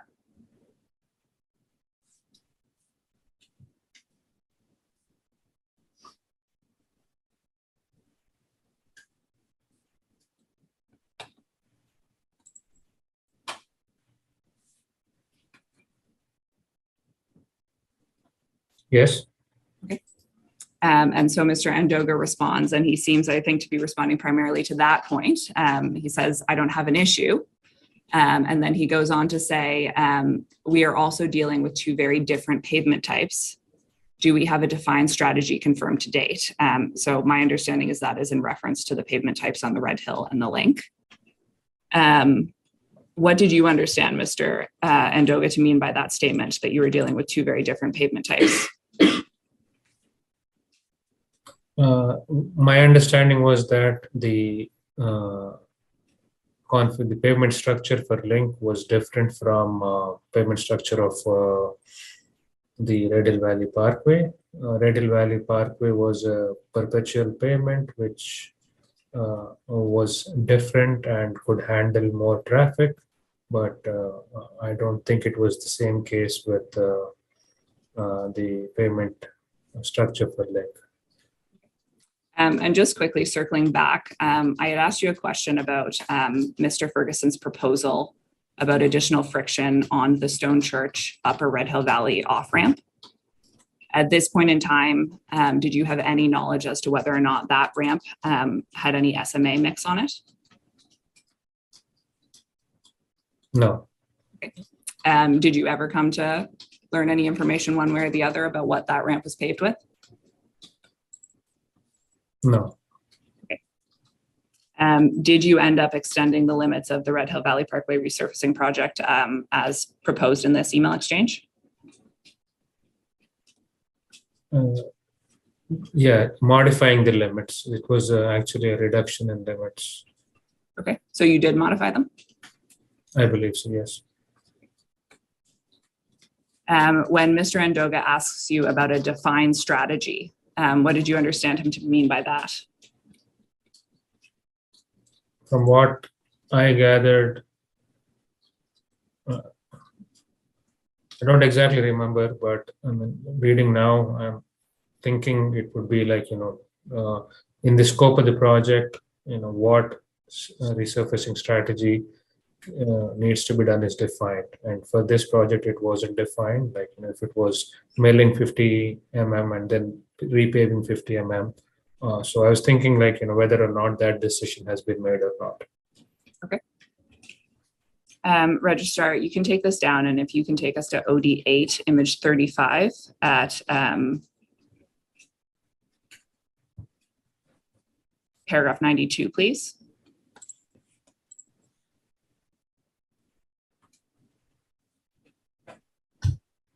So on December 14, 2017, you emailed Paul Nunes at the MTO about the proposed resurfacing of the Red Hill Valley Parkway in 2018. My understanding of this is that you're primarily emailing him to find out if you are going to require an MTO encroachment permit for the work. That's correct. I understand from this email that at this time, the intention was still to resurface the northbound lanes of the Red Hill Valley Parkway, and that was planned for the spring, summer of 2018. Is that right? That's correct. So this is December 2017. Had the scope for the resurfacing project been settled at this point? I don't think so. Okay. What aspects of it were still unsettled? The traffic scope wasn't settled. The resurfacing strategy, like whether it was a 50 milling or overlaying, that hasn't been settled. So all the things that were being discussed in the emails, I don't think a resolution ever came. Okay. In an ideal situation, how long would you generally want to complete the design and tendering process for a project the size of the Red Hill Valley Parkway resurfacing? It depends on the scope. If it were to be a simple mill and overlay, something like 4 to 6 weeks would have been sufficient to take the project to tender. But if it entailed other aspects, which involved including other disciplines within the city, and then any underground work or median barriers or things like that, which require additional design, the time would have been increased. And when would you need to tender the project in order to meet a spring-summer 2018 repaving schedule? For what scope? For either of the scopes that were under consideration at this point in time for the Red Hill Valley Parkway? If it were to be a simple mill and overlay, it could have gone anywhere between April up to late May or early June. But if it included any additional scope, then if it was median barriers, and depending upon how much of it, it decided whether or not it could be in April or February, March.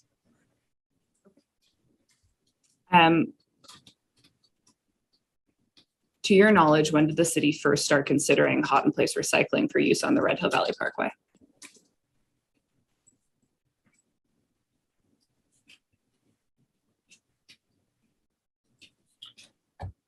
I don't remember the exact date, but probably somewhere in 2018. Okay. Registrar, could you take this down and take us to HAM 1132, please?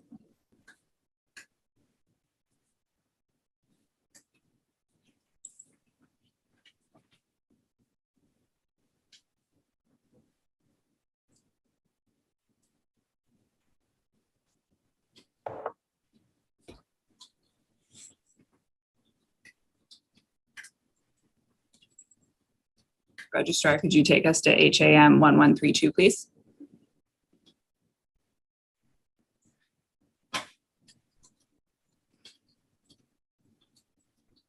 So Mr. Valla, this is a calendar appointment for a meeting scheduled on March 9th, 2018 with Dr. Uzarowski to talk about hot in place recycling on the Red Hill Valley Parkway.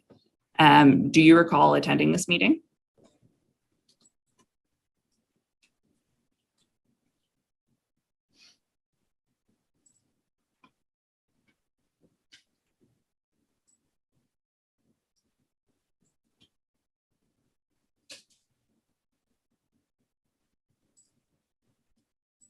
Which meeting is this about? Sorry, the date?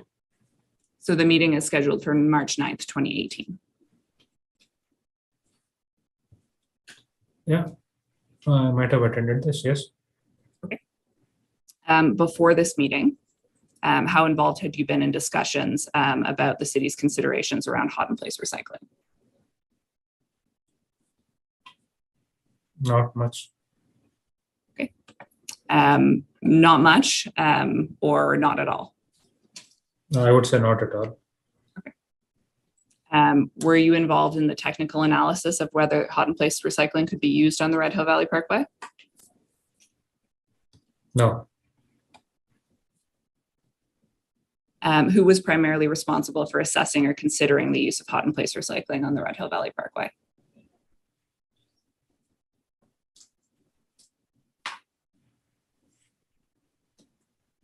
I'm not sure, but I was getting the updates from Mr. Mike Beck. Okay. Did you understand that Mr. Beck had a role in the assessment of the use of hot in place recycling on the Red Hill Valley Parkway?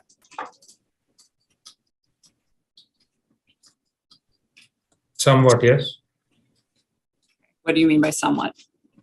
because he was the person providing me with the information on where things were, updates. Okay. Was it your understanding that you'd continue in the role of project manager for the Red Hill Valley Parkway repaving project if the city opted to use hot in place?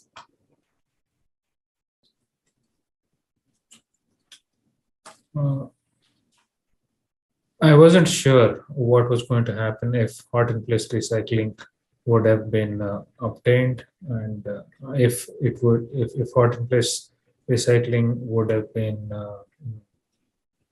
pursued. I wasn't sure which form, if the project would have gone through the tendering process. And So you weren't certain if you'd continue as project manager if hot in place was used on the Red Hill Valley Parkway? yes, I was Did not. you have, okay. Did you have any expectation as to who would potentially take over your role as project manager if the city opted to use hot in place? I wasn't sure. No.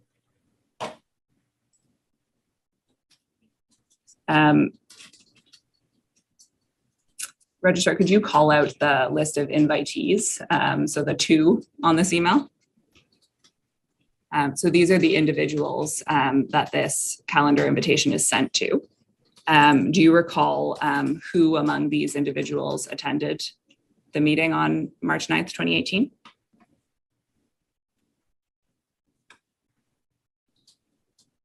I recall a few people attending it. I don't recall. Mr. Uzurowski was there. Mr. Beck was there. Mr. Odie was there. My manager, Susan Jacob, was there. Do you recall? Director Gary Moore was there. Okay. Do you recall if Mr. Andoga was there? I can't recall. He might have. I'm not certain. It's vague. I also see Dennis Peruzin, Claudio Leone, and Tyler Renaud listed here. Do you remember if any of those 3 individuals attended the meeting? I'm not certain. Okay. Registrar, you can close this down. Thank you. And if you could please take us to OD8, image 69, paragraph 193.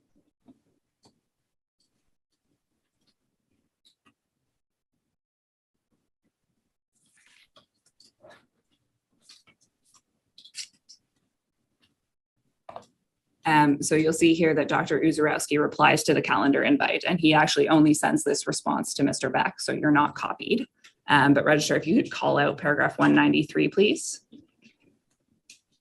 And Mr. Bell, if you could take a moment to review that, please. And let me know when you've done that.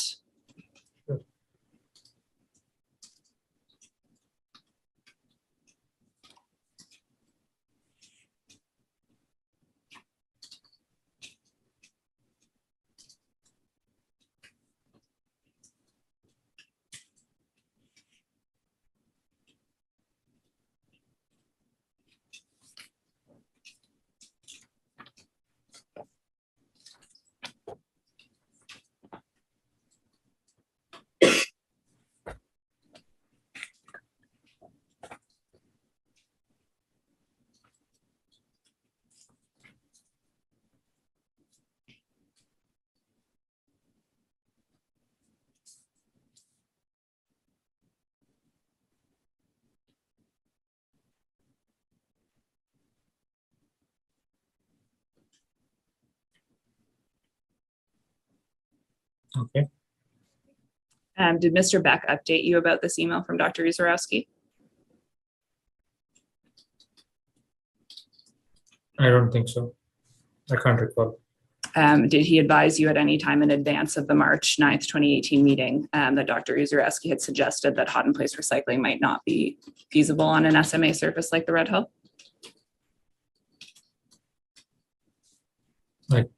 I don't think so. Okay. Do you know who Pat Wiley is?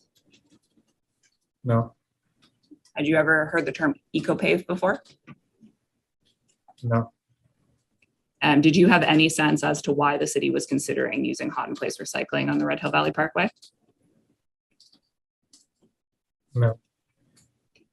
Registrar, you can close this down. Thank you. Commissioner, I am about to ask some more detailed questions about the March 9th, 2018 meeting, but I see that I've taken us slightly over our time for the break, and I think this might be an ideal place for it before we dive into the meeting. That's good. Well, then let's take a break. We'll return at 3:45. Registrar, could you give us a council breakout room?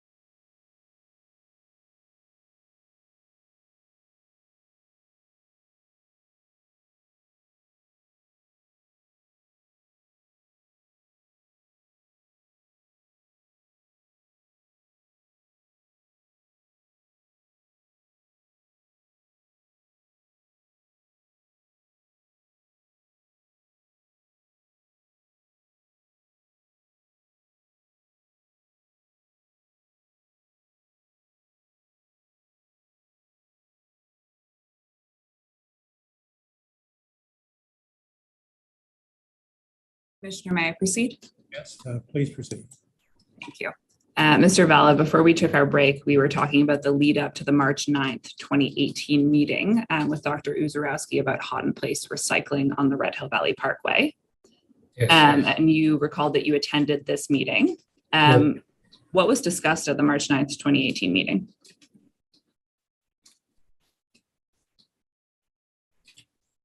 I don't recall the details, but generally speaking, it was about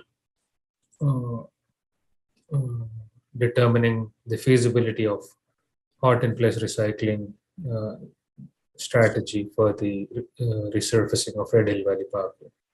Okay. Did Dr. Uzorowski advise at that meeting that hot in place recycling would not be feasible on the Red Hill Valley Parkway?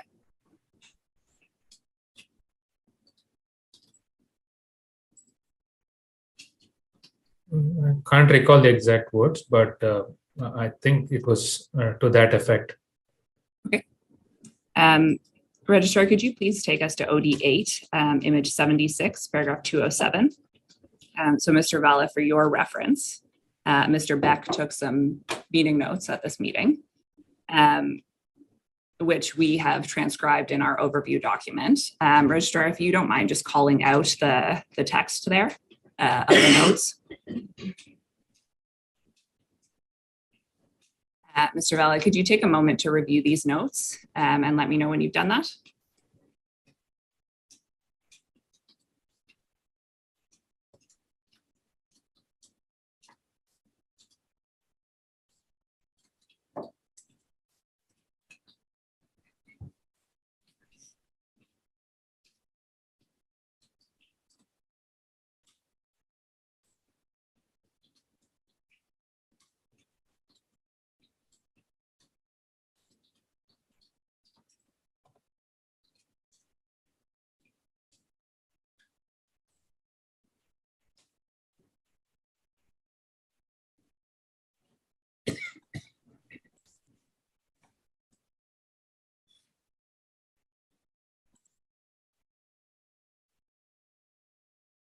Okay.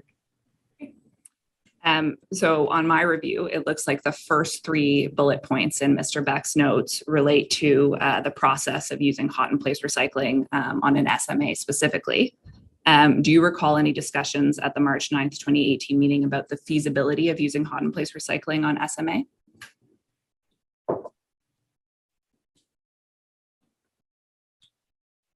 I think that's what the meeting, yes, that happened at the meeting. Okay. Do you recall why Dr. Uzorowski indicated that hot in place recycling might not be feasible on the Red Hill Valley Parkway or an SMA surface? I can't recall. I didn't understand the details of the discussion. Okay. Is that because you don't have, or why didn't you understand the details? There were terminology and techniques being discussed which I was not familiar with. Okay. So there's a line 5 points down that says sample for HIP to go to BC ? Do it as a section of the repairs to the dips in the Red Hill Valley Parkway. It's my understanding that you did end up identifying locations of dips on the Red Hill Valley Parkway for the collection of samples for the hot in place recycling testing in or around June 2018. Is that correct? Yes, yes, I did identify the sample locations. Other than identifying the sample locations, did you have any other direct involvement in the hot in place recycling analysis for the Red Hill Valley Parkway? No. Do you recall the tone of the meeting or the mood of the room at the March 9th, 2018 meeting?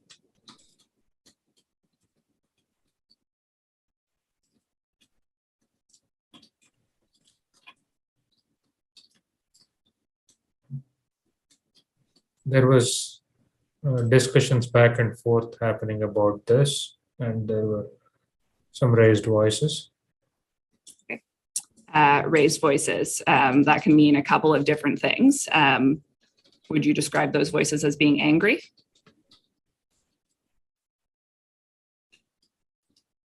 uh, like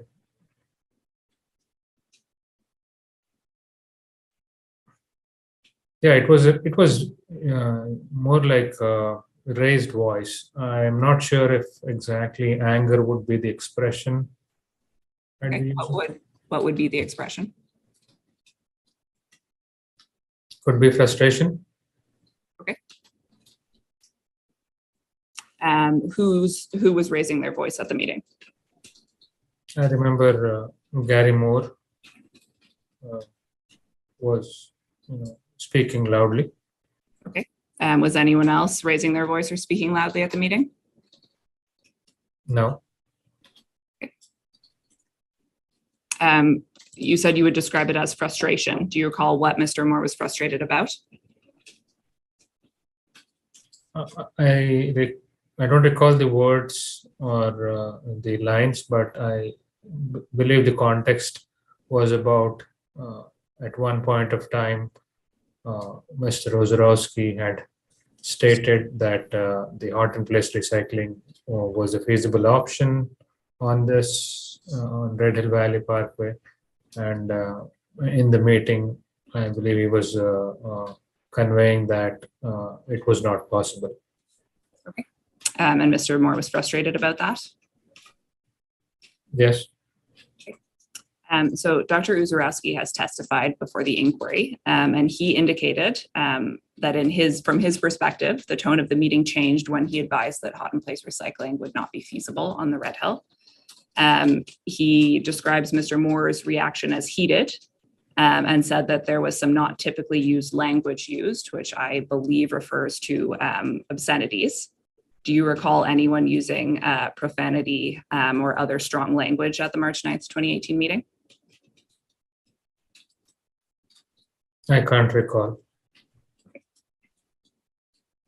Dr. Uzorowski indicated that it was his recollection that Mr. Odie became involved in the conversation and sided with Dr. Uzorowski in the discussion around hot and place resurfacing, and that he and Mr. Moore engaged in an angry exchange after that point.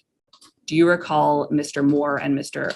Odie engaging in an exchange where their voices were raised or there was a high adrenaline at the March 9th, 2018 meeting?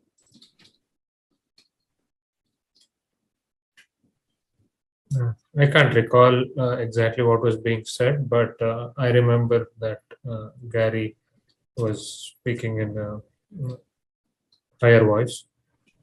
Okay. Do you recall Mr. Odie speaking in a higher voice? No. Do you recall what Mr. Odie's contribution was to the meeting?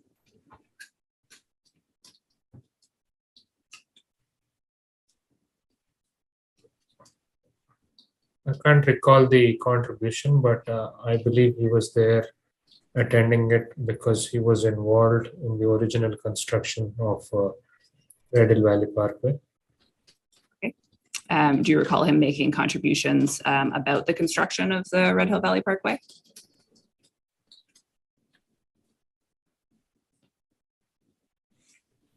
Probably. I don't have I can't recall exactly what he was saying, but the context was around that. Okay. From your perspective, was there anything abnormal about the tone or conduct of the participants at the March 9th, 2018 meeting?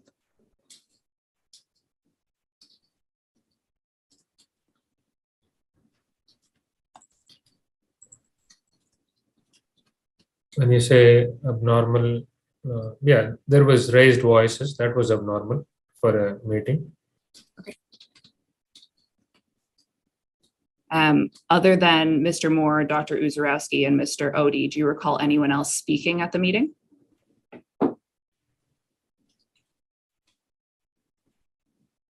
No. Did you personally contribute orally to the meeting? No.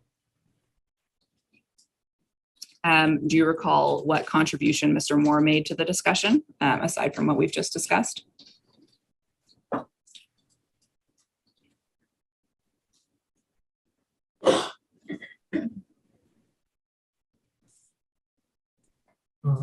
I can't recall.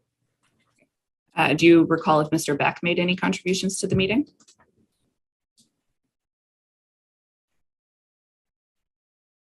I believe he was working with Mr. Ozorowski on asphalt. I'm not sure exactly whether if it was for the Red Hill Valley Parkway or something else. Okay. Do you recall if he spoke about the work he was doing with Dr. Ozorowski at the March 9th, 2018 meeting? I can't recall, sorry. In your view, was anyone making decisions at this meeting? I don't think any decisions were made at the meeting. It was more of a discussion. Do you recall anyone leaving the meeting before it was over?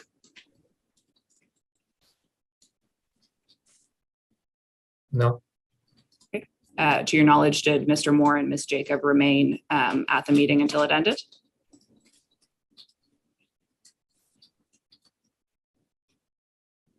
I'm not sure. Probably. Okay. Do you recall if some of the attendees at the meeting stayed afterwards to continue a discussion with Dr. Ozorowski? Sorry, I'm not sure. Did you personally stay after the meeting concluded to speak to Dr. Ozorowski? I don't think so. So, no. Registrar, can you please leave this up, but split screen with GOL 5970? Thank you. So just to orient you, Mr. Vala, I'm leaving Mr. Beck's notes from the meeting up on the screen. But beside them, I've pulled up an email that Dr. Ozorowski circulates internally at Golder on March 14, 2018, which is an internal memo that he sends to his colleagues describing the meeting on March 9th, 2018. Could you take a look at Dr. Ozorowski's notes and let me know when you've done that? Okay.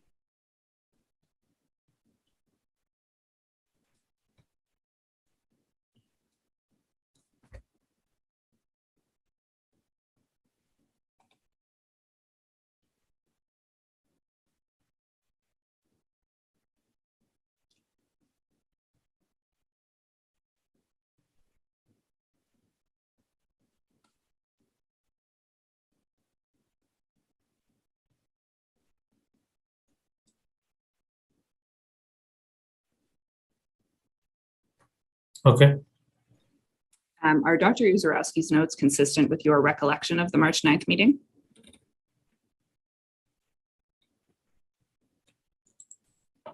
No.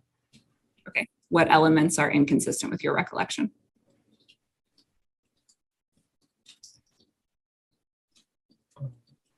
The third paragraph.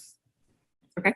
Where it refers to specific technology and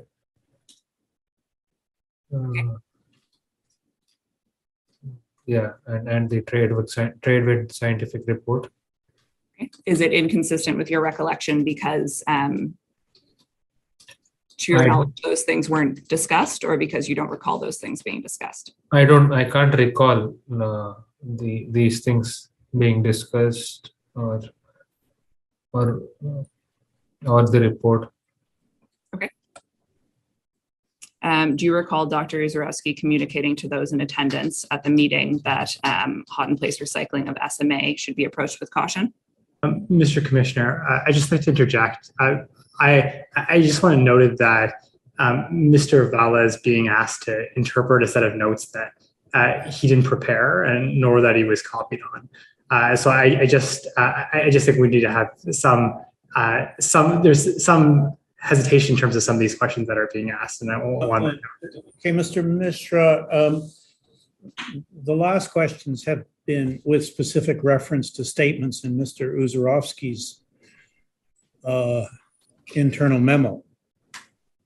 And I think it's perfectly reasonable to point to those statements and ask whether he has any recall of those matters being discussed.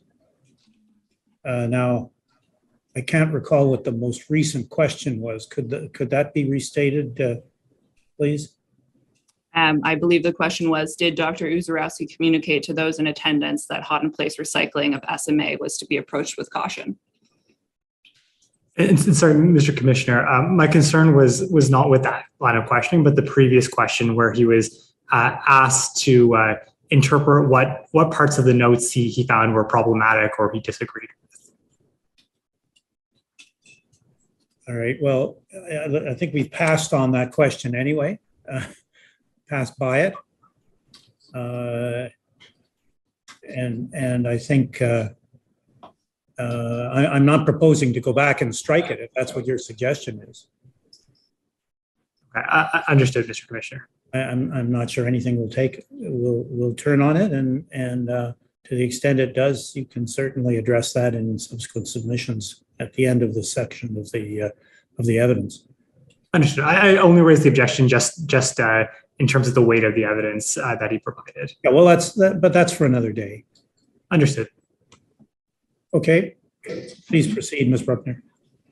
Mr. Vala, did Dr. Uzarowski communicate to those in attendance at the March 9th, 2018 meeting that hot and place recycling of SMA was to be approached with caution?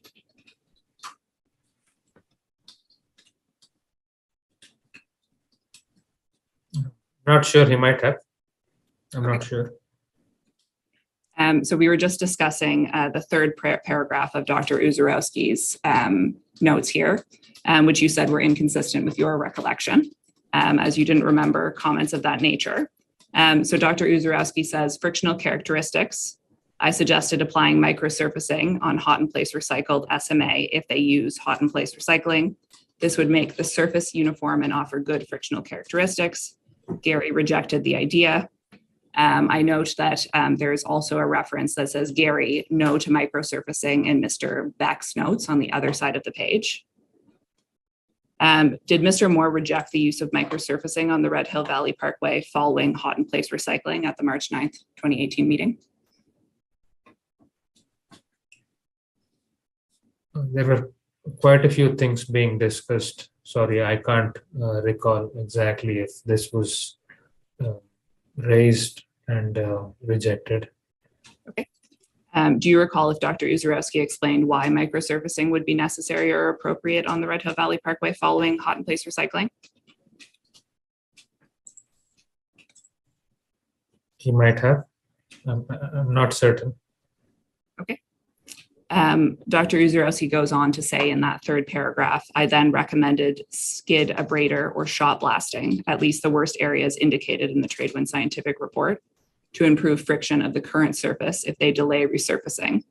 Marco rejected the idea for various reasons. Did Marco Odie reject or comment on a suggestion from Dr. Uzarowski that the city use skid abrader or shot blasting on the Red Hill Valley Parkway if the resurfacing of the Red Hill Valley Parkway had to be delayed? Sorry, I can't recall. Okay, you can't recall one way or the other? Yes, I can't recall if he proposed it and it was rejected. No. Okay. Dr. Uzarowski testified that he was told at the meeting that the city could not implement any interim measures prior to resurfacing because that would confirm that there was a problem with the Red Hill Valley Parkway and the public would blame the city. Did anyone from the city make a comment of that nature at the meeting, to your knowledge?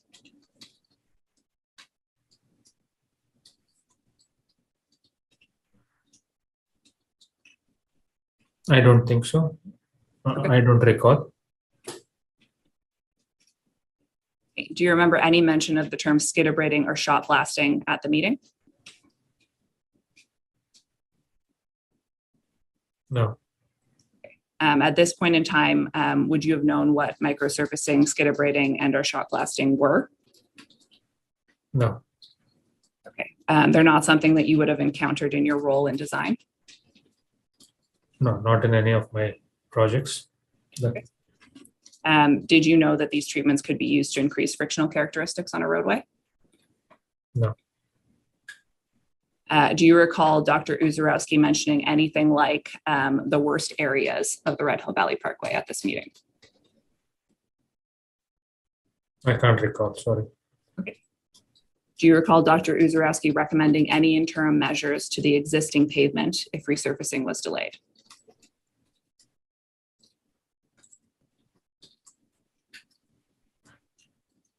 No, I can't recall, no. Was there any discussion at the meeting about possible safety concerns if the resurfacing of the Red Hill Valley Parkway was delayed?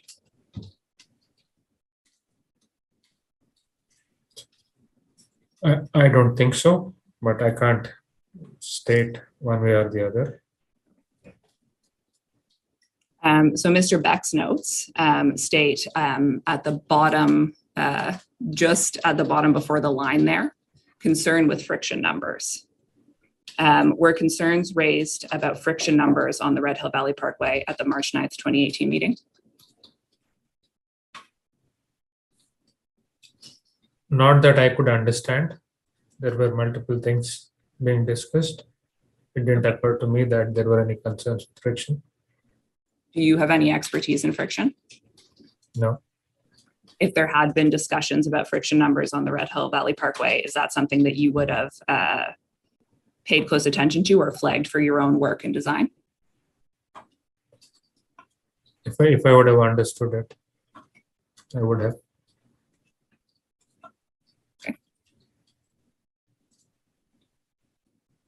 Do you recall what information, if any, Dr. Uzurowski provided about friction levels on the Red Hill Valley Parkway at this meeting? I can't recall, no. Did Dr. Uzurowski present the results of friction testing from the Red Hill Valley Parkway at the meeting? I don't think so. Okay. To your knowledge, did he present the results of friction testing conducted by Tradewind Scientific? I don't think so.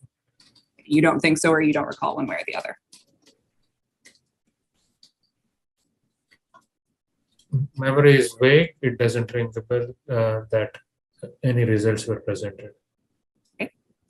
Did anyone at the meeting mention the Tradewind Scientific report?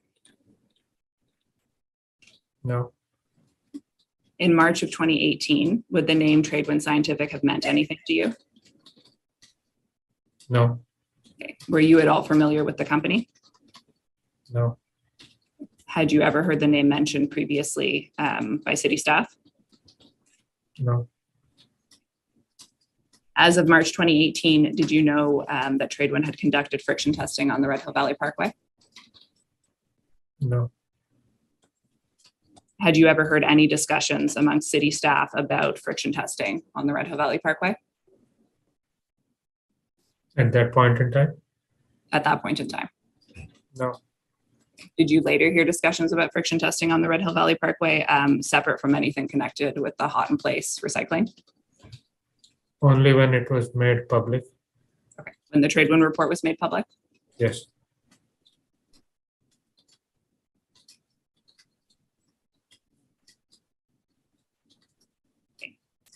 So there's a line at the bottom of Dr. Uzurowski's notes, paragraph 3, that says, "For your information, I had recommended this treatment before when they let me know about friction concerns on the Red Hill Valley Parkway."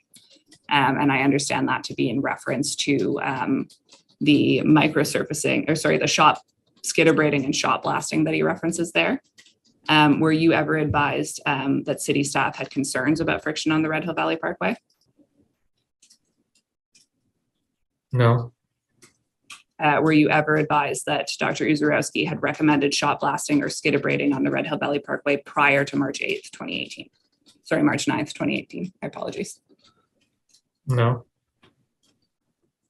Following this meeting, were you left with the impression that there was an issue with friction levels on the Red Hill Valley Parkway?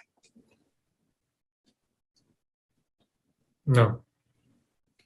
After this meeting, were there any discussions back among engineering services staff about microsurfacing, skid abrading, shot blasting, or improving the friction on the Red Hill Valley Parkway in the short term if there was not going to be a repaving?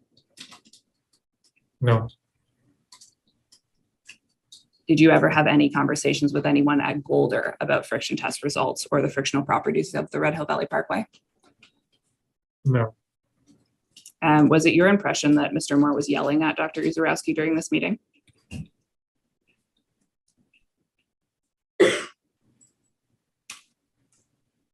Yes. How would you describe the manner in which he was yelling at Dr. Uzorowski at this meeting?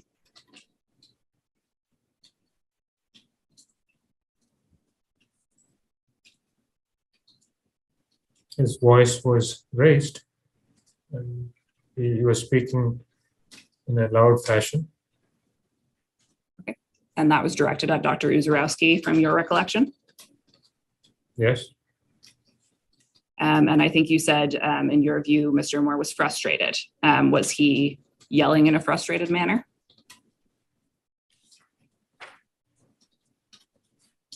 It seemed to me. Okay. Did you view Mr. Moore's conduct towards Dr. Uzorowski as aggressive?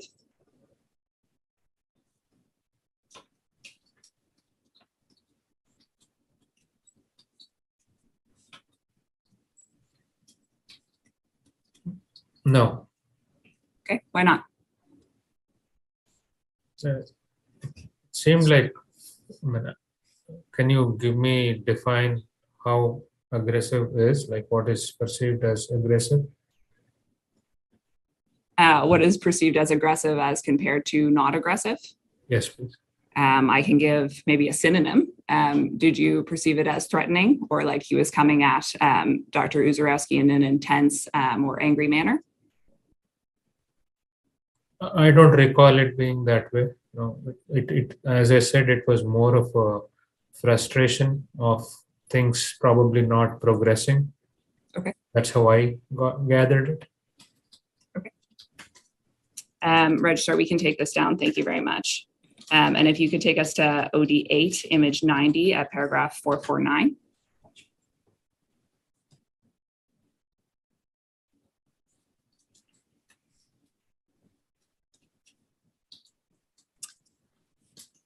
Sorry, Registrar. Oh no, you're right. I'm the one that's wrong there. 249 is correct. So this is an email from Mr. Beck to Mr. Ndoga copying you and Ms. Jacob on April 25th, 2018. And in the first paragraph, oh, sorry, not in the first paragraph, Mr. Beck says, I was concerned to hear that the traffic department would be putting out a contract to replace and install new cat's eyes reflectors this year, 2018, when we will be resurfacing the Red Hill Valley Parkway in both directions next year, 2019. Were you at the project coordination meeting Mr. Beck references in this email? No. Did he discuss his concerns with you and Ms. Jacob about traffic's plans after this meeting, aside from this email? I don't think so. Okay. Did you know why Mr. Beck was concerned about traffic's plans to install cat's eyes? I think it was because it would be throwaway cost. That's my understanding. If something was installed and then we were going to resurface it and then reinstall it, it would probably be a throwaway cost. Okay. So the email goes on to say, as you are aware, the Red Hill Valley Parkway was originally intended to be resurfaced this year by a conventional shave and pave. However, new technology has come to light that will provide the city with faster, cheaper, and more environmentally friendly way of resurfacing the road while having less impact to traffic due to during construction. We opted to defer the works to 2019 in order to complete further review of this technology and take some samples from the road so we can complete the appropriate asphalt mix design needed. The new technology being referenced there, that's the hot in place recycling. Yes, that's what I think. Who made the decision to defer the resurfacing to 2019? I'm not sure. Do you recall if it was an individual or if it was done a collective decision? I believe it was through this email or around this time that I was informed that it was being delayed. Okay, But so I'm sorry, go ahead. I don't know who made that decision. The decision was informed to me. Okay, so you were advised either through this email from Mr. Beck, or would you have been advised by Mr. Beck or Ms. Jacob by another means? Do you remember if it was specific to this email? Maybe verbally in talking to them past this email, but I can't recall to the exact moment that I knew that it was delayed. I'm thinking it probably was through this email. Okay, and you weren't told who made that decision to defer the resurfacing? No. Okay. Were you part of the deliberations or discussions around the decision to defer the resurfacing? No. Mr. Beck also says, I understand that there's perceived safety concerns on the Red Hill Valley Parkway in this email. Other than what's set out here in terms of traffic concerns, were you aware of safety concerns on the Red Hill Valley Parkway at this time? No. To your knowledge, did anyone raise comments that Dr. Uzurowski had made at the March 9th, 2018 meeting about interim skid abrading or shot blasting? If he did, in fact, make those comments in response to the delayed repaving schedule? Sorry, can you repeat the question? To your knowledge, did anyone raise comments that Dr. Uzurowski had made at the March 9th, 2018 meeting in response to the proposal that the repaving project for the Red Hill Valley Parkway should be delayed? No. Registrar, you can take this down. Thank you very much. And if you could take us to HAM 6019, please.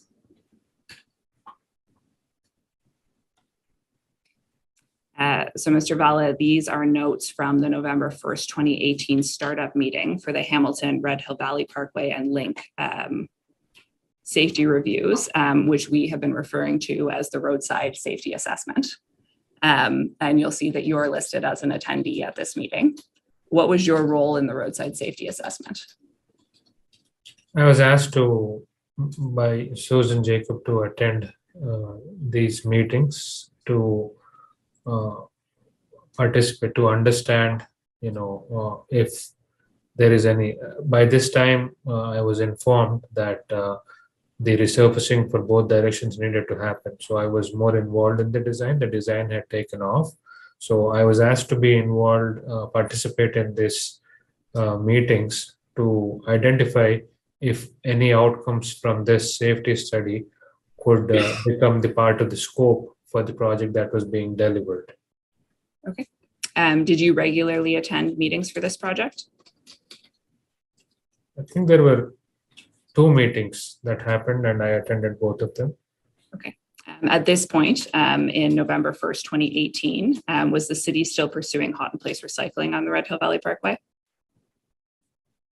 To my knowledge, at that time, yes. Okay. Do you recall when the decision was made to revert to a conventional shave and pave?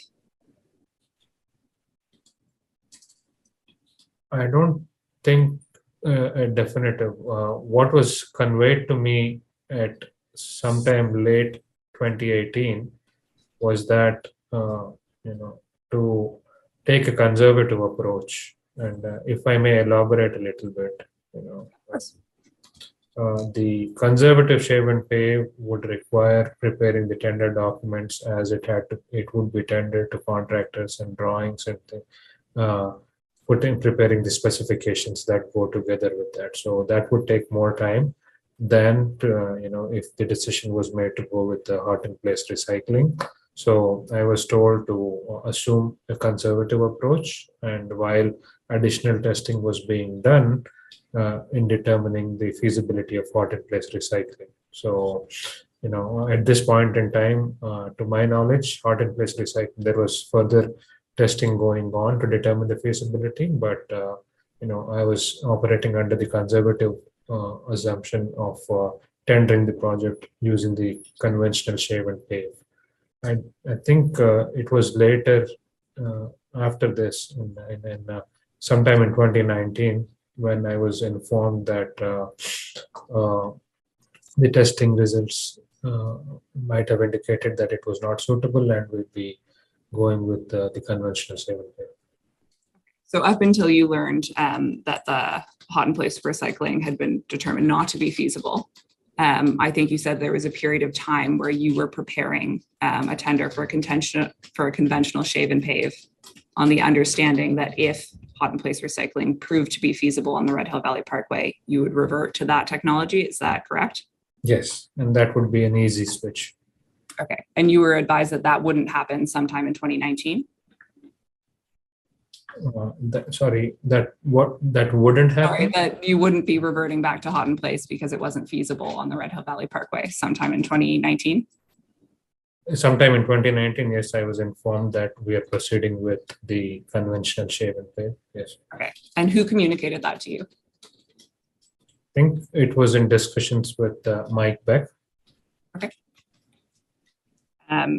So stepping back to the safety review, or sorry, the safety assessment, what was the purpose of the roadside safety assessment?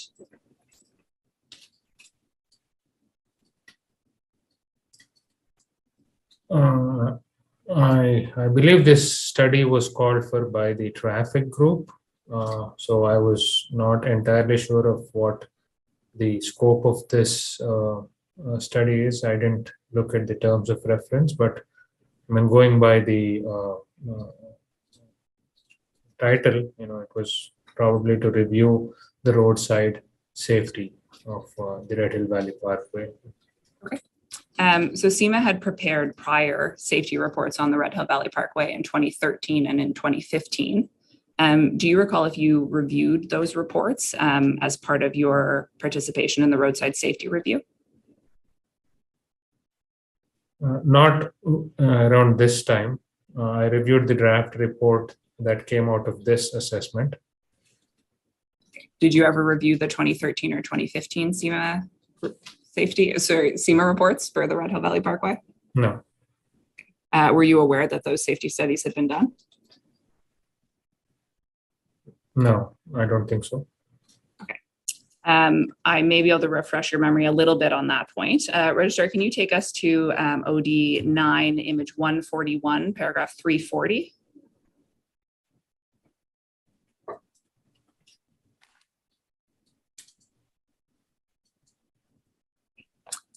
So on November 23rd, 2018, you are copied on an email circulating a draft of the roadside safety assessment. Did you review the draft roadside safety assessment at this time? It was emailed to me. Yes, I looked at it. Okay. So there's a covering email here from Mr. Selek at SEMA, which is quite lengthy and goes on to the next page there. And you'll see under the last point before the bullet points that have sections 1, 3, 4.2. So the last paragraph of this email, Registrar, if you don't mind calling that out for us. Sorry, the whole paragraph. So like from during down. Yeah, that's perfect. Thank you.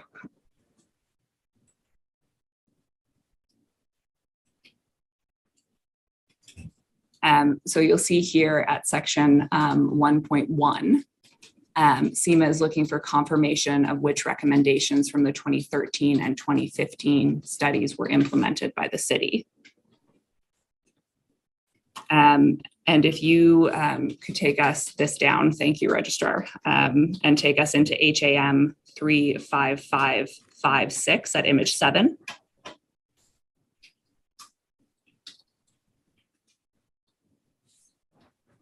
So this is the draft roadside safety assessment that you received, Mr. Valla, and that you indicated you had reviewed.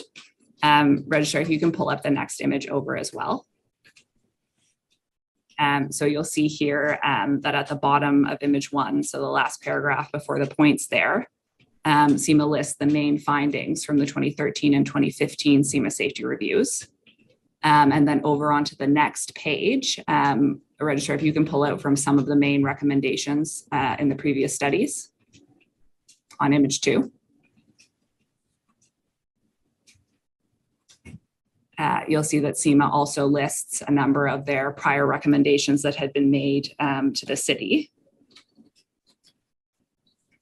Were you aware before receiving this draft report that SEMA had previously made recommendations about the Red Hill Valley Parkway? No. And you'll see that there's a specific recommendation there 4 bullet points down that says conduct pavement friction testing. Were you aware before receiving this draft that SEMA had previously recommended friction testing on the Red Hill Valley Parkway? No. You'll see the second last point there says install high friction pavement on approach and through the curve of the Mud Street east-west on-ramp. Were you aware of this recommendation prior to receiving this draft report?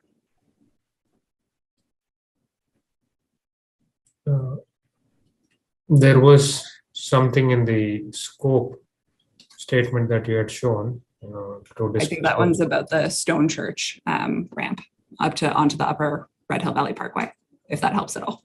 Okay, so no. Okay. Did you note these prior SEMA recommendations in reviewing the draft safety assessment?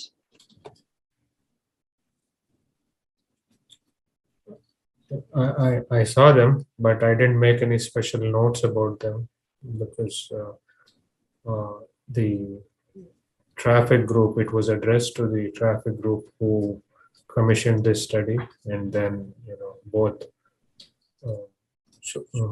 Susan Jacob was also copied on it. So. Okay.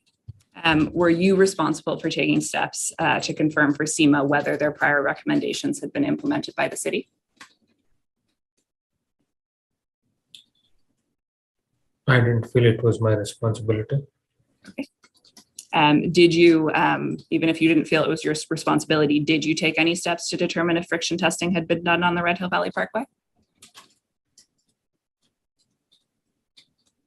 No. Okay.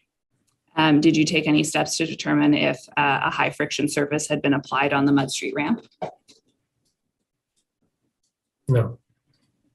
Did you at any point become aware as to whether or not these prior recommendations from SEMA had been implemented by the city?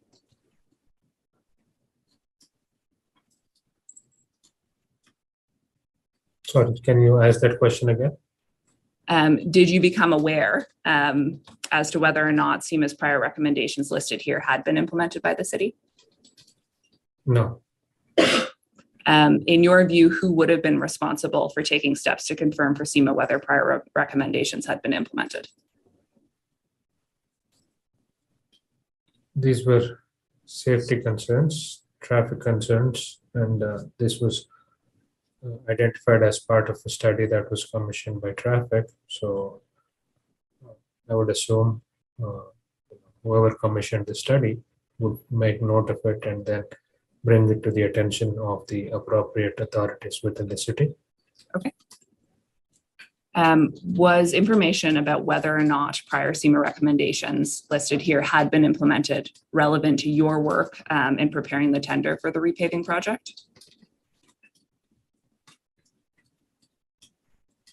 I didn't think so. Okay. Registrar, could you take this call out down and take us to image 23, please?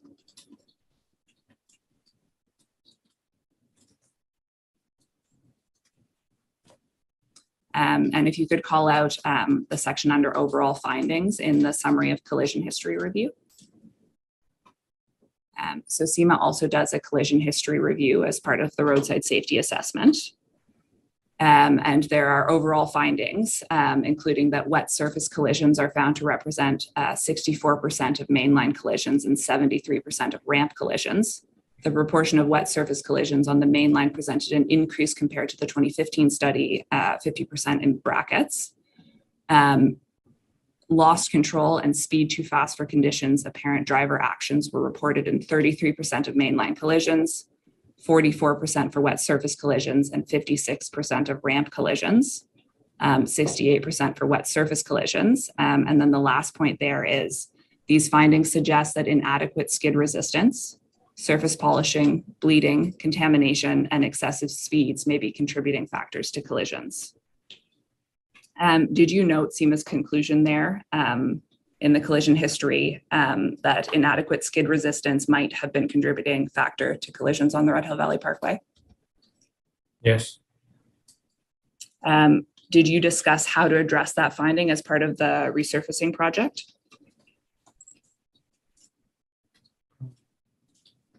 Was there, I mean, my understanding was if there were specific recommendations that would be added to the scope. I can take you to that actually, so you're not answering in the abstract. Registrar, can you take us over to image 24, which I believe is just the next page over?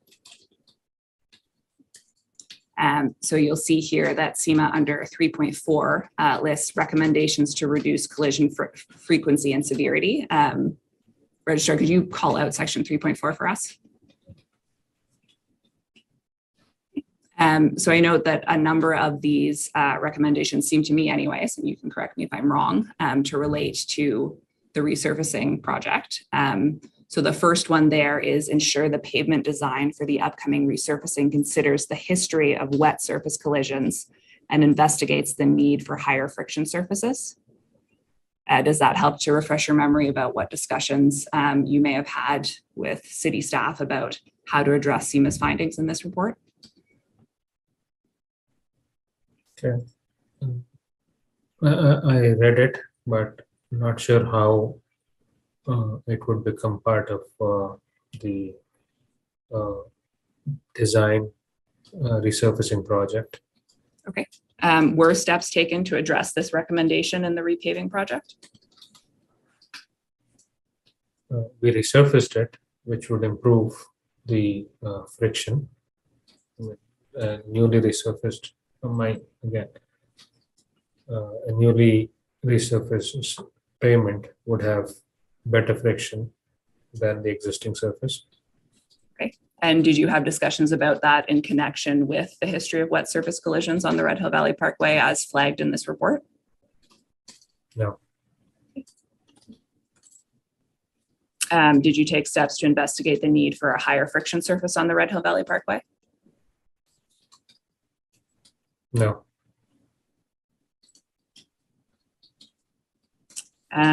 Did you consider whether to install a high friction pavement approach and through the curve on the Mud Street east-west on-ramp, which is another one of the recommendations here?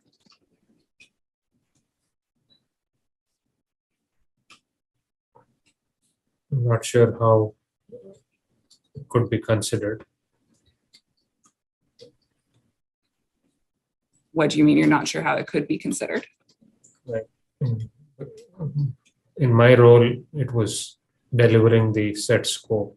I'm not sure what it means when it says consider installing high friction pavement. So, in your view, is that consideration something that would have to be done at the programming stage before the scope gets to you?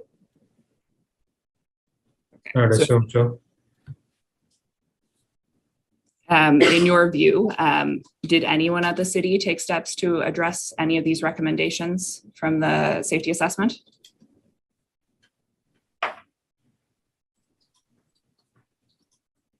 I'm not sure. Who would have been responsible for assessing or considering whether or not the city would act on these recommendations?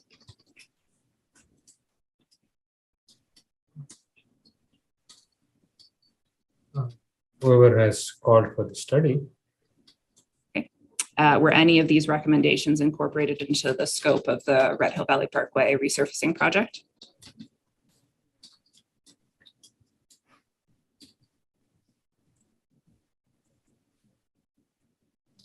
It might have as part of the pavement design.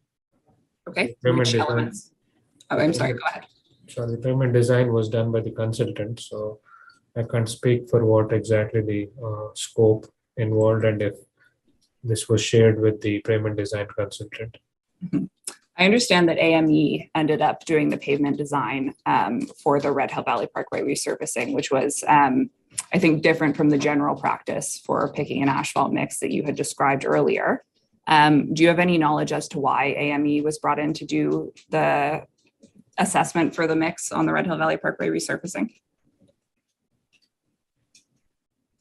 I don't exactly know. Did you have any involvement in AME's work? No.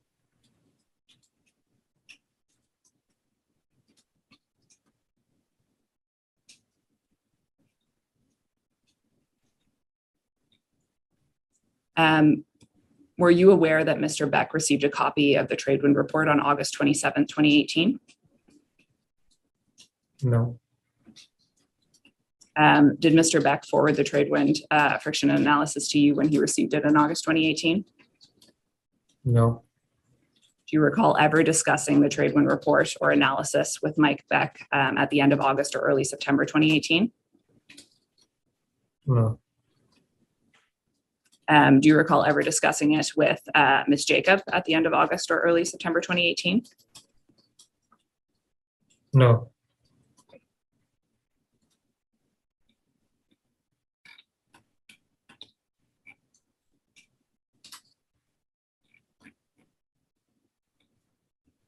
When did you become aware of the Tradewind report? When it was made public, when the email was sent to all the employees within the city or within public works. So that's in or around February 2019, probably?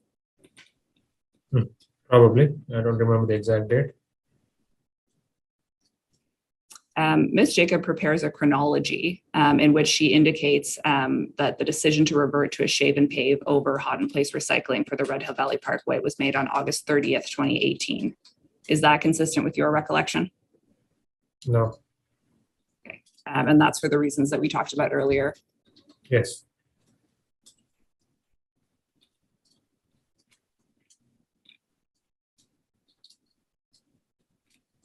Did you ever come to have any understanding about what the city's motivation or objective was in resurfacing the Red Hill Valley Parkway?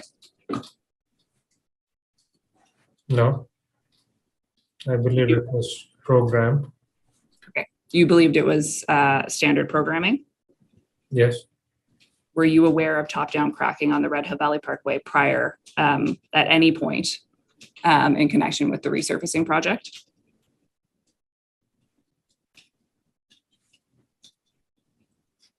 I might have been. It's normal phenomenon on asphalts for asphalts to crack. Was top-down cracking ever communicated to you as the basis for an accelerated schedule for the repaving of the Red Hill Valley Parkway? No. Were friction levels on the Red Hill Valley Parkway ever communicated to you as the basis for an accelerated repaving of the Red Hill Valley Parkway? No.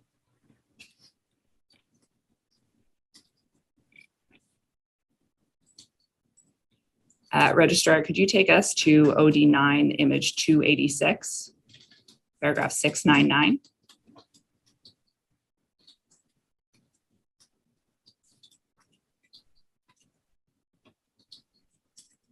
So this is an email in January 25th, 2019 from Mr.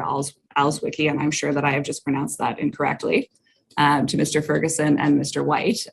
You and Mr. Beck and Mr. DeClaire are also copied. And you'll see that he's referencing a SEMA engagement, but he also says that as of January 25th, 2019, there is an extremely accelerated delivery and schedule and tender schedule for the Red Hill Valley Parkway resurfacing project. Would you agree with that statement, that there was an extremely accelerated delivery and tender schedule for the project as of January 2019? Sorry, I'm not able to see where that is written.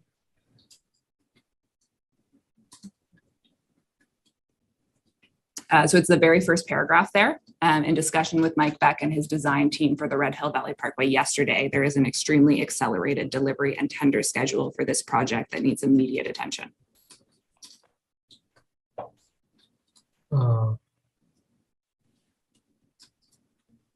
It's contextual, and if given an opportunity, I might be able to provide the context.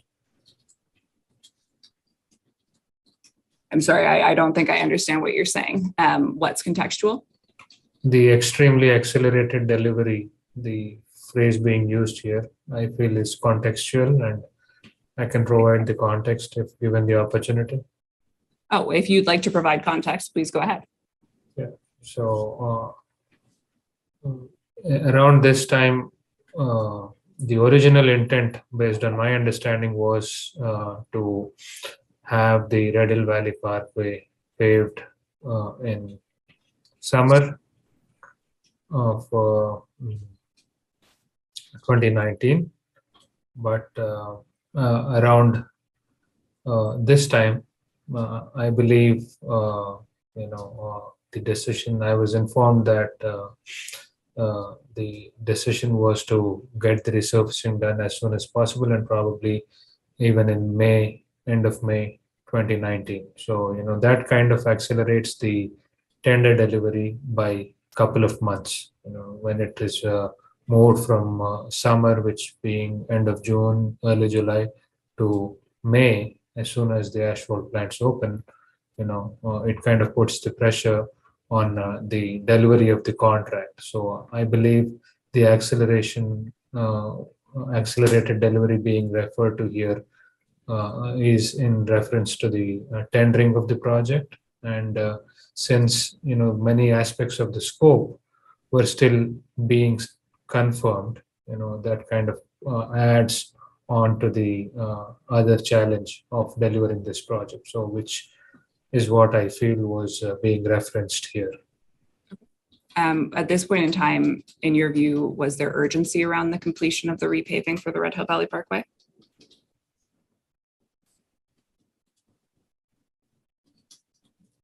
There was urgency to put the tender out. In order to complete the repaving on the timeline that you anticipated? Yes.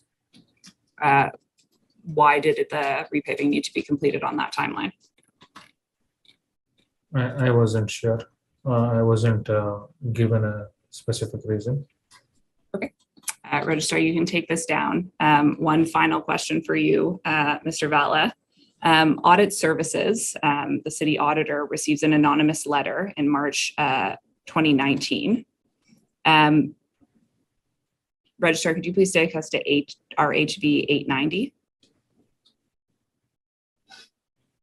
Mr. Valla, have you ever seen this letter outside of your preparations for these hearings?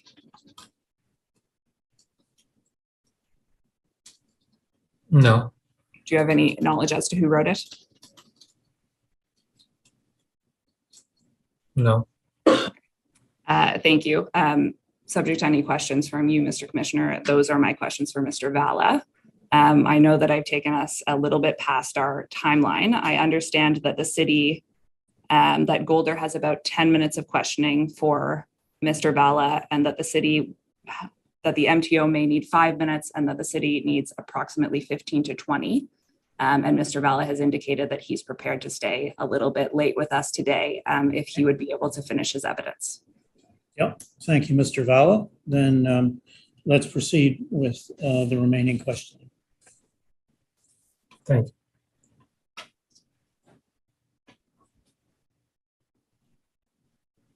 So Commissioner, I confirm that Golder has no questions. Thank you. Thank you.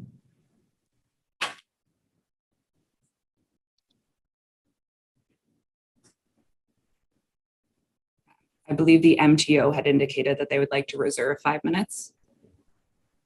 I can confirm, Commissioner, that we don't have any questions for this witness. Okay, thank you. And I believe that Defrin also has no questions, but I would ask their counsel to confirm. That's correct. I can confirm we have no questions. Okay, thank you, Mr. Buck.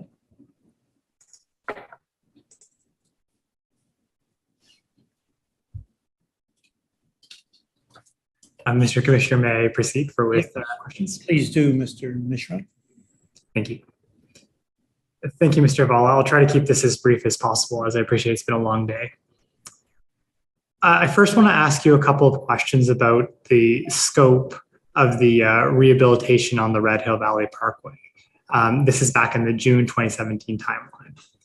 I understand that in June 2017, when the RHVP rehab project was still in the programming stage, there's discussions around scope. What was design's role during the process where scope is determined?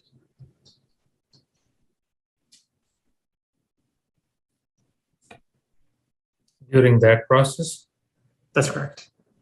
It was per my understanding, to act as a conduit to make sure the scope is gathered from all stakeholders and conveyed to asset management so that the scope can be confirmed. Would you be privy to discussions in other departments about scope?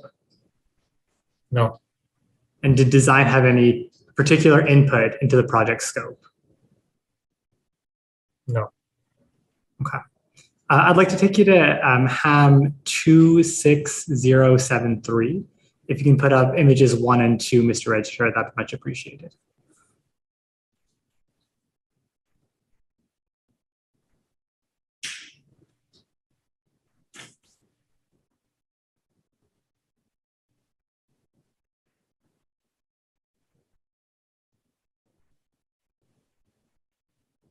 Sorry, Council, do you mind just repeating the doc ID for me? Of course. It's HAM 26073 and images 1 and 2. Thanks.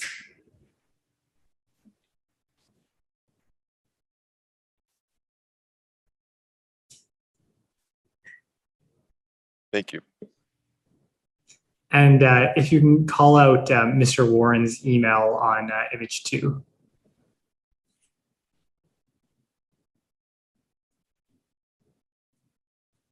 Now, Mr. Warren outlines a number of suggestions with respect to the Red Hill Rehabilitation Project. You can take down that call out. You're then sent an email from Ms. Jacobs advising that Mr. Moore and Mr. Mader were working on this. Would you expect that Mr. Moore and Mr. Mader would work together to determine the appropriate scope for this rehabilitation? Yes. Any concerns with Mr. Mader and Mr. Moore working together on this? No. Okay. Around this time, around the time that you received this email, were you involved in any discussions regarding increasing the frictional properties of the roadway? No. You were also asked by Commission Council if you had reviewed any consultants' reports pertaining to the Red Hill in and around this time, and you would advise that you had not. Is there anything that you needed from a consultant's report, in particular the 2013 SEMA report or the 2015 SEMA safety report on the roadway, that you would have needed for the purpose of the design work that you were conducting? For the road resurfacing? No. And am I correct that Mr. Warren, Mr. Ferguson, and Mr. Mader from the traffic engineering side were involved in the scope discussions? Yes.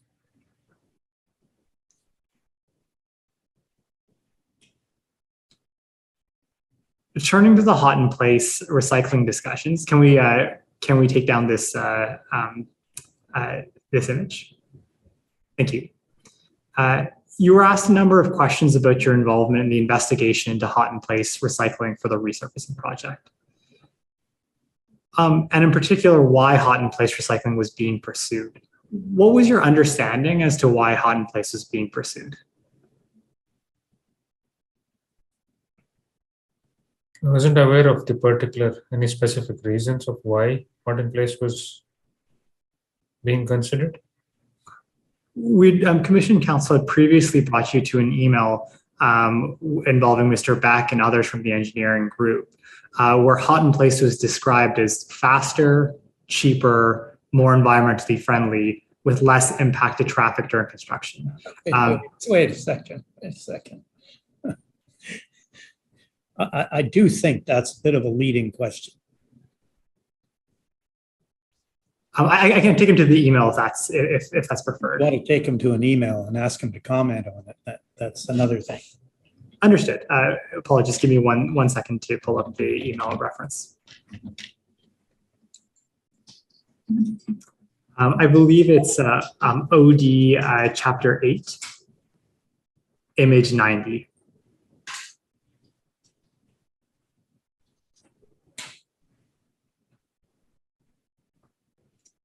And looking at paragraph 249, you'll see that there's an email sent on April 25th 2018 from Mr. Beck to Mr. Ndoga, copying yourself and Ms. Jacobs.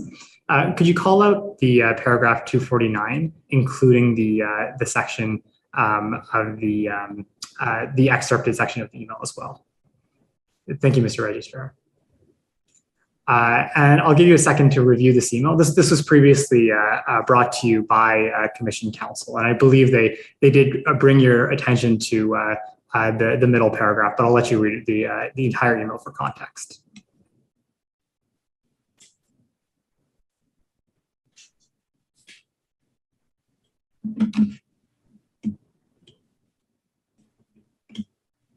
Yes, I'm good. Okay. So in the second paragraph, you'll see that in the email, there's a note that says, however, a new technology has come to light that will provide the city with a faster, cheaper, and more environmentally friendly way of resurfacing the road while having less impact to traffic during construction. Do you remember noting this at the time that you had read the email back in and around April 25th, 2018? Yes. To your knowledge, were any of these descriptions of hot in place accurate, or do you just have no knowledge one way or the other on if these descriptions apply to this new technology? I wasn't fully familiar with the technology, but it's recycling, so thinking it's environmentally friendly. Okay. And unless potential safety concerns are raised as an issue, would it be reasonable for the city to consider maintenance options regarding roadway maintenance based on the cost to the taxpayers? Sorry, can you repeat your question?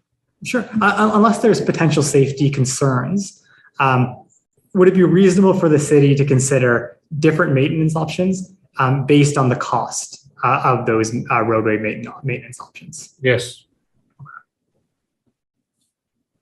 And would it also be reasonable, again, absent safety concerns, for the city to consider maintenance options regarding roadway maintenance based on minimizing inconvenience to the public? Yes. At this point in time, so April, 2018, were you aware of anyone raising any safety concerns about delays in repaving the Red Hill Valley Parkway? No. So turning to the March 9th, 2018 meeting, I'd like to take you to OD 8, image 76 at paragraph 207.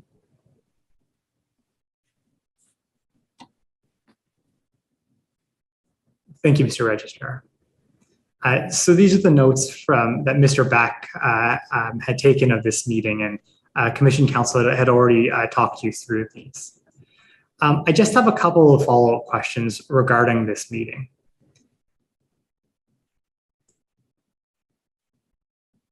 I understand from your evidence that you didn't recall any discussions of microsurfacing, is that right?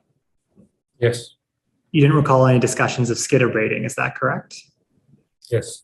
And I understood from your evidence that you didn't recall any discussions about shot blasting as well, is that right? Yes. Okay. Given the context that you are gearing up for the resurfacing of the Red Hill Valley Parkway, are any of these recommendations items that you would have made note of?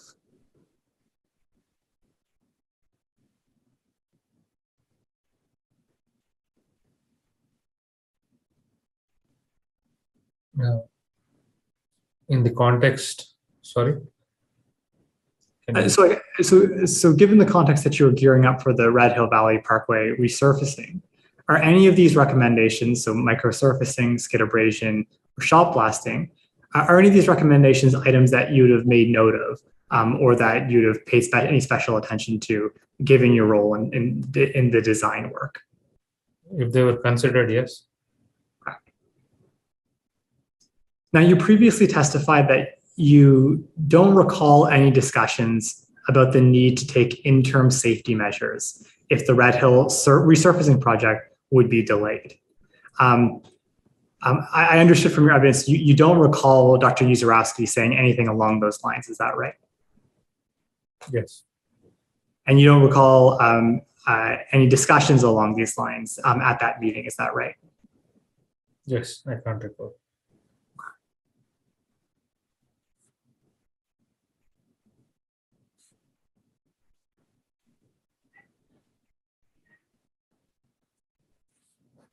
If Dr. Yuzurowski or Golder held such views, would you expect them to be clearly stated at the meeting?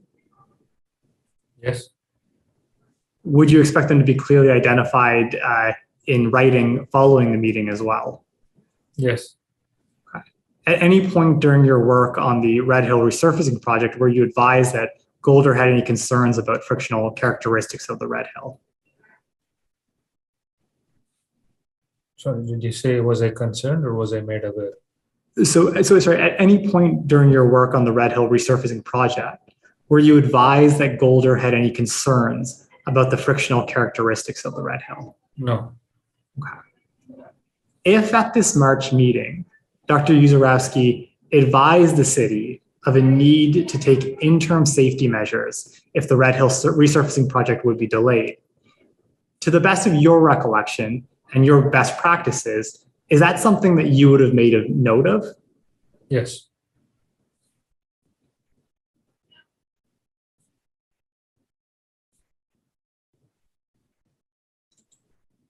And with respect to the ultimate resurfacing, I understand that SP 12.5 was used as a surface course. Do you recall that information? Yes. SP 12.5 FC2. Is there any issues with using SP 12.5 over SMA for the purpose of a resurfacing?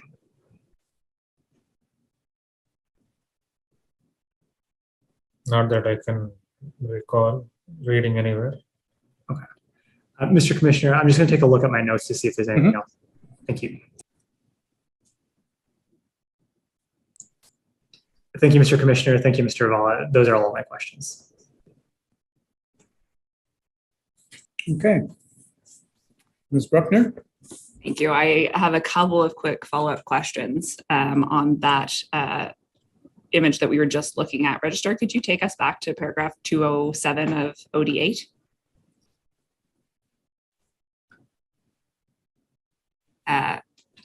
Mr. Valla, just for some context for me, Mr. Mishra asked you a number of times if you would have noted certain aspects of this discussion.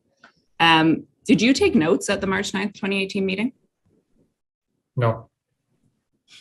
Okay. So you weren't taking a record of this meeting to record things that were or were not important to you in your role in design? Yes. Typically, I don't take notes. I follow it up with emails that I remember if something was noteworthy. Okay. Do you recall if you sent any follow-up emails after the March 9th, 2018 meeting? No. Okay. Sorry, you don't recall one way or the other, or you didn't send any? I didn't send it. Okay. One housekeeping matter. Registrar, I should have marked HAM 1049 as exhibit 122 earlier in my examination, and would ask that we do that now. Otherwise, those are all of my questions, subject to anything from the commissioner. Noted. Thank you, counsel. I don't have any questions apart from my inability to find the reference, which I will find later. Perhaps you can take the document down, Mr. Registrar.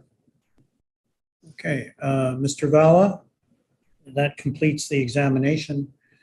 Thank you very much for attending today. You're excused.